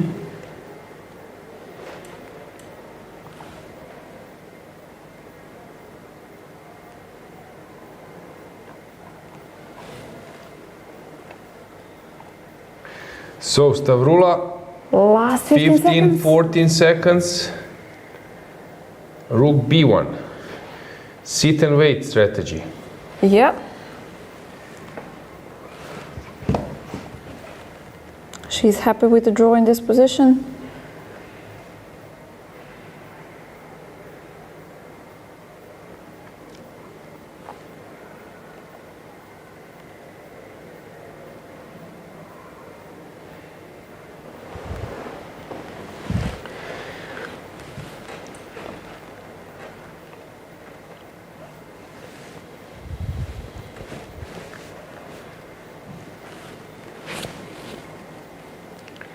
Okay, now the man is on 20 seconds.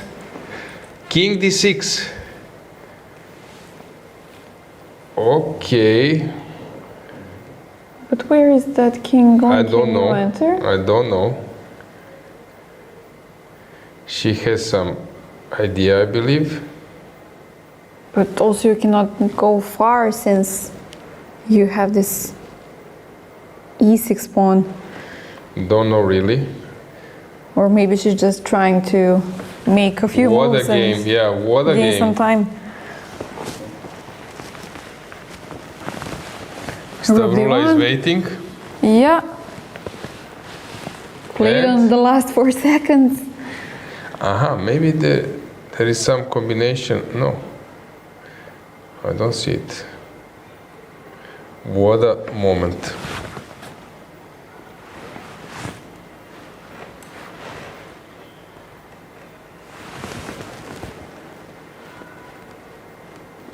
Last 20 seconds. Do you go back? No. Queen g1. But what's the idea? Don't ask me. Queen g2. Okay.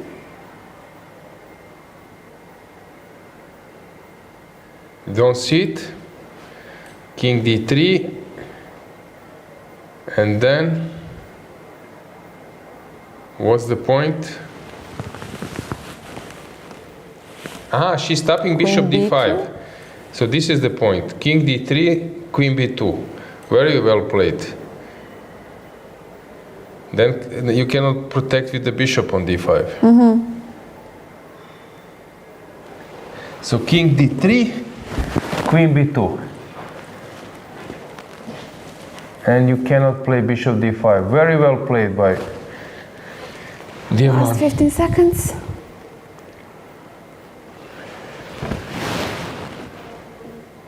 Nine, 8, 7, 6, 5, king e1. Okay. A good try. In order to protect with rook d3, if you play queen b2, is that the idea? Take on e3. Small tricks. Small tricks are always there. So she's repeating. Gaining yet another 30 seconds on her clock. In the meantime, I think that Bulmaga won the game.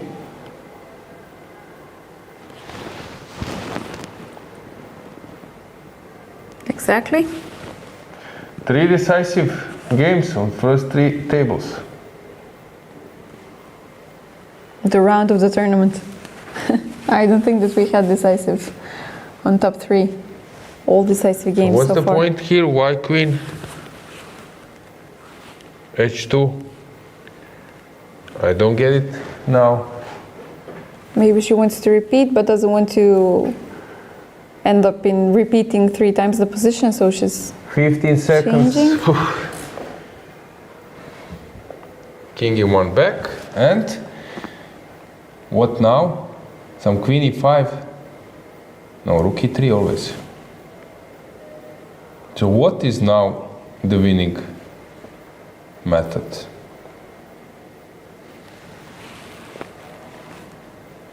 Is there a way to win? It should be.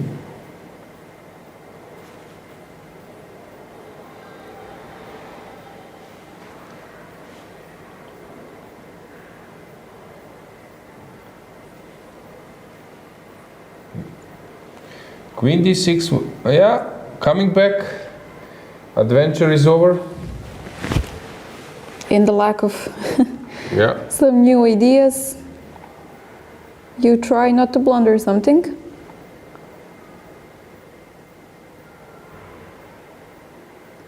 I think bishop on e3 now is a bad And piece. where would you put Oh, it? g5, whatever.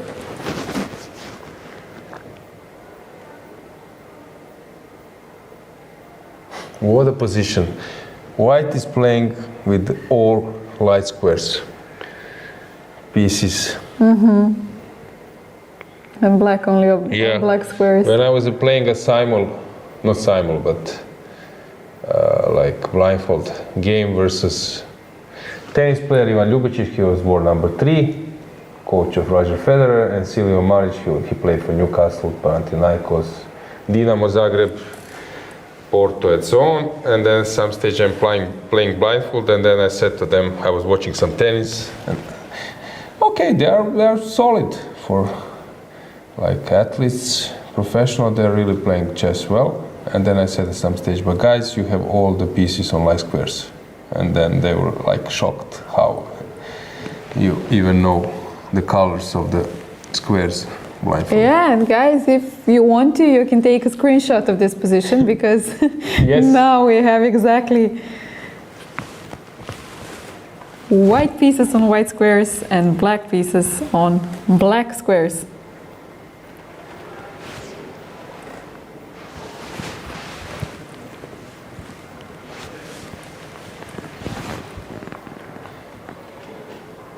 Is there a chance that this game ends up in a draw? I don't know if Diamante doesn't find any ideas soon. It might. Not much time to think.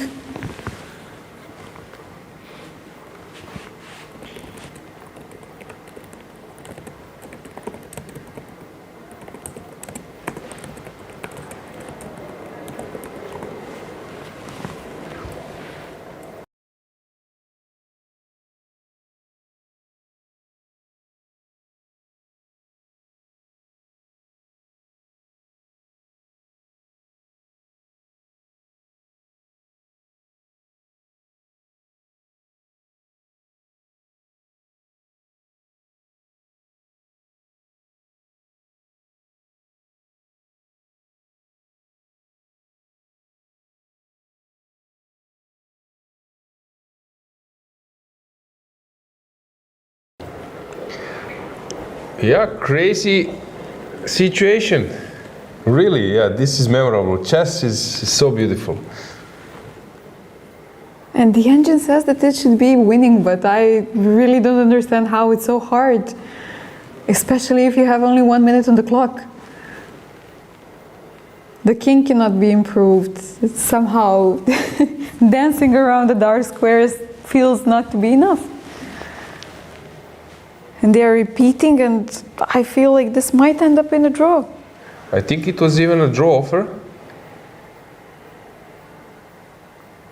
Okay, I missed this. Yeah, they're repeating, and it was Stavroula could have claimed the draw because it was 3 times repetition. But she didn't notice we this? can out-zoom it a bit.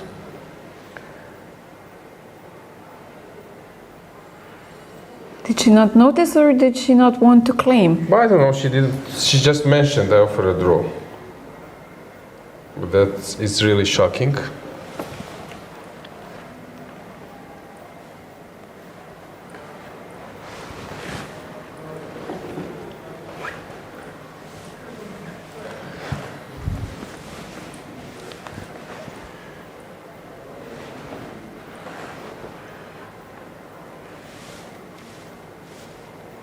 What a game.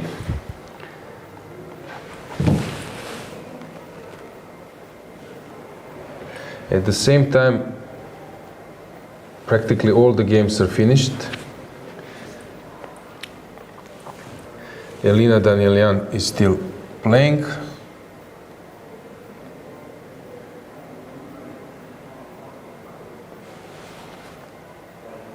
Queen H1, okay, so she changed the course, denied the draw offer, If it was. if it was a draw offer. But Stavroula didn't claim. Okay, it's very hard when you're in this time pressure to also check the score sheet, because they moved around quite a lot. So maybe she's not sure which exact Stavroula position. would rather have a draw without claiming. She's glancing at the score sheet, trying to maybe realize, but then I guess the thought is, okay, I don't have enough time. Okay, Yeah, she's she's claiming playing. now. Yeah, Is it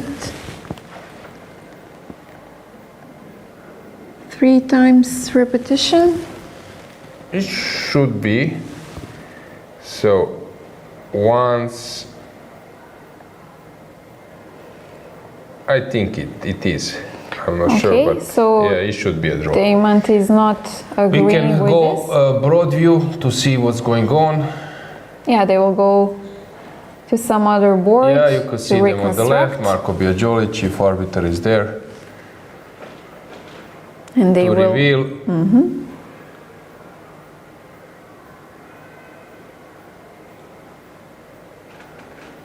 In the meantime, we can check our other game. So let's get the camera. Elina is still playing. Let's get the board. And the starting move is 57. Okay. 20 moves, 20 moves only. So they will move around for a while.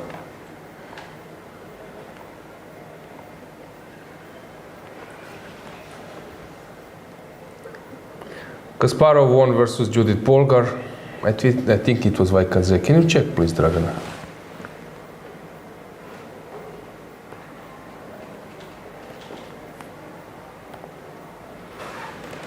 Yeah.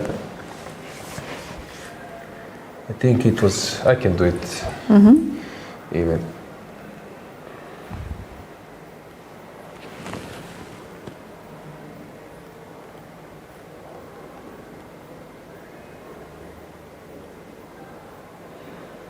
And the most recent example we had yesterday, Magnus Carlsen versus FIDE. Yeah. And somebody mentioning, well, he's going on a honeymoon in Paris. No. I don't know, but FIDE actually won the next game against Gukesh. So he came back even stronger.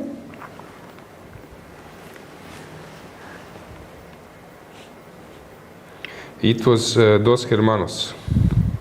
Ah, you already found Two it. sisters. Hermanos. Hermanas. Sorry, hermanas. Yeah, 1996. So Judith lost it. The king was already cutted at the last rank, but that was the case.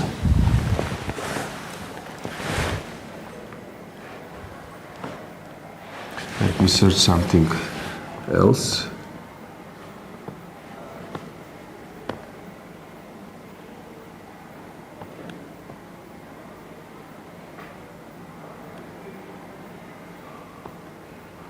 Let me see who lost it as well.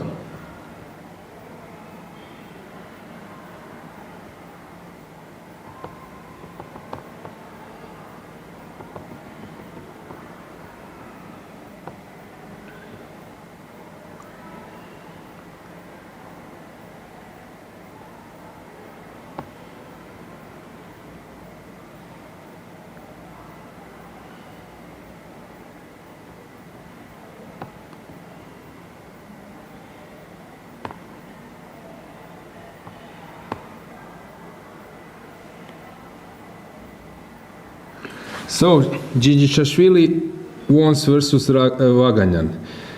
Kasparov versus Polgar 96. Ksuyu Gashimov won versus versus Vallejo Pons.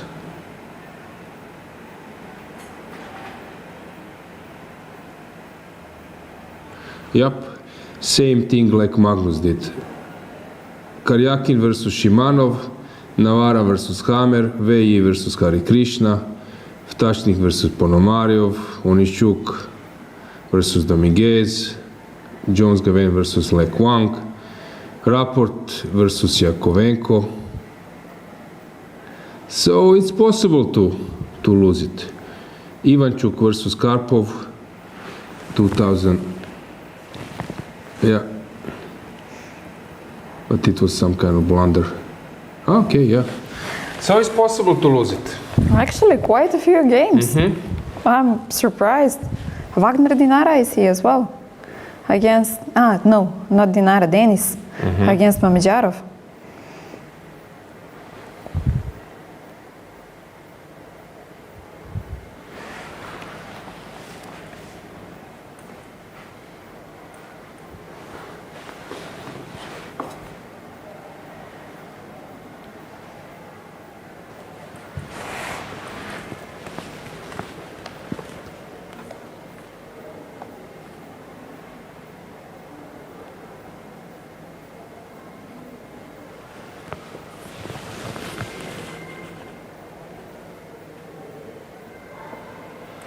So regarding Stavroula, the game is finished.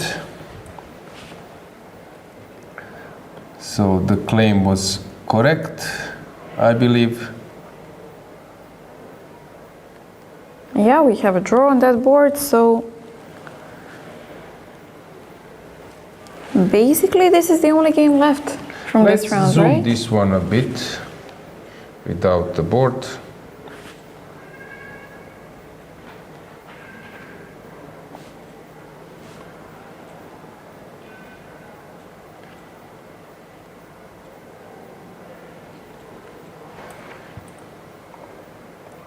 So, okay, 25 more moves.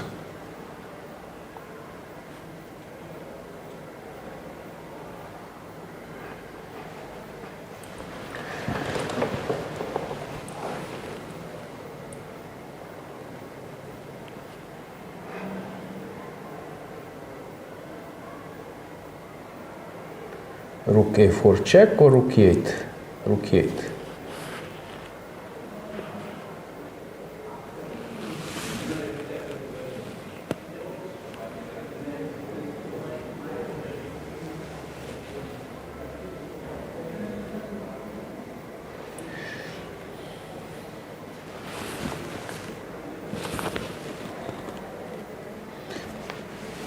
And maybe we can also mention the current situation on the standings after this round.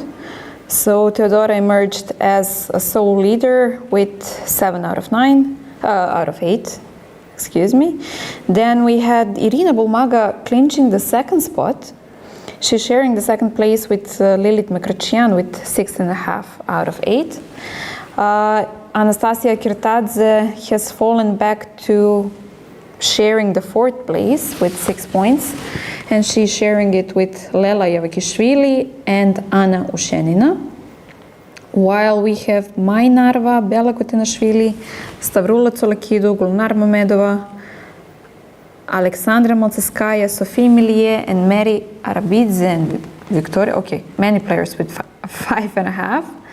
And also I believe that Nino and Elina will be joining them if this game ends in a draw. They will also come back up with 5.5. It's not so simple. Now rook g5 will be played.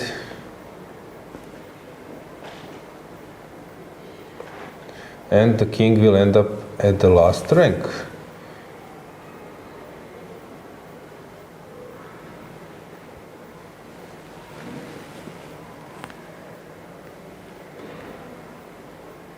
She's also thinking about king e3, a viable alternative.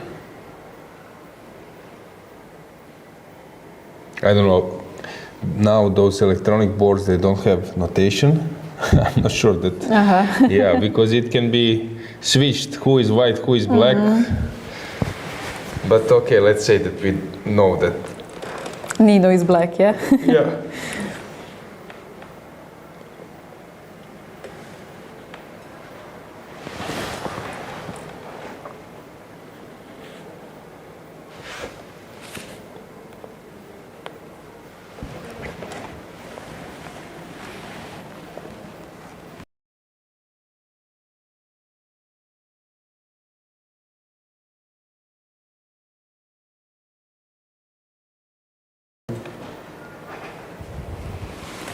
A bit unfortunate that we cannot see the clock because of this shining reflection.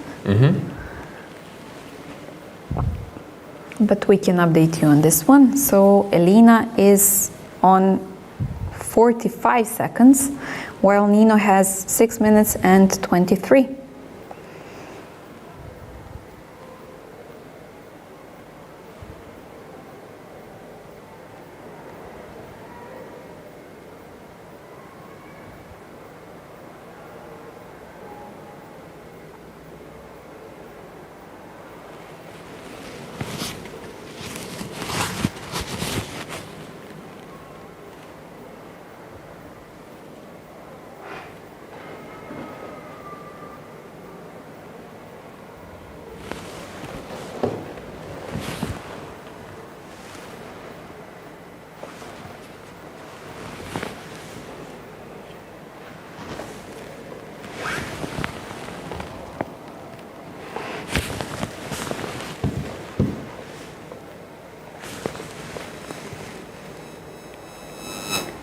So the king will enter at the last rank, but still it's not easy to find out something.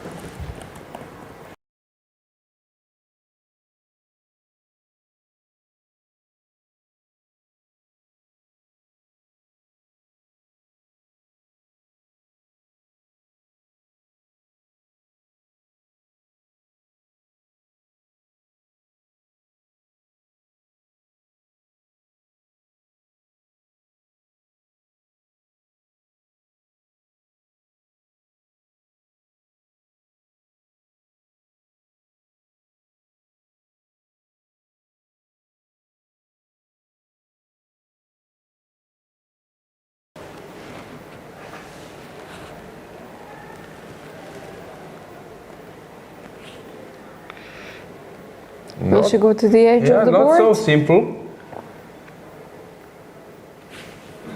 Not so simple. Will rook g5 Rook come? g5 or knight f3. Rook g5. Cutting off. Yeah, but now The she will king? start checking.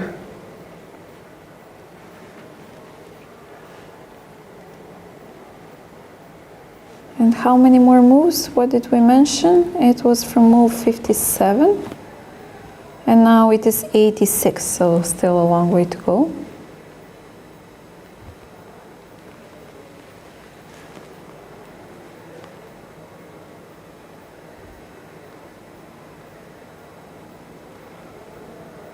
Checks covered with the knight.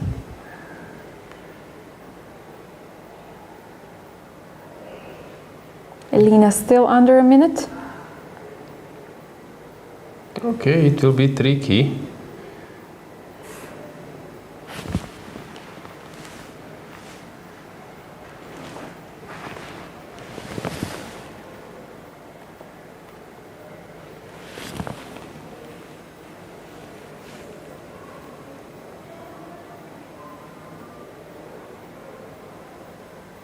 What are the odds that that we have the same situation from yesterday?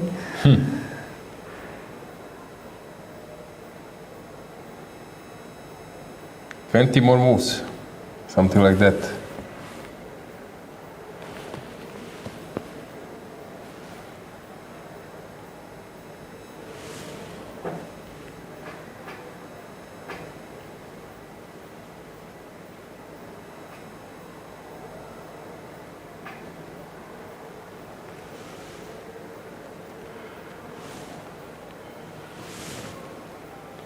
So rook g1. Okay, some improvement has been made.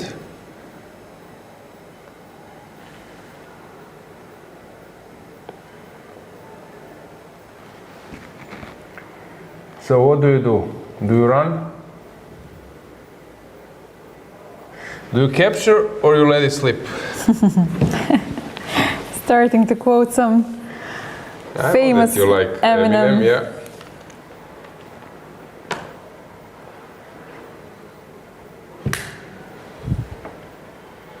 I will start singing soon enough, so it's a dangerous. So what will be your Territory. wedding song? I don't know. Not yet. Not yet. No Eminem. I guess not. I hope not.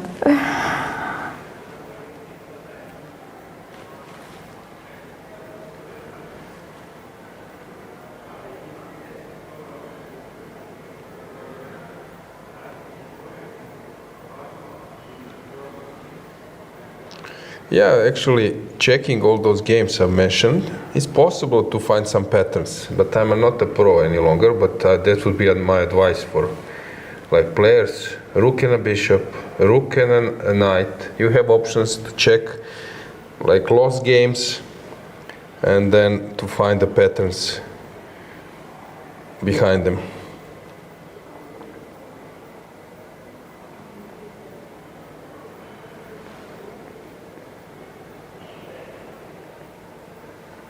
Elena low on time.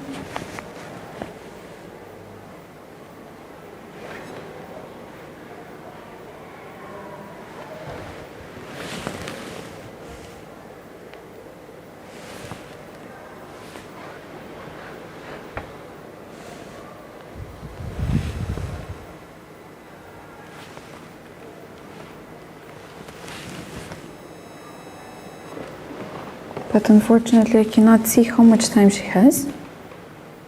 Someone should turn off the light. I'm joking that we... No, it's fine. And let them play in some candlelight, huh?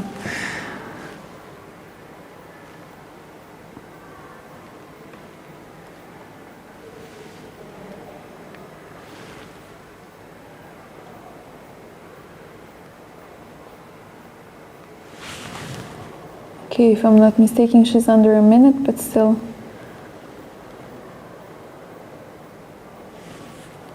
Seems like the transmission of the clock situation flickered for a moment.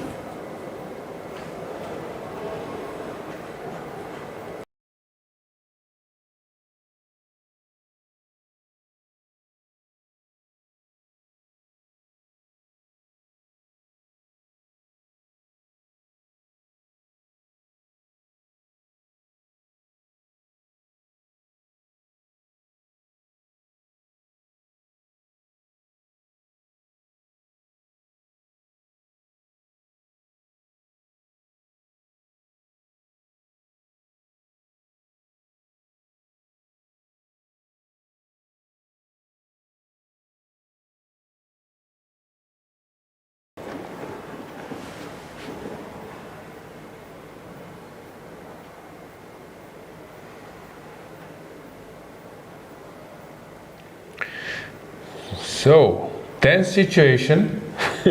It's possible to lose. Of course, still it should be drawn.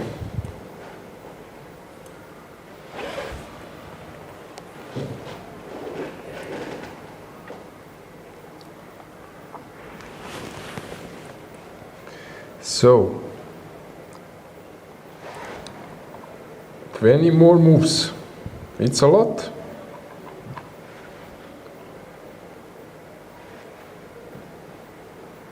And the main question is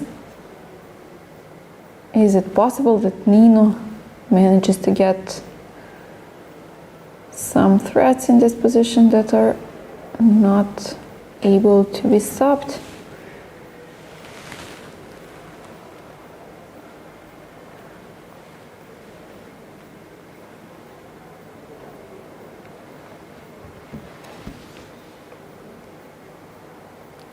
Will she play rook?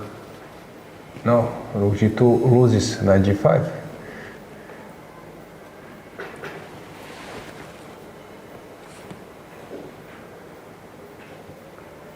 She's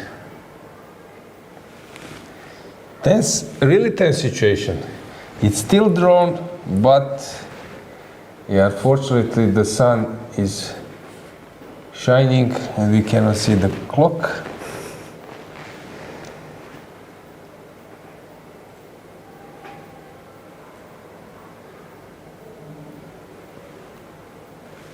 Okay, 6 played in the end.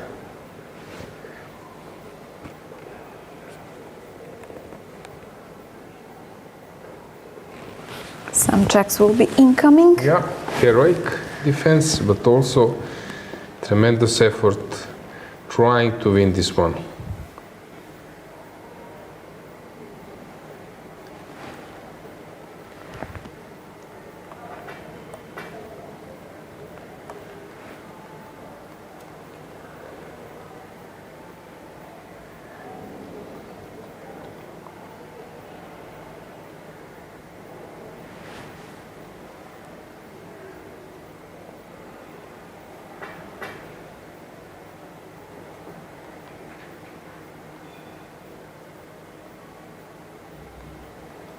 Do you think that they are aware of yesterday's game that ended in a draw like this? Probably.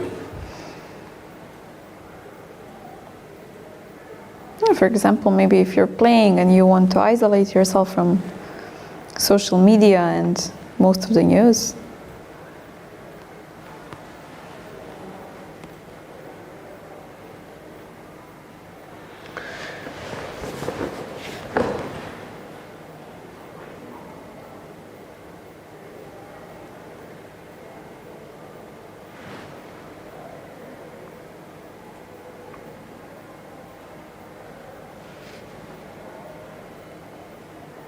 Last try.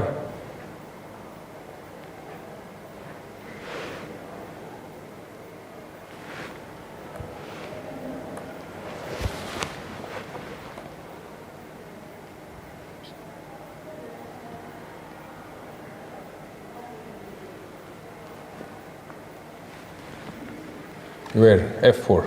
Yes.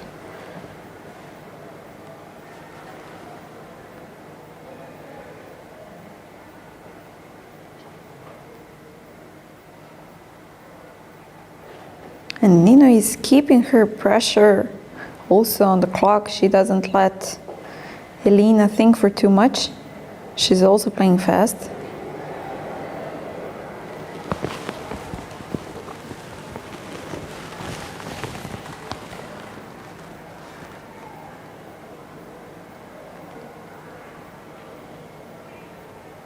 Yeah, not easy at all, but Magnus always manages somehow. And I believe that Elina is marking maybe the move when they started it. Is it allowed? Sure, you can mark it to see which move are you striving to get to.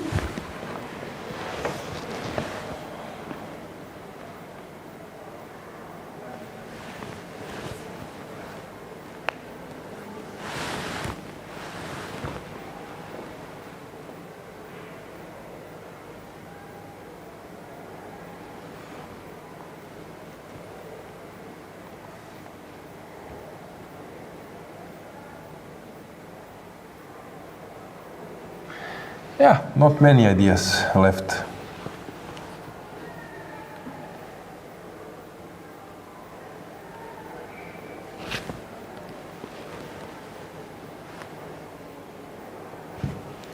The king is cutted, but she needs to reroute the knight.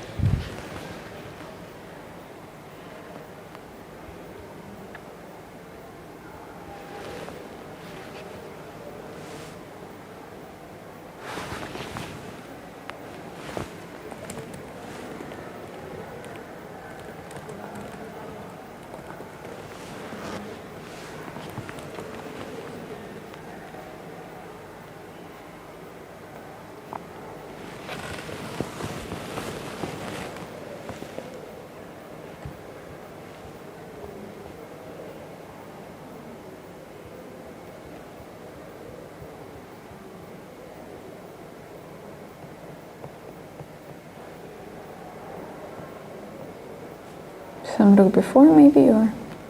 Yeah, king h5.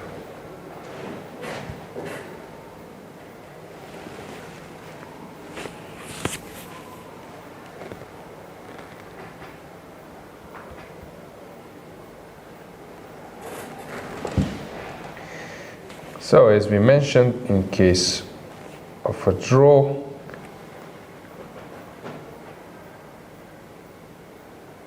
they will join this big group with 5.5 points from the 7th, starting from the 7th place.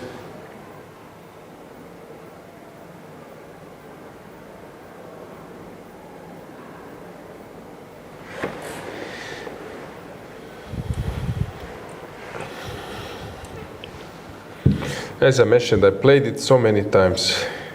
Once I did when it was an open tournament in Zagreb, and 2 rounds were scheduled, and that was morning round. And I knew that I need to play, but it might end up in a draw most likely, and then I will have like half an hour or 15 minutes and I will Before need to the next play. round, yeah. But what to do? 140 moves or something like that. Ooh. What was your longest game? Oof, good question. I remember that there was some kind of queen end game that I played for hours and hours. Like we promoted twice or 3 times. It was Karposh Open. I can't remember which year, but I remember that we ended like around 11:30, I believe. And the game probably started 4:30 or 5, something like that. So I think around 190, but I'm not completely sure. Okay. I would need to check. I think it was against Božinović Boban, but. Taxi driver. Yeah. Bobby. And also organizer. I had a great result at his tournament in Grodska. I know him more like a taxi driver. He was taking us from Obervat tournament to Graz, trains, or was it a train station maybe? He likes to play blitz. He was a taxi driver in Vienna. Okay, he also plays from time to time. Yeah, he plays. Bobby likes chess.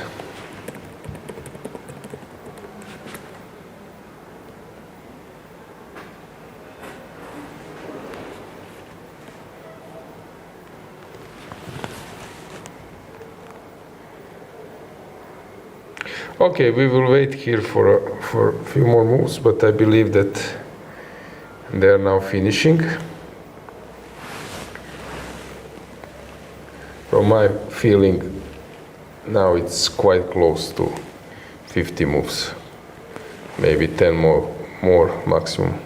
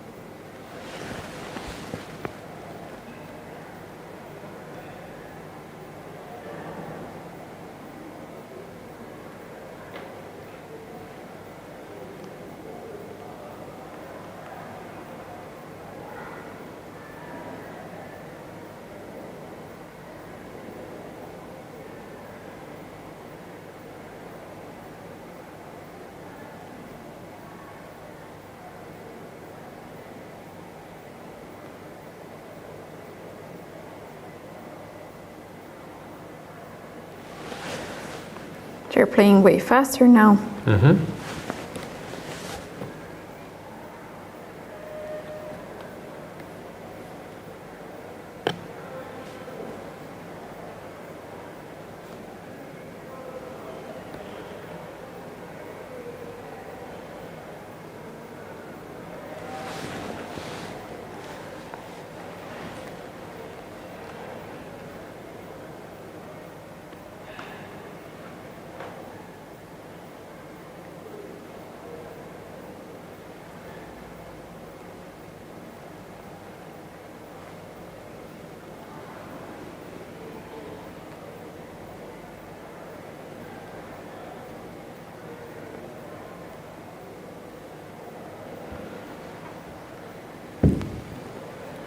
Fortunately, we don't have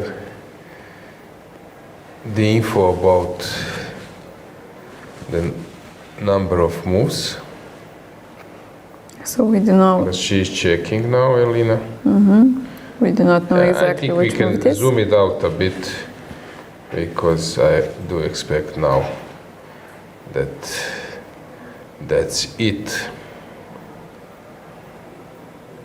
Probably there is an arbiter right next to them as well, especially since this is the last game in the playing hall.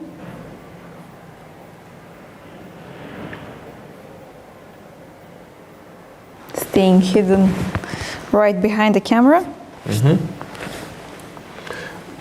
When was your last tournament acting as an arbiter? Good question. Okay. Either I'm asking good questions or you are tired to remember. Could be that as well. I think it must have been this year, but in the beginning of the year, I guess. I completely forgot.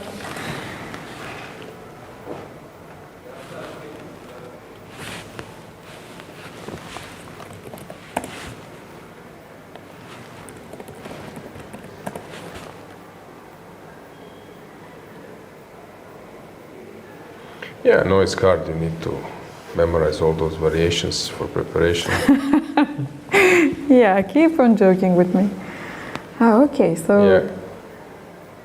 Yeah, that's it. The game was drawn. And yeah, tough games, tough day, but very interesting. And yeah, it just kept me like close to the screen. Even if I wouldn't be a commentator, it's really nice to follow. So many decisive results, how can it not, right?